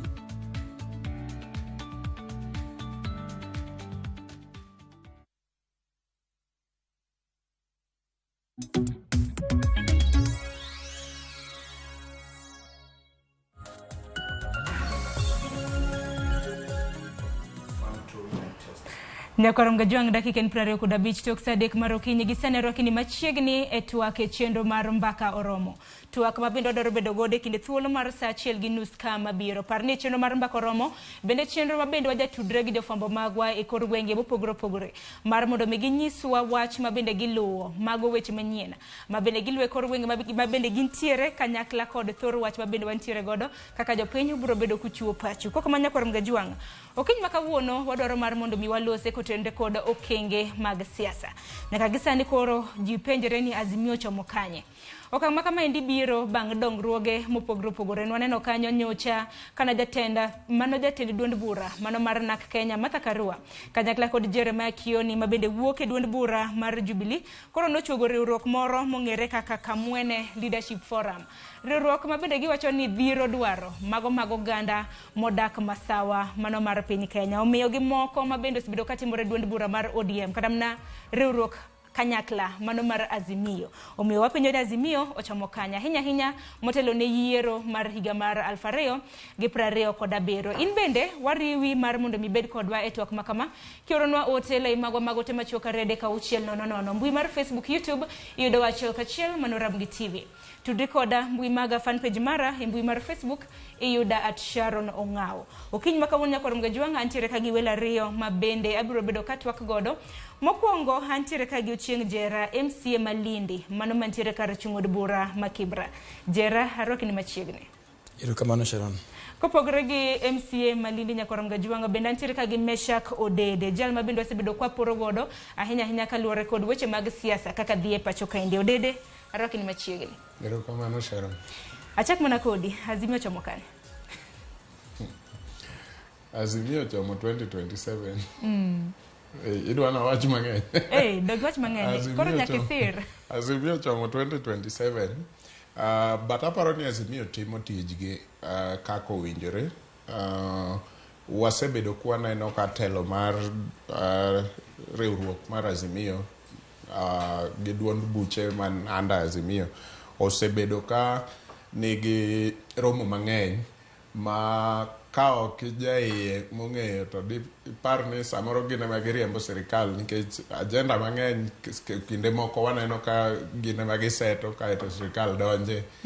Seche moko bende waneno ka gimiyo sirikal obedo jok machalo jok ma ema pingo Azimio nikech nitie seche moko minyalo winjo kata ka jopiny paro ni sirikal onego nyiswa gima gisetimo gisiko nyisowa gi Azimio gi romo mag Azimio. So apo ni mano omiyo afil ni gisebedo ka gitimo tijgi kaka opposition to maduong' moloyo ni it would have been expected ni by sechegi opposition ne onge kendo ng'eny ji samoro no paro ni noseringo donjo kata sirikal kaluwore gi experience mwasebedogo e siasa ma pacho ka. Ang'eni mago duto te wabiro bedo kwa losi. Kata kamano karwaki e twak Ochieng' Jera, ang'eni noyieri kod duond bura mar ODM, achiel kuom duond buche ma bende nitiere kweth kata mana riwruok mar Azimio.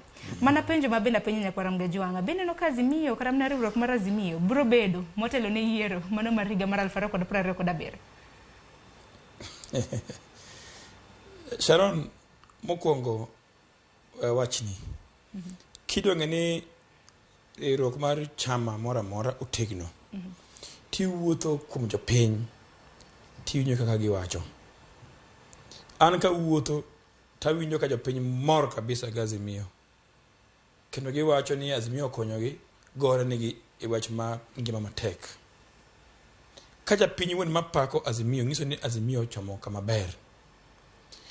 An be itera mabor ahinya. Azimio wacho ni nyaka around 2027 kapod wamakre kamoro achiel. An agombo ni wachna ni Azimio oriwre nyalo kawo sirikal anytime kowa sani. Doga penjo higa mar 2027 nikech ka ng'iyo kata mana higa mano higni 5 mokalo waneno ka kweth ka kweth nitiere NASA sani koro Azimio koro 2027 koro line up chal. Azimio oriwre ma kawo sirikal kata sani king'iyo kaka sirikal tiyo ng'isi ni jogo kia gima timo. Ino ka jopiny ywak e departments te ochakre medo chiemo, ngima mar dhano, ute, gimoro amora. Ng'iso ni sirikal kia gima timo, gidak na kanyo kache gin gi power.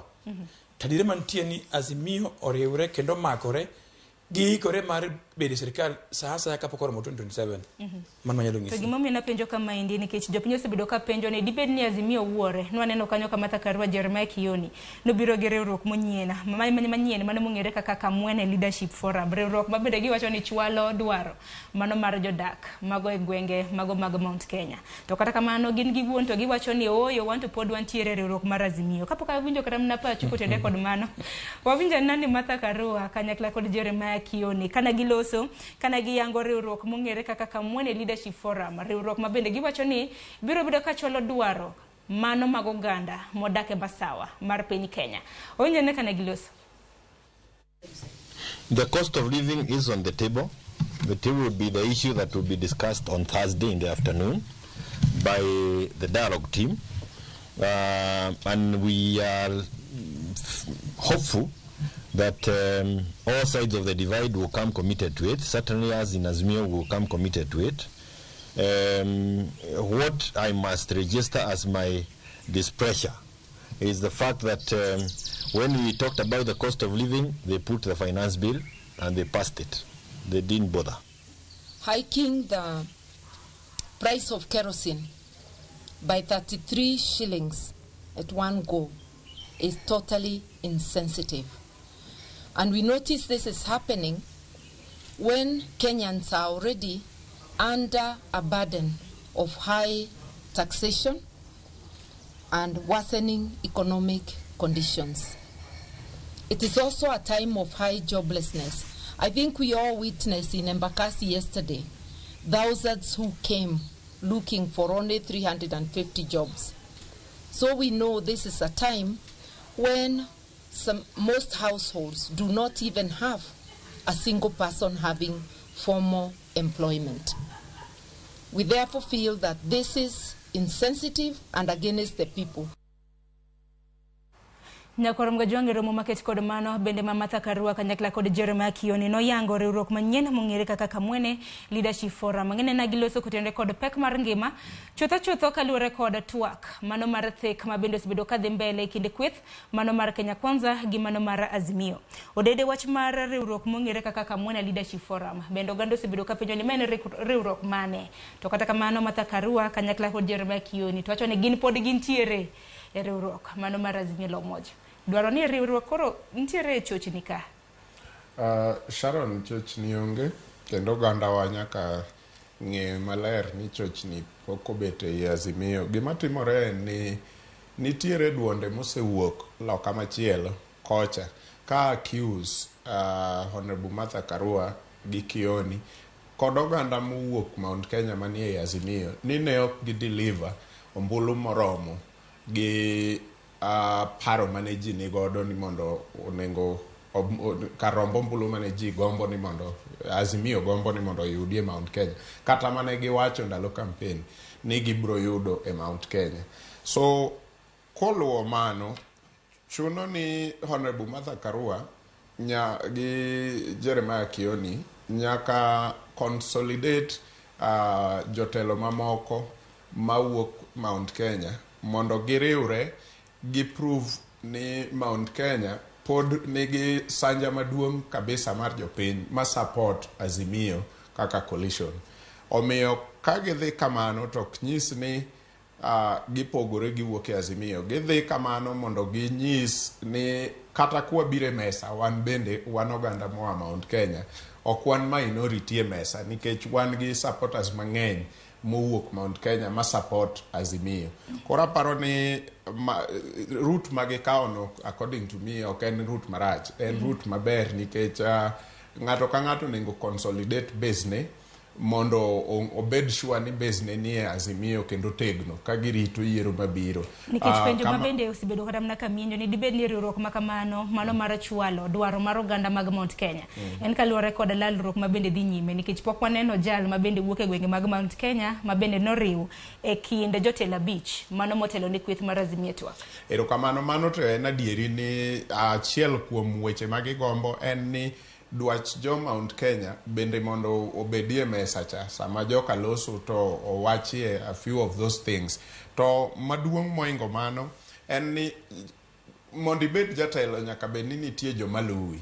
So joma luwi nyaka luwi kaluwore gi nengo ma in godo kama idhieno gi gik miting'o itero kanyo mondo idhi wach koluwore gi dwachgi.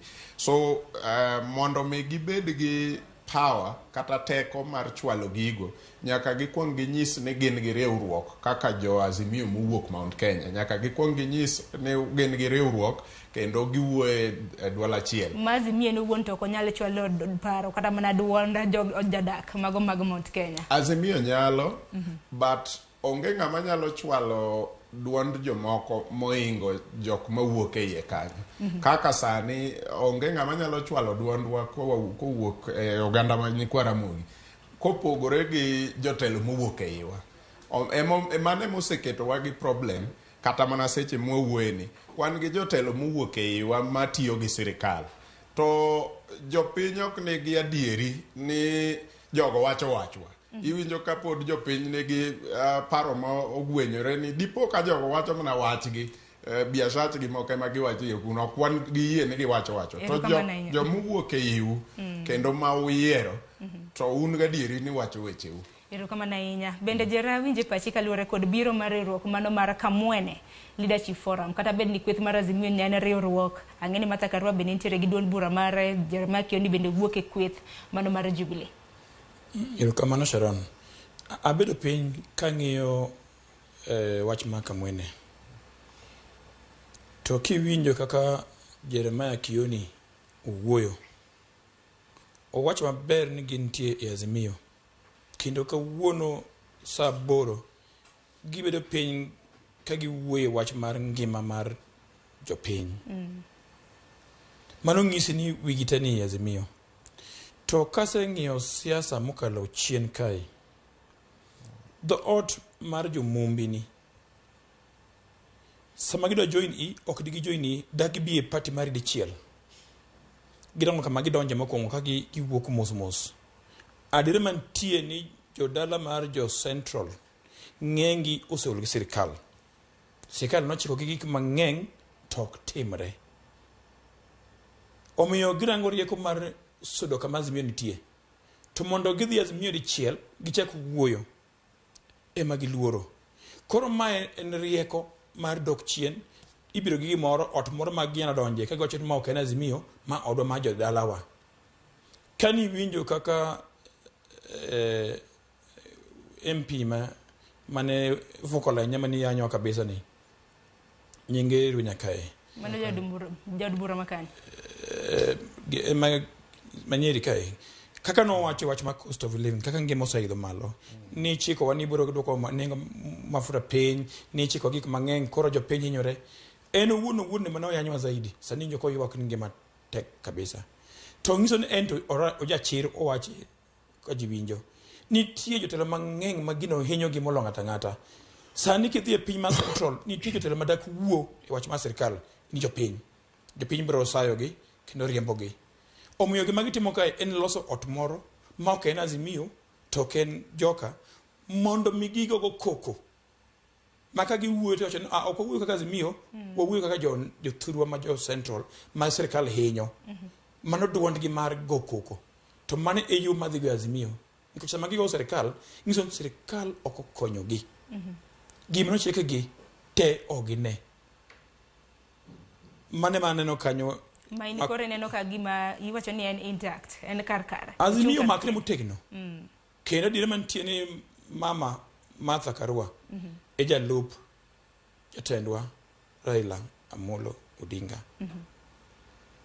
en kanyo tuke maber kabisa en gima wacho ni gidok chien mondo gikaw nyirombe ng'eny man kacha mayuo kabisa to nyaka girang rieko madhi kaw go ok nyalo kaw gi dichiel tiketo gi Azimio to pod gine serikal gidok kama ginyalo bedo ni giwuoye ka giwacho ni mama kosa to giwacho ni ma odja jumumbi tangisi ni kimi jogo ndalo matin kabisa ibone ka odno chako pong wabiro neno kaka okang' ma kamano biro bedo ka dhi po nono ne gimbe ne gibiro bedo ka gitimo kisera mano mar ombulu mar mondo mi ahinya jodak mago mag Mount Kenya oriwre kodgi bende kotendre gi mano nikech bende nagiloso kotendre kod pek mar ngima wang'e ni Kalonzo Musyoka jatend duond bura mar Wiper ma bende en jakom mar kamiti mano mar lalruok e kweth mano mar Azimio bedo duche ma kawuono ang'e ni gidhi bedo ka giloso kaluwore kod dwaro margi kaluwore kod lalruok ma bende bedo ka dhi nyime lalruok ma kamaendi kata mana ka penji mesha kanochako nantiere timeline mabede jo Azimio noketo nyaka sani lalruok makamano kata mana agenda mosepedhe mesa unge motegno lalruok makamano bende nwaneno pod dhi nyime e gwenge mano ka romo mar Bomas erokamano kapok wachopo kanyo Sharon gima jo Mount Kenya temo timo kata migosi Martha Karua gi timne chalo gima oganda mawuok North Eastern osebedo katimo all along en gima onge pogruok gi gima oganda ma North Eastern osebedo katimo king'iyo mos e sirikal moramora kata mokalo chien ibro yudo ka ji dhi e yiero ka ji osetieko yiero kata kapok ji odhi e yiero ibro yudo ka jo Islam mawuok e North Eastern ng'enyne seche moko gipogore jomoko ni kocha jomoko ni koni but nitiere kama pile girome to giwacho ni wan kaka jo Islam seche moko giromo to giluongore ni wan kaka pastoralist community sewinjo gik makamago kiwinjo ka gitajo wach mar pastoralist community ting'eni kanyo bro riwo gi te man kocha kata man koni e kaka jo Mount Kenya bende aparo ni koro biro gi moro manyalo chalo kamano ma giluongo ni Kamwene Leadership Forum maka kotaj mano to koro gigolo boundary mar chama kanyo koro giwacho wach ngimagi kaka jo Mount Kenya ma feel ni kachutho to nego bed ni gwenge te nigi gik makamago mane momiyo wan kaka joka nyikwara Ramogi Ajwang' nyo waneno matek chien ka seche moko igowa lwenje moko tiyudo ka part of you ni kocha kendo support ni gini timore maber kabisa ke jamo nyithindu mokinego to ok winjre maber jo Islam kogik kanyo to gikweni wan kaka jo Islam watamore wachni kendo kanyo koro onge party en ni rach kata ber ne ng'ata mare urwogwa apa ni mae kuma Martha Karua gi Jeremiah Kioni temo dhiro Mount Kenya mondo dhiye ni kogik e wach ma tajo kuom nyithindwa yudo tich kata gik makamagi to wariwore kendo wawacho dhok achiel kabiro e wach mani penjo wach mar bipartisan talk aparo ni nochakore to waduto wang'eyo ni jo Kenya Kwanza ne ok winj maber mondo mbaka makama odhi nyime kendo ng'enygi to ne ok orwako wach mar dhi bete mesa mondo ji ogo mbaka ma nyalo riwo jo Kenya achiel kuomgi gin kaka jalup president Rigathi osewacho e lela e mbele cameras ni en to en wuon ne ok ogomb ni mondo mbaka makama odhi nyime to bende wasewinjo ka giwuotho e rallies mopogore opogore across the country ka giwacho jotelo mopogore opogore ma omako lemo madongo e Kenya Kwanza kawacho gin giwegi ni ok gine gima mbaka ni biro kelo ma to osemiyo chuny jomoko gore kata chuny jowa supporters mag Azimio moko chunygi osegore kaparo ni mbaka ni ok bi kelo gimoro malich kaluwore gi kaka gineno ka joka wacho. Timbe ni pani bokelo kaka janon siasa. An aneno ka mbaka ni osekelo already nikech ka dine mbaka ni onge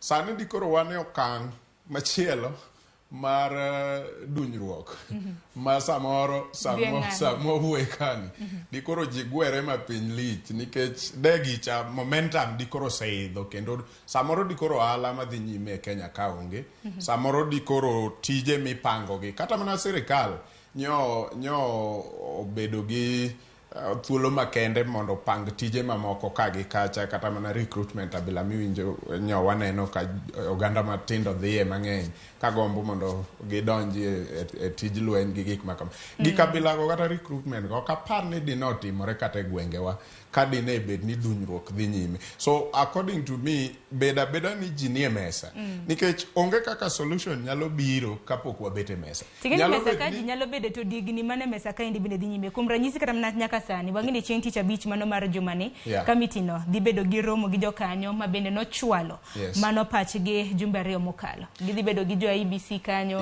MCK mano duol mochung' ne jofwambo gi mamoko. Mano momiyo awacho ni wase achieve a lot by bede mesa no kato bedo ni nitie kundi kata sanja moko ma bete mesa no ne rach negi to bedo ni mesa no dhi nyime omiyo pachgi biro dhi kalokore.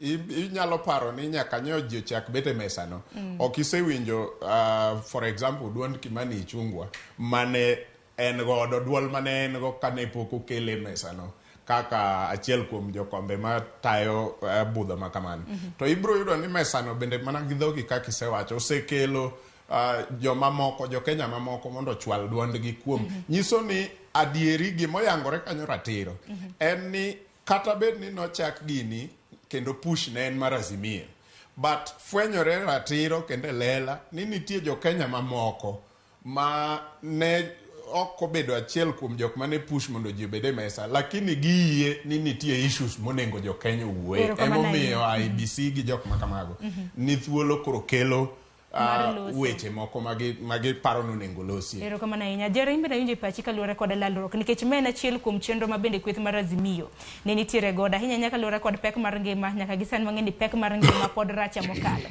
kendo medo bedo marach kaluwore kod osuru mopogore ma bende koro ijuogo e mwandu. In kaka jaod bura ahinya MCA mane kar chung' od bura ma Kibra ineno ka nitiere geno e lalruok ma kamagi. Mokwongo abenda sir wach mar ni kwe mane nitie e Kenya ka sani omiyo uchumi ma Kenya opogore gi mancha nitie dweche 2 mokalo. Kiparo dweche 2 mokalo ne ji ringo kamoro amora e Kenya kae. Mano nyiso ni jowa ok ne productive, ji ok ne dhi tich. To kamitie ema mwandu ilose ma ok ne timore.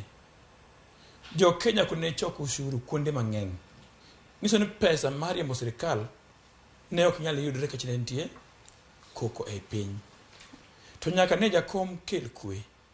Sani koro piny oling' thi. Jogi choko usuru kamoro amora. Mano nyisi ni wasego atuo maduong' e yo ma kelo kwe to gi yo ma wuoyo. Tado nyisi gima ma kada pandi e wach mar wuoyo madhi mbele Bomas. King'ie maber tibiro fwenyo ni korka namba 1 ok pingo wach ma wuoyo kendo geling' thi. Joma pingo wach ma wuoyo ni en namba 2 ni kende moyenyo zaidi nikech opare pache ni ka ji wuoyo to en midhi gweye oko ka jomoko biro. Domino wuon nowacho ni noko siero twak makamano kata mana kapok nochako. Emno ong'eyo. Ka bende wacho ni Raila Odinga nosetiekre gi jatend piny Kenya mane gwenge mag Mombasa. Ima kora ng'isi niya. Mano to nyaka owacha mondo bende oluogo wang'e. To gima chande kong'e maber ni gitiekre Mombasa tang' moluoro. Ok be jiwuo. Gima chande oparo ni kapo ni jo Azimio wuoyo gi jo sirikal to en midhi gweye oko ka jogi donjo samore sirikal. To jakom bende wacho pile ni oko donjo sirikal. Gima odwaro mondo jo Kenya oyud ngima mokwe, arita maber, ngima ma midak king'e ni dak ka ja Kenya to ka ji dhi yiero bedo maber kendo mokwe. To magi gik mag luoro nikech en bende oparo wiye moro ng'ise ni kaponi ng'at mani kom ni owuok to dhi donjo mani yo achiel mane gidonjo go e sirikal. To kapo no tim reforms to dhi tam donjo e sirikal nikech ong'e maber e kura migo achiel ariyo ok onyal. Koro ok gidwar reforms gi. Emomiyo jok maluore machiegni ne konye e pingo wach mar bedo ka ji wuoyo. To sani en owuon kendo mede ode koro liel mach. Koro gigore kendgi. Omiyo masire wach mar to wuoyo madhi mbele ni onge. Emo koro kwe nitie dhi mbele. To adwa ng'isi gimoro machielo. Kano ya uthuolo mondo ji okel pachgi e kamati ma bipartisan. Kifwanyo kilo mabari bono kache moko no ora kanyo gi timgi. Ni gidhi mang'eny mondo gi waste time mar kamati. Giwach gik moko maonge tiendgi. Mondo winji gi thuon mondo time mang'eny ma kamati ni okethore kiwinjo gik maonge tiendgi. To kamati ni uting'o joma riek. Ingeni Stuart Kalonzo en diplomat. Weche mag negotiations mi wache message ong'eyo. Ong'eyo ni manga mo or mondo kethnwa sa. Omiya ng'iso jopiny adire mantie ni kamati mantie Bomas. Kawuono ne giwacho ni gidwaro bedo piny giwachi wach mahinyo japiny mokwongo. Nikech ne gigore e barabara ka giwacho ni japiny hinyore. Maromo makamano mabende ang'ini Kalonzo noluongo chieng' wuok tich ne odhi bedo godo odiochieng' ma kawuono. Mabende biro bedo ka yango ponono ni twak makamano odhi bedo ka dhi mbele kata owe. Exactly. Nyaka giyie ni japiny hinyore. Nyaka giyie e gimoro achiel. Ne gikalo finance bill. Finance bill no nyaka dhi mule machore kuonde moko mondo wede yo japiny. Samo finance bill no nitie kaka nitie no. To japiny ma hinyore. Finance bill no nyaka dhi magol chike moko mondo mi ngima japiny odog chien. Mafuta kose medi nyiso ni omedi gimoro amora e ngima dhano. Kech mafuta ema tero mwandu Siaya, mafuta ema tero mwandu Mombasa, everywhere. Mafuta ema ji dhogo bas ka ji dhi kamoro amora. Lewni moro ko iting'o gi mtoka. Koro nyaka ging'e rieko mar donje finance bill mondo gigol chike mane giketo matek mondo japiny odongi kwe eka jiwuo. Nikech kata mana kapok twak makamago nochakre bende nwang'eni na nitiere okanga mabende Azimio nadwaro mabende gipedhe mesa. Sani kata mana agenda mabende gidholose ineno ka chal ka gime pande jopiny matemo kata mana pong'o kata mana giwigi kaluwore gi agenda magi. Gima timre kae sama idhi class kidhi puonjo nyithindo e class iwuoyo gi nyithindo mane class ka mondo outcome man nyithindo masomo ka onen ka gitimo penj. Ok inyal dhi bipartisan koro modhiambo tiso ji miwache duto. Kara ere haja bed bipartisan ma jiro mi ot. Kara ok tere gine e pub RuuPiny mondo jito winje. Ang'isi gima sani dhi mbele kae. Ing'eni nambari no knendi. Sani no ka koro gidhi golo nyingi chalo bako senga. Giwuondre ni gere betich. Dono ode gi weche mag mibade. Ang'isi ni ami tur matin ibiro po kikele kar jakoma ABC. Mibadhi go gin gik minyalo los, inyalo create. To ka gise create to gidhi e court to court wacho no ler. To kinyimi e koma ABC. Magi gin joka. Warito neno kako kang makamano biro bedo kadhi. Makamano ni segi mibadhi ahinya mago mag pesa, mag mortgage, mago mag chudo mag ot. Kata kamanya kwa mgajongo kiny makawuono pod warito, pod ono ni kweth mano mar Azimio kotenegi kanyo kod Kalonzo Musyoka dhi bedo kabago twak ahinya mano mar lero chung' margi kotende kod twak mabende sibedo kadhi nyime Bomas of Kenya. Kopogore gi mano nikech twak en kotende kod Azimio kama Azimio ochongo. Azimio ka bende waseneno tungni mopogore mabende osewuok. Nyocha ka naneno ka jokanyo mamoko mag UDA na seyo Ruth Odinga ma en jaod bura e kaunti ma Kisumu kaluwore gi wach mabende wacho ni onge ng'ama nyalo kawo kar Raila Odinga. Wawinjo ni kaka ne giloso nyakoro mgajuanga ahinya seyo mabende ne giseyo godo Ruth Odinga ginero mabende nowacho.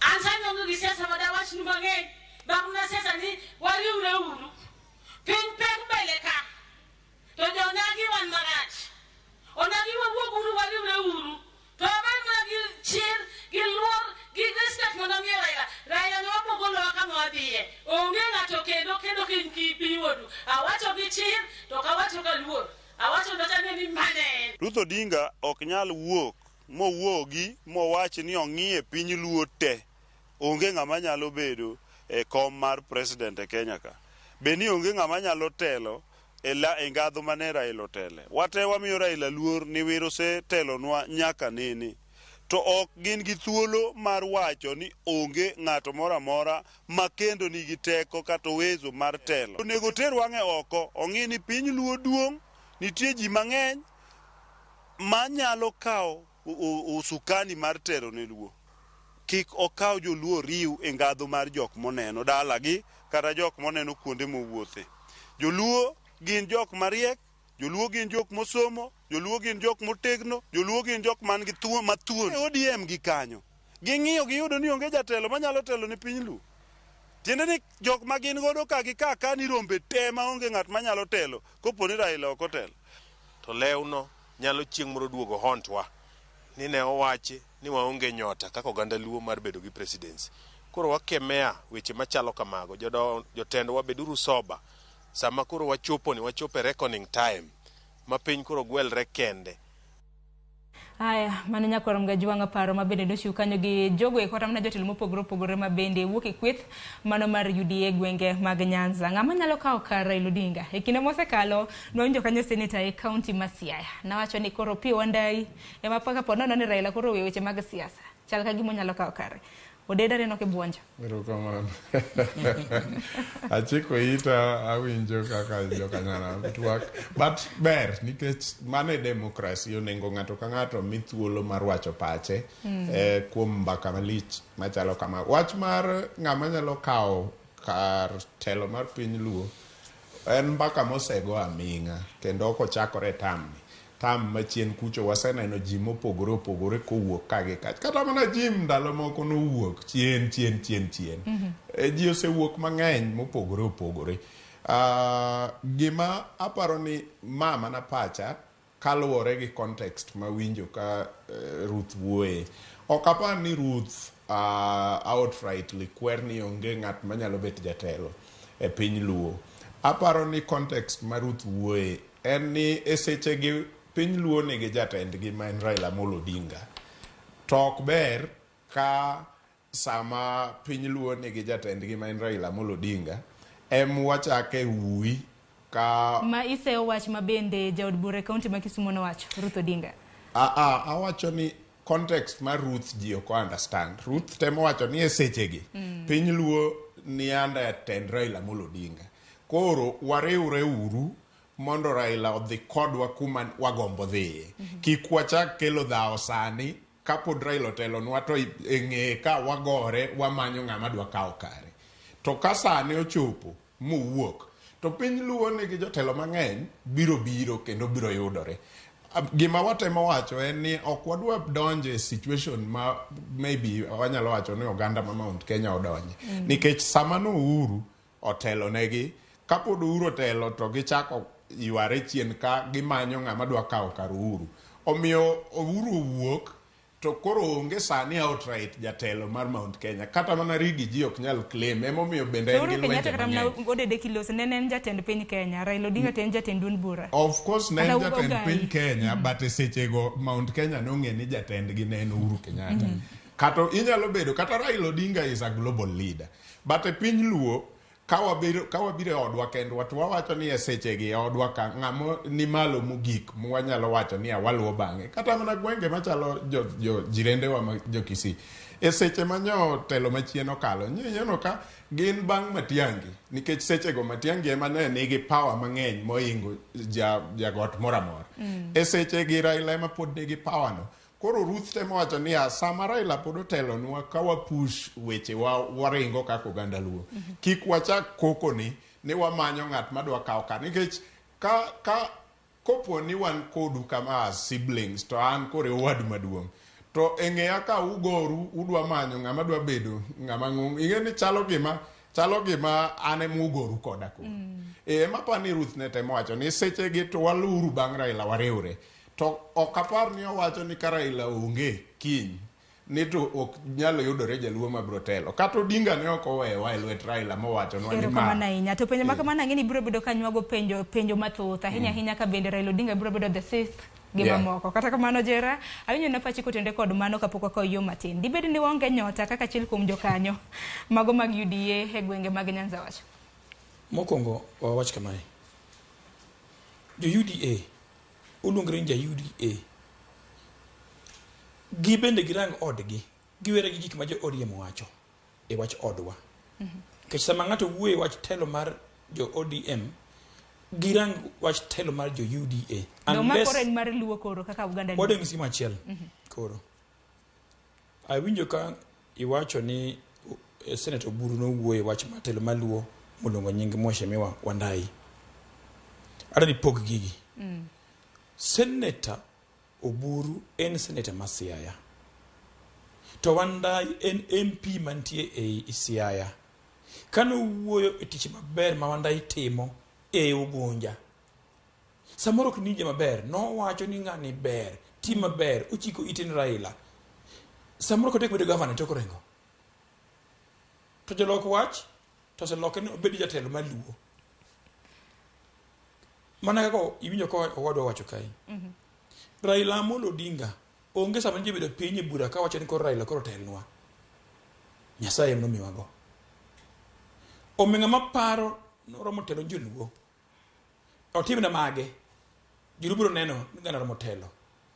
Tang'isi ni ka Raila pod ngima, wabiro luwo Raila nyaka dakika mogik. Nikech en mosetelonwa, en mong'eyo history mar luo, en mong'eyo background mar jo Kenya te. Magi mong'isi gi madiera ok otem. To penjri niya Raila chako ng'wech karango motegno e higa ma 90 mobedo mbunge higa ma 92 Lang'ata. Kigo kono chakre 92 nyaka sani. En higni mathoth emomiyo keto experience mang'eny e wiye kanyo. Ng'ama do biro sani biro chuno kawo higni 20 e kori oganda luo kamar achiel.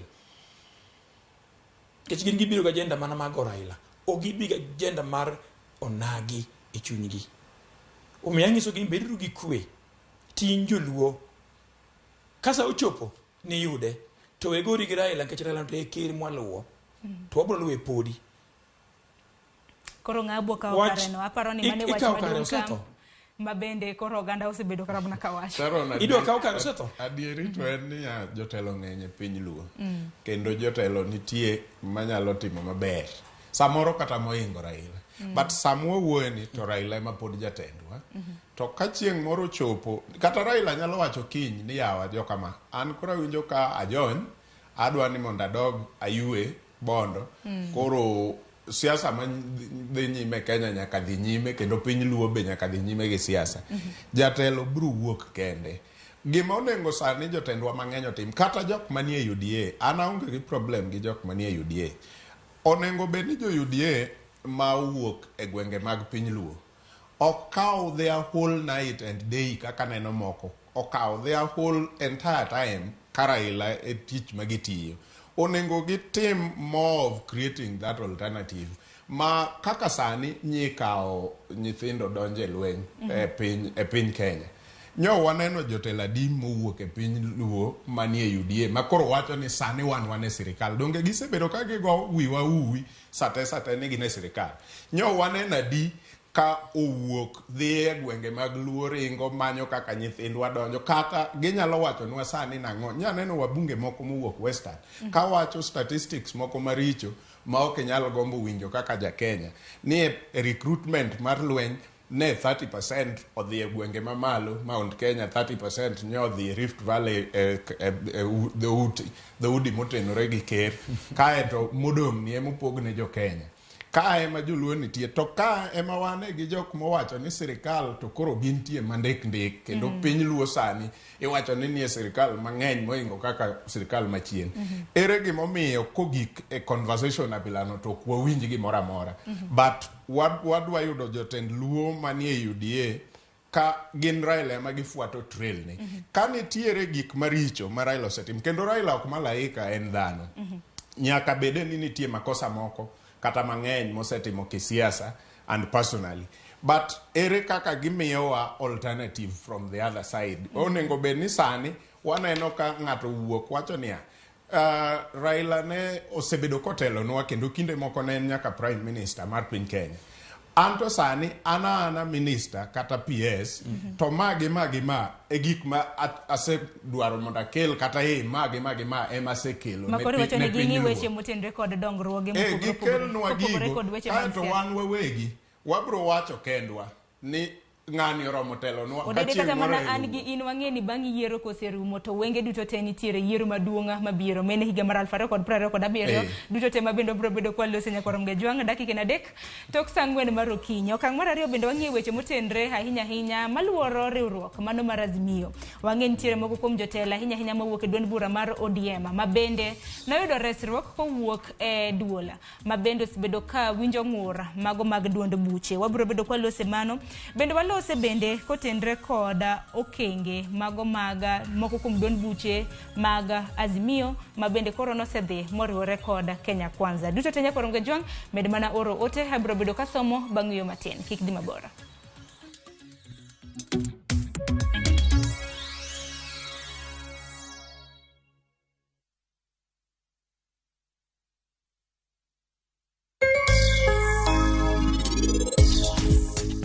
Beine sechopo e paw ndege adier. Asechopo. Joma dhi konyowa osechopo kanyo sani. To ka ng'ato nena meher kama, adwa ni mondo tiekre kode. Kik ilew kata matin osiepna. Yawota te koro seikore. To sani, wan warito mana saa maber. For KPLC tokens, Bela charges. Only on Airtel Money. Dial *334#. Select Lipa na Airtel Pay Bill, then select KPLC.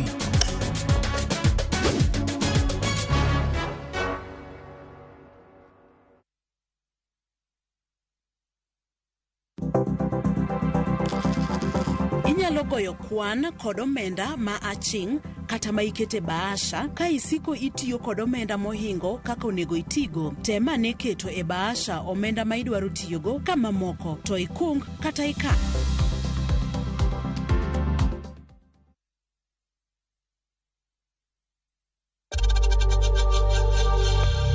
We know times are tough, so save money by buying airtime from M-Pesa to any network with zero transaction fees. Dial *487*2# and get your airtime PAP with zero transaction costs.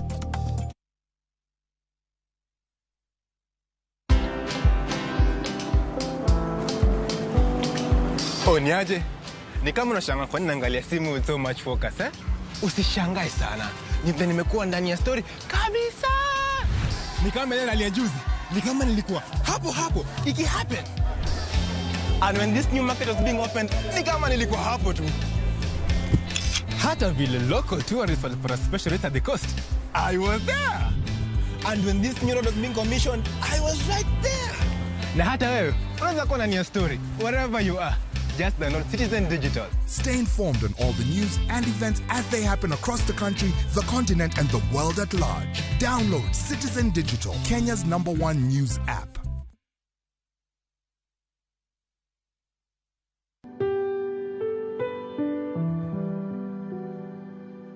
Nini nakupea stress? Ni bills. Kaa alifanya jana, atafanya leo. Ni rent. Kaa alifanya jana, atafanya leo. School fees? Kama alifanya jana, atafanya leo. Ni mambo ya ndoa. Usiwe na wasiwasi. Kaa alifanya jana, atafanya leo. Juu yeye ni alpha na omega. Dial *811*346# to get kama alifanya.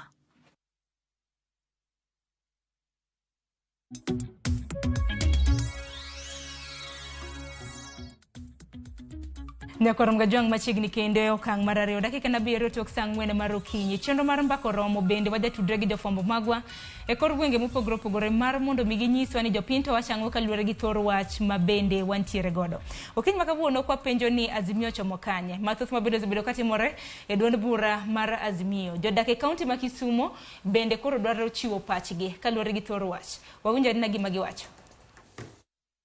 Ayoni Azimio o hold nyaka 2027 and wakwa principles man got a lot of interest within Azimio nigiwe keto personal interest mbele. The people of Kisumu County and other counties and other Azimio counties niga lot of respect to gigeno maduong ni Azimio dhelo sa serikal 2027 ekura mwadhiye. Emomiyo joma nigi personal interest madwa not loss other factions within Azimio giwe girit time maber mabro chopo mondo wadhi mbele kaka jo Azimio nikech wa fail ni wan gi ji wa fail ni Azimio nigi a lot of numbers mar ji Azimio nigi ji mang'eny Azimio nigi supporters pod wachung' katendo nyaka sani kendo wan e tok Raila Amolo Odinga mano wach mokwongo. Wach mar ariyo en ni onge tiende ichok ji sani ni wacho ni dwani wuog Azimio kata lost faction within Azimio to wan gi issues manyaka wa address kaka Azimio. Kipenjo ng'ata obed ja boda boda obed mama mboga obed ja car wash obed ja office obed ng'ama tiyo wacho ni the cost of living is high and that cost of living nyaka dwok piny. To mondo dwoke piny nyaka wa focus kaka jo Azimio mobed in unity e tok Raila Amolo Odinga ma en presidential candidate marwa. Wach mar wacho ni Azimio is divided mano en a creation of the media. Kendo wacho ni the media ong'eyo maber ni negativity sells. Kendo ging'e ni seche mage wacho anything negative about Azimio, then people they be attracted towards that story. Miana ng'eyo ni Azimio is not divided. Ang'eyo ni what Martha Karua is trying to do gi Jeremiah Kioni is to create a strategy magidwa bring godo together, gidwa consolidate godo support mar Central Kenya. Nikech ung'eyo ni Martha Karua kane wadhi go yiero backyard ne no ko deliver 100%. Kendo ng'eni ne ok wayudo ombulu maber kabisa e backyard mar Martha Karua. Ombulu mane wayudo nikech Raila Amolo Odinga. Omiyo Martha Karua osechako strategies modwaro godo ni gin bende gi consolidate godo support ka achiel gi Jeremiah Kioni. And to me that one is part of a strategy ma jakom bende ong'eyo. Omiyo pacha moro nyisa ne wach mar wacho ni Azimio dwa barore en a creation mar the UDA party mondo mi onen ni Azimio dwa pogore nikech gin be giwegi gin gi koko within the UDA. Gima timre sani en propaganda mang'eny lakini an gi duto te ang'e ni Azimio to ok barre sani. Jok maketo propaganda maparo ni Azimio nya barore, Azimio nitie kidete kendo gichung' imara. Mano ok nya pogo Azimio nikech wan ng'e ni komanda wa en achiel ma en Raila Amolo Odinga. Ka en pok owuok oko mowacho nwa ni gino dhi pogo Azimio to wan pod kaka jopiny ma supporters mag Raila Amolo Odinga pod wang'e ni gin kumoro achiel. To gima gitemo timo no ok bitimre nikech ne gisale bet piny ma giwinjore mondo gibed kumoro achiel mondo ging'i matako mar jo Kenya. Nyakorom Gajwanga mago gin paro mabendo imedo chiw kanyo gi jodak e county mano ma Kisumo pod warango counties mamoko mar mondo mi wayud pach jopiny kaluwore gi thoro wach ma wantiere. Achiel kuom jodak e county ma Kisumo Hospital Bungu wacho ni oseyo jofwambo dibeni waoro ndere ahinya. Odede mana machuo kapok aka ute. Aparo ni Bungu ni mana kare kien. Ng'enyne ka I mean, it has become a cliche gi dhongere ni en gima wawacho sate. Negativity sells. Ka jo media okelo mbaka moro to seche moko yo mayot mar gwe mbaka no en mano gir jo media mano. Donc samoro jo media kelo mbaka mano mondo wawinj response. Jo media biro kelo to jo kocha wacho ni mano jo media, jo koni be wacho ni mano jo media. Hapa ni jo media kama na jo kwambo dwaro ga mar ng'eyo. Une mwadeuga sama waonge duoko mar gimoro. But mbaka to en mbaka mantie to ok wawach ni Azimio kende mbaka bilano kata kidwa kelo from UDA ibo kela ibo winjo ka UDA be nigi jok ma wuoyo motaro koni dhi koni ma dhi koni ok inyalo wacho ni mano nyiso ni UDA obaro. Aya bende koro winjore ni jopiny wachang'o kaluwore gi thoro wach ma wantiere godo. Kinyalo ketina moko kuom ote ma bende osedonjo mar mondo mi asoma ote ma bende ponono ni nitiere penjo bende wadoduoke nikech kawuono koro une mesa ka Wilberforce Otieno. Iwacho ni winjo chenro maber ipenjo weche adek mokwongo geno marani odede gi ochieng' winjo penjoge. Ang'o momiyo Azimio wacho ni KANU nitiere kodgi to pok aneno party leader margi mano Gideon Moi e bura mora after elections mano bang' yiero. Mar ariyo, ang'o momiyo Azimio pod miyo Martha Karua teko kaka deputy leader margi to kata MCA onge godo. Ang'o mamono gi promote Stephen Kalonzo. Penjo mar adek mabende Wilberforce penjo. Openjo kanyana ang'o momiyo Odinga family are more concerned about ng'at ma succeed Raila going with what Oburu and Ruth Odinga said. Aparo ni mago gini penjo maliwa hinya mabende janeno marwa mano Wilberforce Otieno penjo. Achak kodi jera penjo mara mokwonga ngomo mi Azimio wacho ni KANU nitiere kodgi to poko neno party leader gi bang' yiero. Wang'e ni kweth mar Azimio kata mna riwruok mar Azimio bedo sebedo gi chiedh nade mag moko kuom jotelo kata mna duond buche mawuok e Azimio karuore gi Kenya Kwanza. Mokwongo wang'e MDG gi mano mar UDM. Sani bende kori penjo ni KANU bende nitiere Azimio koso oyo nikech jal nere motelo ne duond bura mar KANU Gideon Moi poko neno. Aparo kama tabu nitie nyaka japiny understand.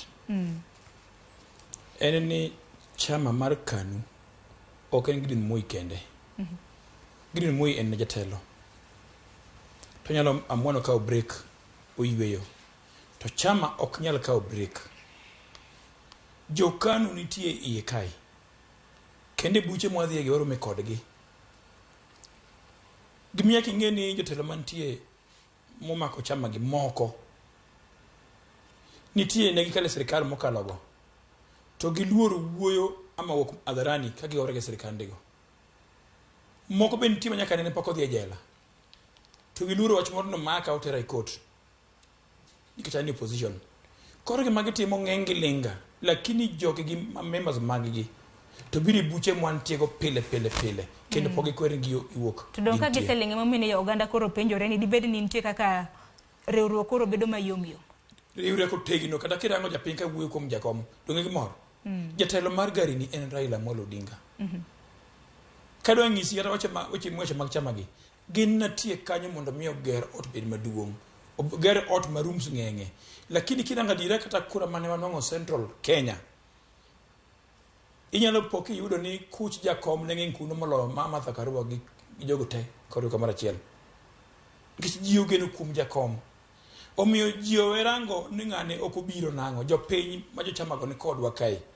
Kendo gibed gi kwe ni chama ama coalition mar Azimio otegno. Nikichangeni wach machielo ma bende jopiny bende aneno kara mnaka penjo ka en kaluwore kod jod bura mantiere e National Assembly kanyakla kod Senate mawuok e kweth mar Azimio. Kata mnaka ing'iyo duond buche ma bende nitiere riwruoge mar Azimio. Ng'ato penjo kanyo kara mna Wilberforce penjo mar bende no penjo ni Martha Karua pod oket kaka deputy mano mar Raila Odinga to kata mna MCA monge godo kata mana chiel mano yier. Arrangements kapoko wacho arrangements mantie sani. Kono dhi yiero Martha Karua mne jalup jakom. To kano wase yiero majo Kenya tonge ne moko ntimo timre bo mesa. Samoro dibed ni kata MCs mage go bunge mage no tam e kombe ka ji dhi yiero mondo kik obed motegno ko wok Central. Ok dimi wagole kom mano mako no kapoko dhi yiero mokalo ni. Sani poko oromo kendo chak pango yiero mabiro. Omiyo podeni komno nyaka chingwa chak oromo gi delegates kendo Kenya mangima. Ma delegates makoro wachi ni wange ni ngamadhika en ngamakama ngamadhika en ngamakama. Delegates no amua ni Karua emanduo jakom nyaka wachak orom gi delegates kendo eka digole. Ero kama na inyodede hawinyo na pachi kaluwore kod penjo mabendo ero kama no I think Wilberforce penjo maber.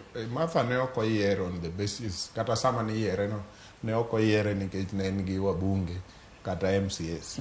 No yier Martha nikech namba 1 jakom no believe ni joma mine o deserve position malo manyalo yudore Kenya ka mondo gibedie telo. Namba 2 jakom nikech ne antiere paw dhot mar KICC ka jakom unveil Martha. Namba 2 jakom no wacho ni this lady osetiyogo for long gisebet kode siasa mang'eny kendo Martha understand the struggle mar keto democracy mondo mi odongi e piny Kenya. Kochakore in the early 90s kagi kanyakla kaka team gisebedo gi pogruok koni gi koni mar kisiasa but pok gibedo gi pogruok mar principle mar miyo democracy dongo. Namba 3 jakom no wacho ni Martha bende biro kelo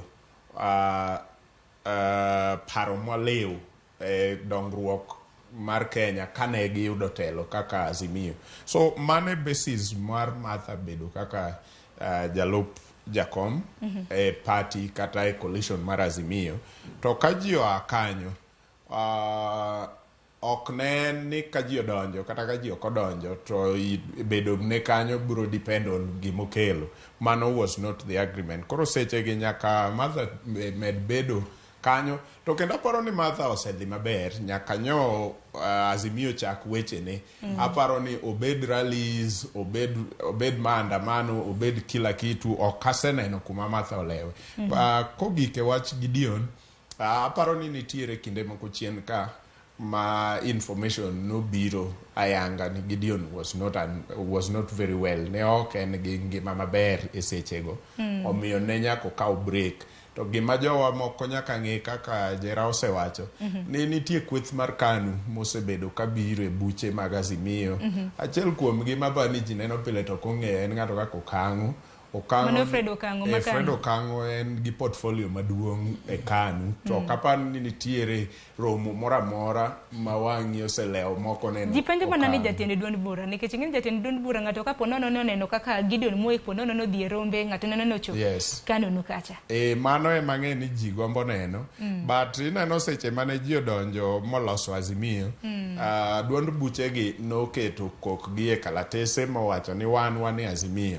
E sechegi duond bura moramora ma ok ni comfortable oyiene mondo ket andika mondo gikete kokgi kendo gichwal mbele ni gidwa wuok e Azimio. Ma Jubilee kende part of Jubilee section ma Jubilee kende mwaseneno ko papot kamano. Aya maka paro no ge kanyo bende nitiere kata na penjo mogik ma bende Wilberforce na penjo ka bende wacho nang'o momiyo Odinga family are more concerned about ng'at ma da succeed Raila Odinga going with what Oburu and Ruth Odinga said. Wadhi bedo kwa dwoko mano kata kamanya korom gajwang arin nyake county ma Mombasa joja oko kinyalo mana winja hamusi ni misawa jodake county ma Mombasa wachango kaluore gi thoro wach ma ontiere godo Azimio chamokanye.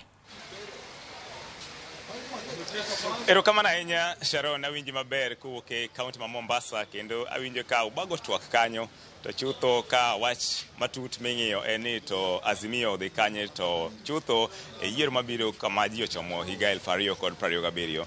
Jodak ma Mombasa kaendi bende nitiere kaendi kendo aneno ka gin gi siso gigombo ne gin bende gigo e dhoge ni to wach Azimio kata riwruoge mag siasa ma kori chugogi gineno ka gichomo kanye to maendi e chakruok mar giko mar Azimio koso maendi ema nyiso ni Azimio koka dwa twere to chutho bang' neno ka moko kuom jotelo manie riwruogno sani nowuok kendo dhi chugo riwruoge mopogore. Awuone gi moko kuom gi kaendi onyisa ni to pachgi en mane chakna gi nyingi to inyisa ni to Azimio kwa ng'iyo siasa ma Kenya kae kang'iyo moko kuom jogo sani koro wuok machuogo riwruogegi ineno ka mae e giko Azimio koso mae chakruok mare chakna gi nyingi. An gi nyinga iluonga ni Samuel Okoth Kwama SOK awuoyo kane Mombasa. Wach mar jo Azimio ma jomoko nono wuogi kata Safina yawuoyi nolore iye to Nabinu nochung' motegno nokoni jomoloro lora wan ODM wan jo Azimio wan wachung' ng'ama wuok e Safina. Ineno nade higa 2027 dhi bedo nade nikech wang'eni kaka riwruok en gino mano kelo ji mang'eny kanyakla to koro ka jomoko wuok dong ineno ka gini mbeko chama kata nini riwruok korka kora ng'ama wuok onge mombeko owuok to jomoko donjo chalo matatu ma ilor to jomoko idho ng'ama wuok owuoga wan wachung' motegno wan bang' jakom jo Azimio wan bang' jo jakom sana jakom emo winjo duonde joma wuok to lora chalo mana ka yie nowa nitie joma nolor Sambesi nolor to klor ne koth chwe koro joma lor karwa gi joge kuwero ni giwuok gidhi e chama gi ok dang' watwege gi tol ma is a free democracy ilora to jomoko idho. Ineno ka ombeko uma mar riwruog Azimio nikech ka dieri jomoko wuok to kwane madonjo bineno ko mbeko riwruog Azimio onge gima mbeko mago onge korka kora onge mimbeko kata chiel wan wachung' motegno ng'ama lora ok dang' watwe gi tol. Ng'at machielo bende suda machiegni kae chakna gi nyingi tinyisa ni to pachien mane to chutho kaluwore gi wach riwruog Azimio gi yiero mar 2027. Bwana George, an gi nyinga iluonga ne Rafael Odinywa kaya awuoyo e dala mar Mombasa. Gima nyalo wacho ni maber Bwana George ni mbekni obedo kata se obedo kata nya obedo kaluwore gi result mwayude general election makoro watieko higa ma koro watieko tadier kwang'iyo sani Jubilee ogore piny to Jubilee nyiche ne en mar ker mowuok koro amor naneno ka Martha Karua kaachiel gi migosi Jeremiah Kioni giwuok mondo gichok Jubilee gi yo machielo miluongo ni Kamwene, nikech gie sani ka gidhi 2027 to nere ni migosi William Ruto ombeko Jubilee nikech Kanini Kega gi Sabina Chege nere ka gima obwaso bathe Jubilee otero EUDA kata Kenya Kwanza. Koro luoro Karua gi ni bedo godo ni atwara ene dhot man gi uma, to luoro bedo ni kagidek koso gima ginyalo nengo godo kata gimo lap dhogi ndongo nikech gin ging'iyo ni nyaka gibede sirkal to ging'iyo ni nyaka gigo ohala. Koro mane momora ni gidok choko odgi mondo korka gibie tok jakom ka gipek kabisa.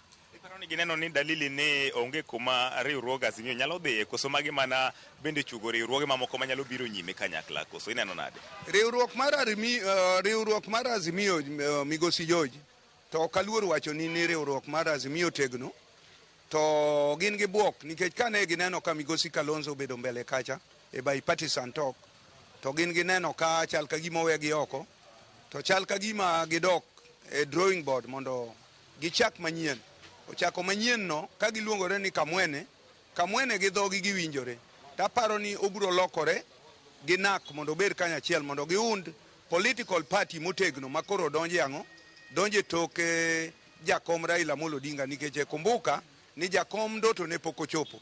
Mako bedo ni nyalo chopo Ndoto ne taparo ni migosi Kalonzo kaachiel gi Martha Karua nyalo bedo gi mandet to gie sani jakom pod oling to samoling ni ang'eno undo kuot mondo bi ka korko pek kabisa. Iparo ni okang' ma kama en gimo nomego beni kelo luoro ne jakom to ne jotelo mamoko ma pod odong' e riwruok Azimio ka koro jomoko wuok? Jakom taparo ni luoro ok osebedo nikech higa 40 kaka wuono en baba mar devolution to en baba mar democracy to en emomiyo ji chiemo e Kenya mangima. Aparo ni jakom en kanyalo wacho ni en Coca-Cola kata bata to ok ariambo. Iuse kamoro amora kendo chamore kamoro amora. Pod opek kendo an gadier ni at the age of 82 2027 Amolo wudo ganda go piny matek kabisa onge gi luoro. Erokamano. Ayude paja dak machielo suda machiegni nyisane ni to koro wach mar riwruok mar Azimio la Umoja waneno ka ntiere moko kuom jotelo masani wuok e riwruogni ineno ka gini mbeko riwruog Azimio to maendi e chakruok mar giko Azimio koso ineno ka gini pod dhi medo tego Azimio? Erokamano George, iluonga ni James Akal, awuoyo ka e jiji mar Mombasa town. Aparo ni Azimio en Raila Amolo Odinga kendo Raila Amolo Odinga en Azimio nikech jok mamoko goero ginyalo mna bedo gi nying ka gintiere bwo Raila Amolo Odinga. Kaka ne wachako historia, ne wachako gi Ford Original, wadhi e Ford Kenya, wamalo kawo Ford Kenya komachielo, wadhi e NDP. Koro NDP nobedo gi nying nikech chama mwaluongo e Kenya ka chama en Raila to Raila e chama. Omiyo bedo ni jogo dwa wuok kata jogo dwa gine en ni realignment moro ma gidwa tim kaka oganda mar joka rabuon. To ng'ama nyalo paro ni ni kowuok but Raila to ni koro paro ni Raila nyalo ndekni. Ng'e ni nyathi mathin kiting'e goki to neno nyithindo wetege ni thindo to kilware piny to koro nyithindo wetega goye. Omiyo Martha Karua and the entire team mar jokamenego is not a threat ne Baba because Baba is an institution. Baba is an inspirational to Kenyans.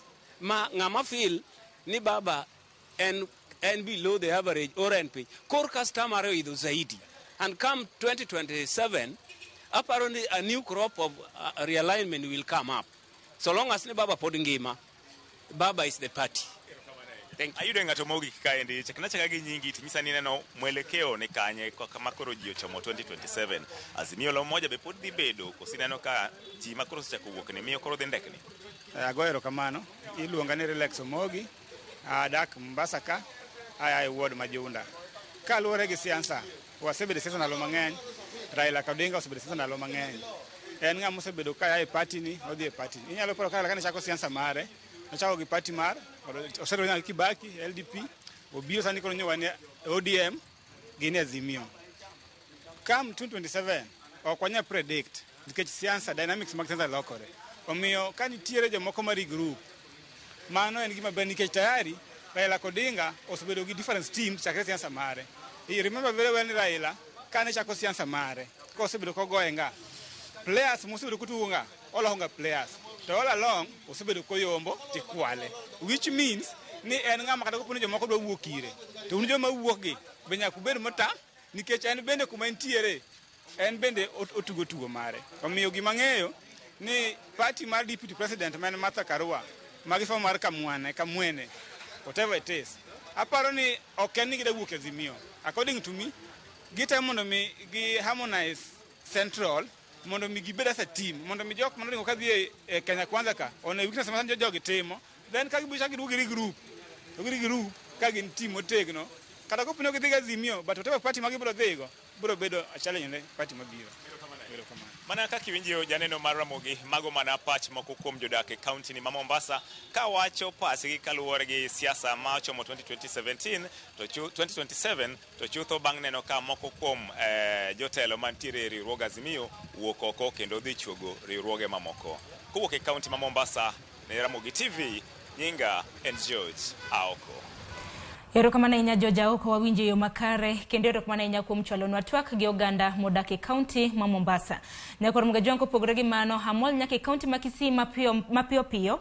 E kaunti ma Kisii okinyi ma kawuono ji nochio gi buok bang' miyo moro gi nyithinde 2 nowang'e odgi motho. Nyawadwa Chris Otieno ntiere kaunti ma Kisii. Chris, kinyalo mna winja amusi ni misawa. Nyaka sani en ler mane mabende nyalo chiwonwa kotende gi masira mar mach mabende nonego miyo gi nyithinde 2. Oyawra ahinya Sharon, mana kaka iwachono kuma antiere gwenge ma Onyando mano Bonchari e kaunti ma Kisii kama nyaka sani ji 4 owito ngimagi koting'o 100 kod nyithinde 3. Hapa niko na OCPD wa eneo hili aweze kutujengea taswira nini kilichojiri kutokana na mkasa huo wa moto ambao ulianza mwendo wa saa 4:30 hapo jana usiku na kusababisha vifo vya watu 4. Japo kuna 2, baba na mtoto wa miezi 6 hivi ambaye waliokolewa katika mkaso huo wa hapo jana. Karibu katika runinga ya Ramogi, Charles Machinji. Asante sana Crispin.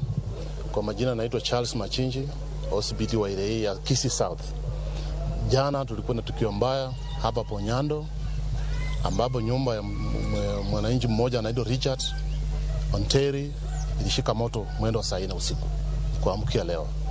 Wananchi walijaribu kuzima moto lakini ikawazidi nguvu. Katika hiyo process tumepoteza watu 4. Mama mwenye nyumba, mtoto wake wa 7 months, mtoto yake miaka 7 na mtoto mwingine wa miaka 10. Baba mwenye nyumba na mtoto mmoja wako hospitali wanaendelea kutibiwa. Chanzo ya hiyo moto hatujajua kufikia sasa. But tumeanza sisi kama polisi, tumeanza investigation, tumefungua investigation kuhakikisha kwamba tumejua ni nini ilifanya hiyo moto kwanza. Naomba wananchi wa area hii tuwe watulivu, mngojee uchunguzi wa polisi, tutaambia nyinyi ile kitu itendeka ndio hii moto ikachoma watu wetu. Labda mmeweza kukagua hali ndani ya nyumba jinsi ilivyo, milango, madirisha yakoje? Nyumba ilikuwa iko na nyumba semi permanent lakini iko na milango ya permanent, milango ya machuma, hata milango ya watoto ilikuwa haina dirisha. Hiyo room ya watoto ilikuwa dirisha. Na ile kitu ya accelerate moto kuchomeka sana ilikuwa na mattress mingi na hii ceiling board ya plastic. Tunaona hiyo ndio ya accelerate moto kwa sababu watu walishindwa kuingia ndani. Asante sana. Tunayo pia viongozi wa eneo hili, hebu tuambie tu hali imekuaje? Pole sana kwa mkasa huu katika wadi hii. Wewe kama kiongozi unazungumziaje hali? Majina anaitwa Ismail Matundura, MCA wa eneo hili. Hii mkasa imetendeka Kisii pande ya Suneka, mahali inaitwa Bonyando. Ambao tumepoteza watu 4 wa familia moja, mama na watoto 3, lakini papa yeye alisaidiwa na mtoto mmoja ambao anaendelea ku fight for their lives in hospital. Sasa ninasema pole, na vile mmesikia polisi wako hapa wanaendelea na uchunguzi. Sasa naomba wananchi mwe watulivu ili tukapate ripoti sahihi hasa chanzo cha hii moto. Kwa hivyo pia ushauri wangu pia kwa wananchi wote hata Kenya mzima ni kwamba kwa nyumba mahali tunapolala tuhakikishe kwamba vile vitu zinazofanya moto kuenea kwa haraka kama petrol, diesel, tusilale na hizo vitu kwa nyumba. Pia madirisha tuwe na ile exit, ile milango ya dharura katika kwa nyumba. Kwa hiyo ninasema pole kwa familia pamoja na kijiji kwa kupoteza wenzetu. Asante sana. Pia wana kijiji hapa, tungependa kuja. Karibu, tuambie kwa majina yako ni nani, alafu usiku huo nini hasa mlichoshuhudia? Kwa majina yangu mimi naitwa Elias Mkuu Chako.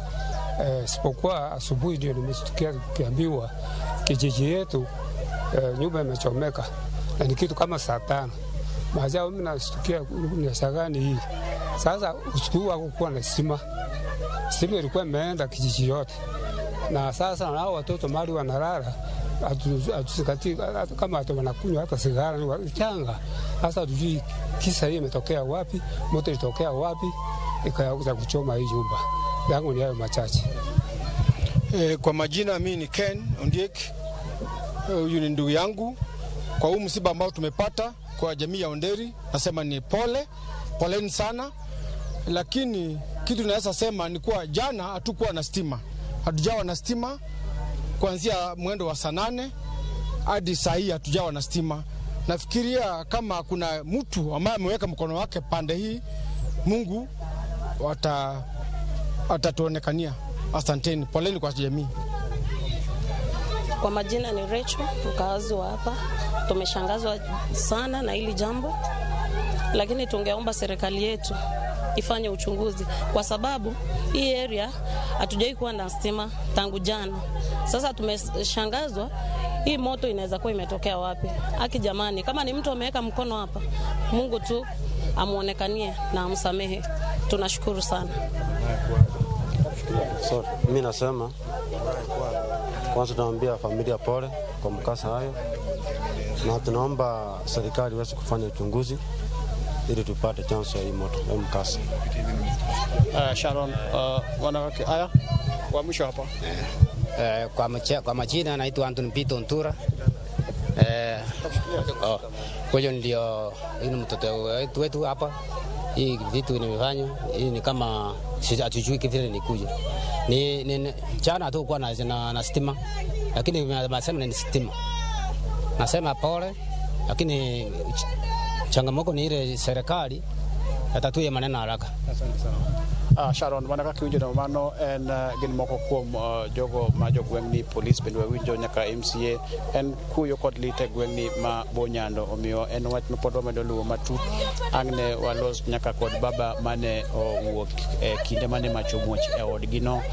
Kendo bende Sharon, kiseche mane mach omuoch e odni ne nitiere nyaka nyathi moro mani kod ng'ol ma bende ne onge kaka ne nyalo konyore e kindeno. En bende ne owito ngimane ka nyathi mane okony sani pod dhi nyime kod yudo thieth e hospital no maduong' ma Kisii.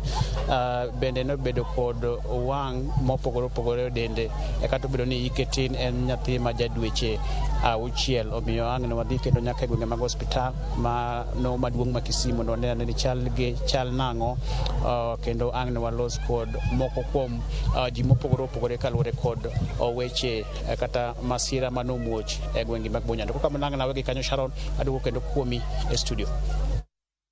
Nyakris wawinji heyo makare nyakorom gajwang manodoko wach malit geno marwa ni jogo eko mabendo teloneri takwe kaunti ma Kisii manaka giseloso biro bedo katimo nonro makare mar yango ni masira mar mach makamano nowuok kanye mane gwenge mago mag Bonyando. Masira mar mach nyakorom gajwang mabende onego miyo gi nyithindo 4. Crispin erokamano ahinya.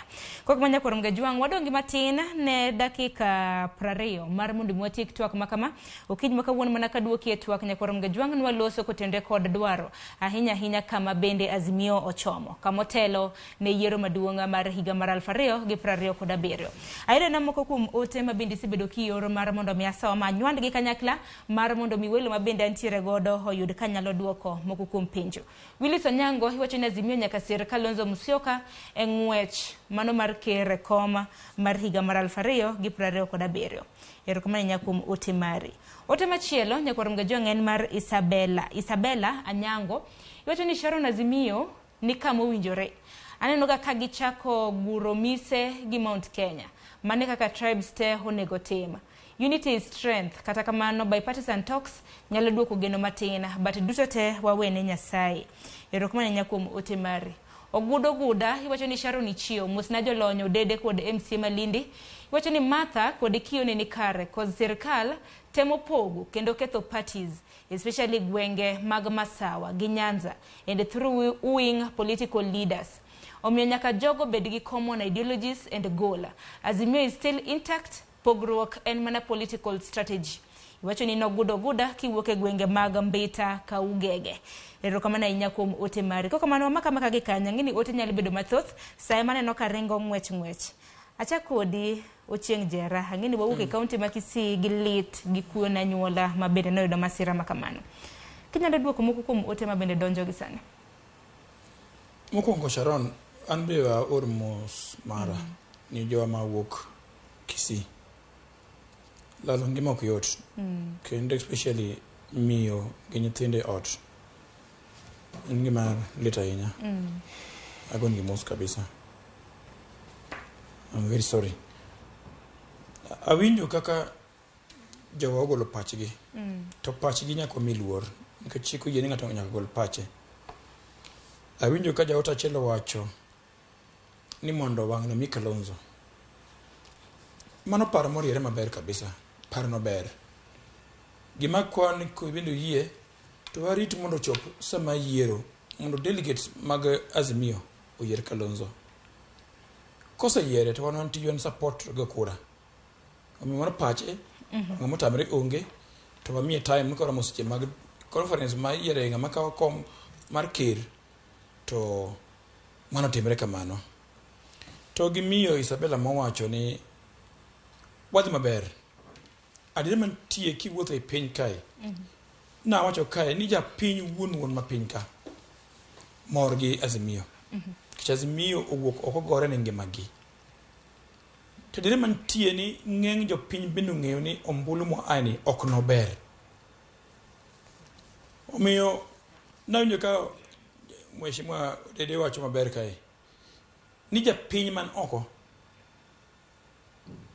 ong'in jakom e ruodhgi. Kendo ging'eyo ni sani kata sirkal maluongo ni sirkal mantie UDA gin ma kendo gi criticize Azimio ka gima gin e position. Ngiso ni gima watimo ber, otimo ber jo piny. Wageno kendo wachiko gini wabro medo gore ja piny. Makata kendo wacho ni kiny di mandamano wan bro ntari. Pok waweyo.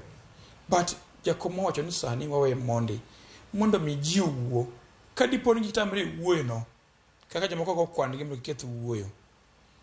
To kanyo mabende wan waikre maluwo gi jakom owacho. Awinjo ka ng'ato wacho moro ni joka Odinga mano ne penjo kanyo. To gi Senator Oburu dwaro ng'eyo wach manga makawo tok jakom. Nase wuoyi gino kae. Ma wacho ni Senator Oburu ne wuoye e wach mar governorship Masiaya. To Ruth Odinga wuoyo very clearly. Owacho ni Raila pod nitie. Weche moko miwacho ng'ane dwa kawo kanye go ji owere go. Ok owacho ni ng'ama kawo tok jakom en ng'a. Owacho ni jakom pod nitie. To mane adire mantie. Jakom pod nitie kendo tegno. Omiyo waweyo ringo ng'wech. Ka dhoudi moko pod luwo jakom. Jo Mombasa oyien jakom ber. Pinje tema Kenya oyien jakom ber. To ji adek moko mawuok through Nyanza kae. Modak na ni ng'ama kawo tok jakom. Ng'ama orogi. Do mane penjo maduong' ne kich yiero koro ero higni 4 odong'. To ka joko dak piny, jomosa dak piny ng'ama kawo tok jakom. Jo Kisii dak piny ng'ama kawo tok jakom. Jo Meru gi Turkana dak piny kamano. Ging'eyo ni jakom e wang'i e Kenya kae. Dibeni ne giduoko samoro kata na Ruth Odinga gi Oburu ne duoko jogo koso nango nikech penjo kana obiro ene na penjo maliw nango mene gine magiloso kotenre kod succession. Wawuoyi gi momo kada wuoyi. Ruth Odinga ne react. Nitie wuod luwa kae. Maria kabisa. Di school. Kendo ng'ama ng'eyo kuom ndalo mang'eny ke ng'ama soba. Taworo chiemo mantie e sirkal mar Ruto ni. Maki bile to yi lokre loka. Nitie odoka mako piny rusa achiel okinyi to ndakondik gimoro about jakom. Mana gik moko mapeti. Nisi madho chai, siji jakom ochao pesa. Manga modhi school nyaka university. Ko tije na ko chi okinyi to yanyo jakom mondo mi tich ma water. Board ma water. Mano kende mi ng'ato yan jakom okinyi godhiambo. wiye wil ni jakom no mi bedo dhano mheshimiwa Widi onga ber seriously onga mariek seriously akeg motimo wodwa ni dibeni chai mama madho kotu ni mokoro loko wiye men ka pinyoru penyingi jakom anada kwai kaka wud luo wuoth mos wuoth bor ki wuoth matek ibro ol keche ki wuoth matek nise mongato ori wuoth matek ibro ol piyo ma Raila en wuodwa idagi iye to engima ma jaduo mara mora ngengi man telogi nitinga to ngato ma jakom osemako bade kata Widi no kicha go wad go Widi mane mbunge ka ok jakom dako yero Widi mbunge ero kama na inya ko wera kata mana gimano ni kichangene ka seche bende nyalo ngado wa bende Azimio kaendi bende waseneno kata mna pogruok mar paro musenene ahinya nya duond bura mar ODM bang thuolo kata mno kang mana gikao mano mar chuo kuma ne jod bura abich ang'eni odiochieng' makawuono mention mar bura makamano ibiro bed kiluongo kanyo wang'eni nochunga okang' mano mar thicho jod bura abich mago mag ODM kowuok e duond bura mar ODM kane gitero ng'ur margi ka political disputes tribunal odedo wach makamano bende walose. Yes, Sharon, erokamano kuom kelo wachno mondo waler ne jopiny gima osebedo kadhi nyime. Kapok achopo e wachno, we aduok wach achiel kende e wach mar Ruth Odinga Boburu e succession mar jakom. Nitie penjo moro mabiro e wiya ni ka Oburu owuoyo to ere kaka japiny ng'eyo ni sani to koro Oburu wuoyo kaka wadgi Raila, sani koro kowuok kaka senator ma Siaya, kaka ODM member, kaka jachiel kuom josiasa kata jotendwa. Ere kama gigoro go line giwacho ni mowacho no man to koro wacho kaka Oburu mowadgi Raila maduong'. To kowacho moro ni man to koro wuoyo kaka senator ma Siaya ma be a member of ODM kendo jatelo ODM. Ere kama line opogore go ma Ruth omako microphone gi lwete mane to mano mar nyamin Raila, to komako gi mane to mano mamako gono mano koro mar women rep ma Kisumu. Mano gima onego wapogi nikech ok apar nonego wawit ratich gi te mar wuoyo e siasa. Gin jotend siasa, gin jomoyier gi jopiny modhi molutne gi ombulu. Kopo ni jo Kenya kata piny luo koro wuoyo kuom ng'ama dwa kawo kom ma Raila obete sani ni, ere gimomiyo gin ok onego giwuo? Ere kama koro ratich gi lal go completely ma koro ok onego giwuo? Kanye ma dwa na kel mondo jopiny owinji. Kik waketuru bedo jako dinga tek nikech ka ok giwuoye ma gisiro bende ang' jomoko kuomwa wan gi ema nochako wuogi ni un ji te siro Raila, ma piny osiro Raila malich to jodala gi to tamore okwede. Kata tim maber kata marach. Jodala gi otamore kwede. To ka bende gisiro to kendo koro gichak wawuok. Ere gimomiyo gin ema gisiro wach mar koro bedo jako dinga tek. So wabedu abeda mos wakwe uru but wapenjre penjo ni sama Ruth wuoyo kata sama Akinyi wuoyo kata sama Mama Ido wuoyo, ere kama wapogo go ni mato koro wuoyo kaka chi Raila, to mato koro wuoyo kaka ng'ama bende jatelo ma wang'e ni osebedo in their own right. Jo Kisumu ema nowuok gokinyi, ne nitiere other people mane nyalo gone gi kura, to jogo ema nowuok ogone Ruth Odinga kura ni bed women representative marwa. Ko wuoyo to an akwonga nene kaka women representative ma Kisumu County. Eka bang'e wanyalo dhi e mamoko go. Coming to penjo machielo mi penjo e wach mar jo ODM. Aparo ni ODM noluwo chike kako onego bedi. E kinde machien ne gini osetimore kata gi Mheshimiwa Aisha Jumwa gini gi mamoko. To ne gidhi gikwamo kamoro e court nikech e kinde cha jakom mar duol ma ochung' ne disciplinary nodhi oromo gi Aisha Jumwa kende ma oko otimne gi summon mondo gibi e mbele committee. Mae kama no okelo ng'ikruok. Otherwise ji machalo Aisha gini dinothicho oko e kinde cha. To kata kamano nochung'. Sani koro ne ODM oluwo sheria tir kaka idware ma jogi noluongi kwaneno piny ngima. Moko kuomgi notamore biro oro joma biro chung' negi, lawyers ma biro chung' negi. Mak mana ni ne giketho chik podi nikech moko kuomgi oro lawyers mowuok e chama mamoko mapingore gi ODM. Mamano sheria mar ODM ok oyie. Moko kuomgi bende nondiko barua mogoye sei mowacho ni mano e paro magin go. Koro kane ogik kama ODM okawo atua kaluwore gi gik mane gisewinjo, to gichak giringo gidhi e kot.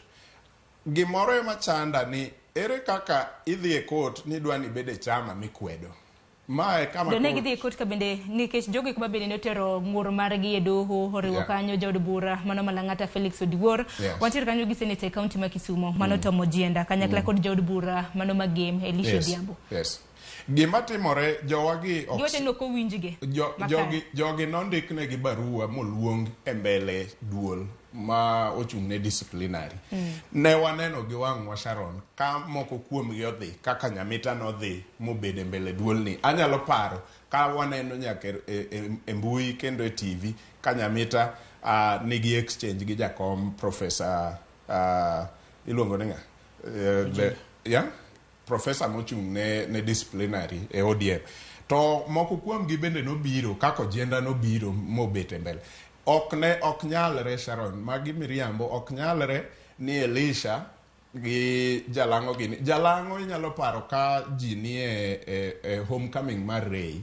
Kendo Jalango wacho ne president ni anadhi e mbele disciplinary committee week mabiro ni.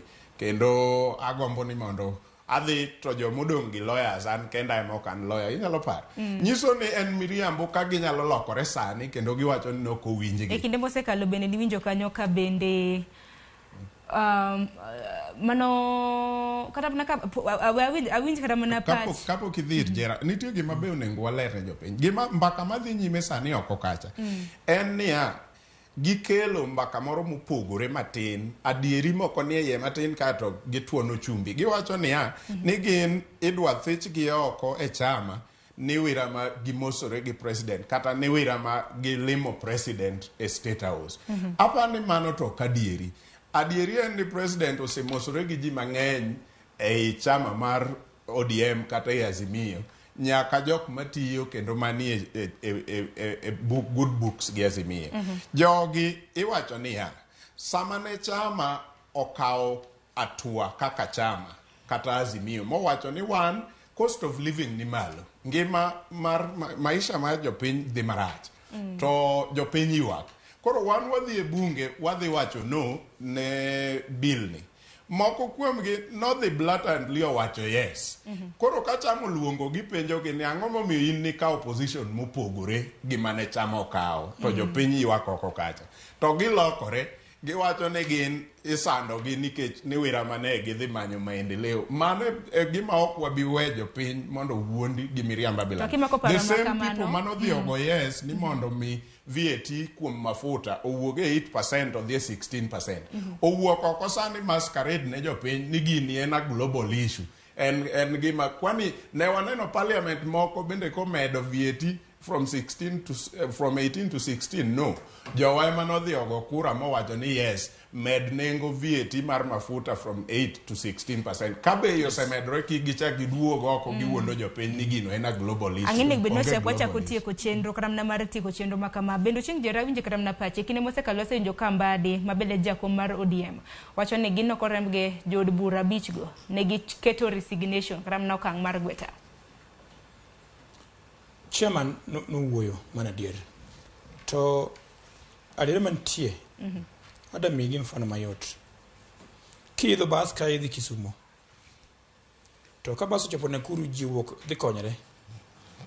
To in ilor piny ikawo bas machielo madok Nairobi. To jo bas man kae onong'o nafas modong' kae. Joma dhi Kisumo dwa donjo. Itamgi. Wakawogi. Ng'ama osewuok e bas mochomo bas madhi Nairobi. Koro bas nyonge go tich.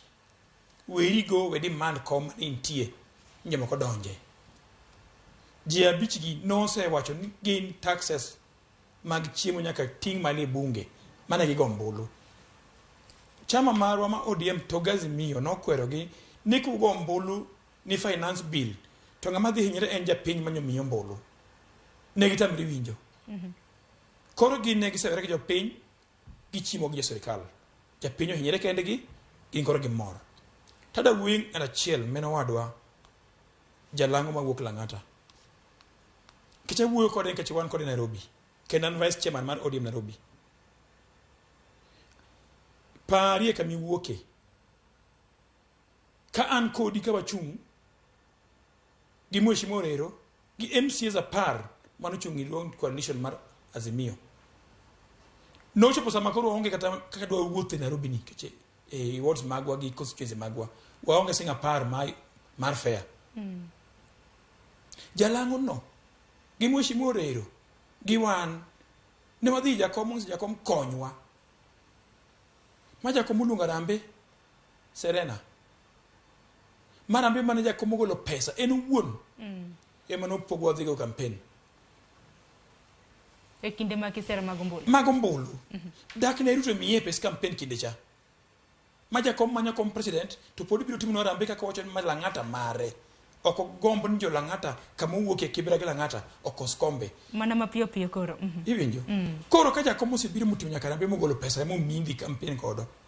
To in dua chiel kidhi bunge to koro yanyo jedunga mofuo. Okay, motimo, iminge gimetimo. Bendo se yanya dier. To apenji sami wacho ni jakom gima kunyi ko onge, ini serikali manyo mwandu.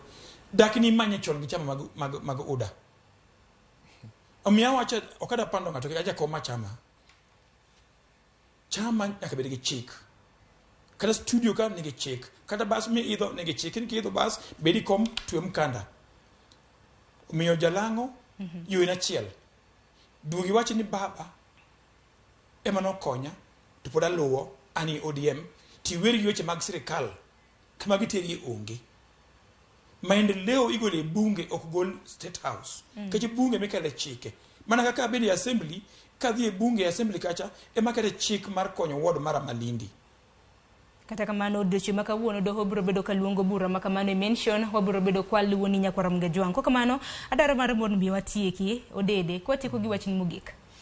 Erokamano, nyikwa Ramogi wamor ni weche pod dhi nyime bipartisan. Nitiere moko kuomwa ma oseneno ni gidwa tiyo gi sirikal mantie. An aonge gi wach gi ji abilano. Ka ginyalo kelo maendeleo ma giwachogo, abiro bedo mamor ni wan bende wayudo jok manyalo miyowa maendeleo mane ok wanyal yudo koma wantie. To mana kaka wasewache mbaka chien kacha, kik wabed joma gore kendwa nikech wamanyo sirikal. Kwa gore kendwa ok wabiyudo sirikandno. Jomo donja gima giyudo gikel ka gikelo dongruok mano dongruok manie piny luo wate wabiro enjoy. Mana kaka wate wachulo tax kata joma onge e sirikal. Nitie jo ODM kata jok manie party mamoko ma ok UDA to gichulo tax ma sirikal tiyogo. Omiyo dongruok kokel kik obed ni mano e platform mamiyo nyaka wadonja wate e UDA nikech ikelo dongruok. Wate wachulo tax kata kwan jo UDA. Tax wise part of the money is man kanyo. Tagombo ni mondo MCAs magwa me piny luo obed motegno e oversight mondo pesa mabiro e county government oyud tich makare manyalo kelo dongruok ma jopiny neno nikech onge mar dongruok mar counties go ema kelo bedo ni ng'ato nyalo biro nugi alternative ma umbe ung'eni ok en dongruok but nikech un desperate koro udwa adhiya nikech umanyo dongruok. County government onego bed ni e chuny dongruok hie mar piny. Erokamano chenjera kapok awinjo kata mana paro mogik mintiere godo kaluwore gi thoro wach. Nyakwaram Gajwang' e chal mar fwambo bende nanyisi ni jatend migawo mochung' weche mag ohala mano Moses Kuria bedo odiochieng' ma kawuono nalimo county mano mar Siaya mano mar yango kama bende ibiro bed ka igere kembe mago mag thedho mwandu mopogore opogore manene kanye apisi mano mar gavana e county ma Siaya James Orengo. Chenro ma bende biro ni achiel kachiel ka bende chenro makamano igeno ni ibiro bed kitiyo godo gi omenda maromo siling milion 500. Siling milion 250 ibiro bed kichiwo gi piny owacho ka bende siling milion 250 machielo ibiro bed ka ichiwo kod sirikand county ma Siaya. Kuria wasededo kata mana e county ma Migori jumane ka bende nodhi yango chenro maket kod mano ma bende timo odiochieng' ma kawuono mano e county ma Siaya. Wantiere gi jofwambo magwa ma bende luonwa okanga makamano mano gero kembe mag thieth mano e county ma Siaya. Ko kamano adoro mar mondo mi watieki ochieng' jera wachni mogik watieko. Mara ema yot sana. oganda wa majoluo mokwongo minu en minu ok nyal loko. History maluwo nyisowa ni kata chakre ndalo Odinga 1992 nitie joma mang'eny mane ker ma muyo nyiewo kane waloso sirikal, kane giloso sirikal, kane osemama kom gi ma Ford. To kane gidhi e sirikal, ne girem nyaka chieng' kawuono. To higni duto te ka wabiro ka wantie NDP, ka wantie LDP, ka wabiro kamano, ji dhiga sirikal koloso sirikal manyien. To giko ne gilal kamano. Penjir gimomiyo. Omiyo japiny kik bed gi wasiwasi ni jomoko 3-4 ringo dhi kuonde moko. Jomoko nitie manokolo pes sirikal nyaka gidok kocha mondo kik makgi. To moko be nitie maparo ni kidhi sirikal tidhi nong'o mwandu mapiyo piyo. An akwayo wabedi e chama mar ODM, wabedi e Azimio. To jok mapakore ni gin thuondegi, jowani nego Nyakach kae, ne gitim ang'o mondo kony jowa Nyakach? Nyatike manyidaro joluo e kona moko, gitim ang'o mondo gikony joluo? Pod jakom Raila Amolo Odinga mawuoyo to konyo ogandawa. An akwayo ni wabedi odwa, wager odwa, dhoudi moko yie sirowa. Obedo makare kendo mokwongo. Erokamano ahinya, gunu erokamano ahinya kuom biro to okinyi ma kawuono chieng' jera mane MCA Malindi e kar chungo od bura ma Kibra kanyakla kod Mesha Kudede. Erokamano ahinya kuom bedo e twak. Kok manya kwarom Gajuanga Sabicho Nyango hemoseromo kanyo. Gikanyo bende wakilo we giko mano mar twak mabende nwantiere godo. Chenro no chako sa 12 mar okinyi no kan kenda nantiere gi nyadendi Joyce Oduor. Kiny bende do chienya kwarom Gajuang ibed gi do chienga makare. Orituru masane nyinga Sharon Ngao.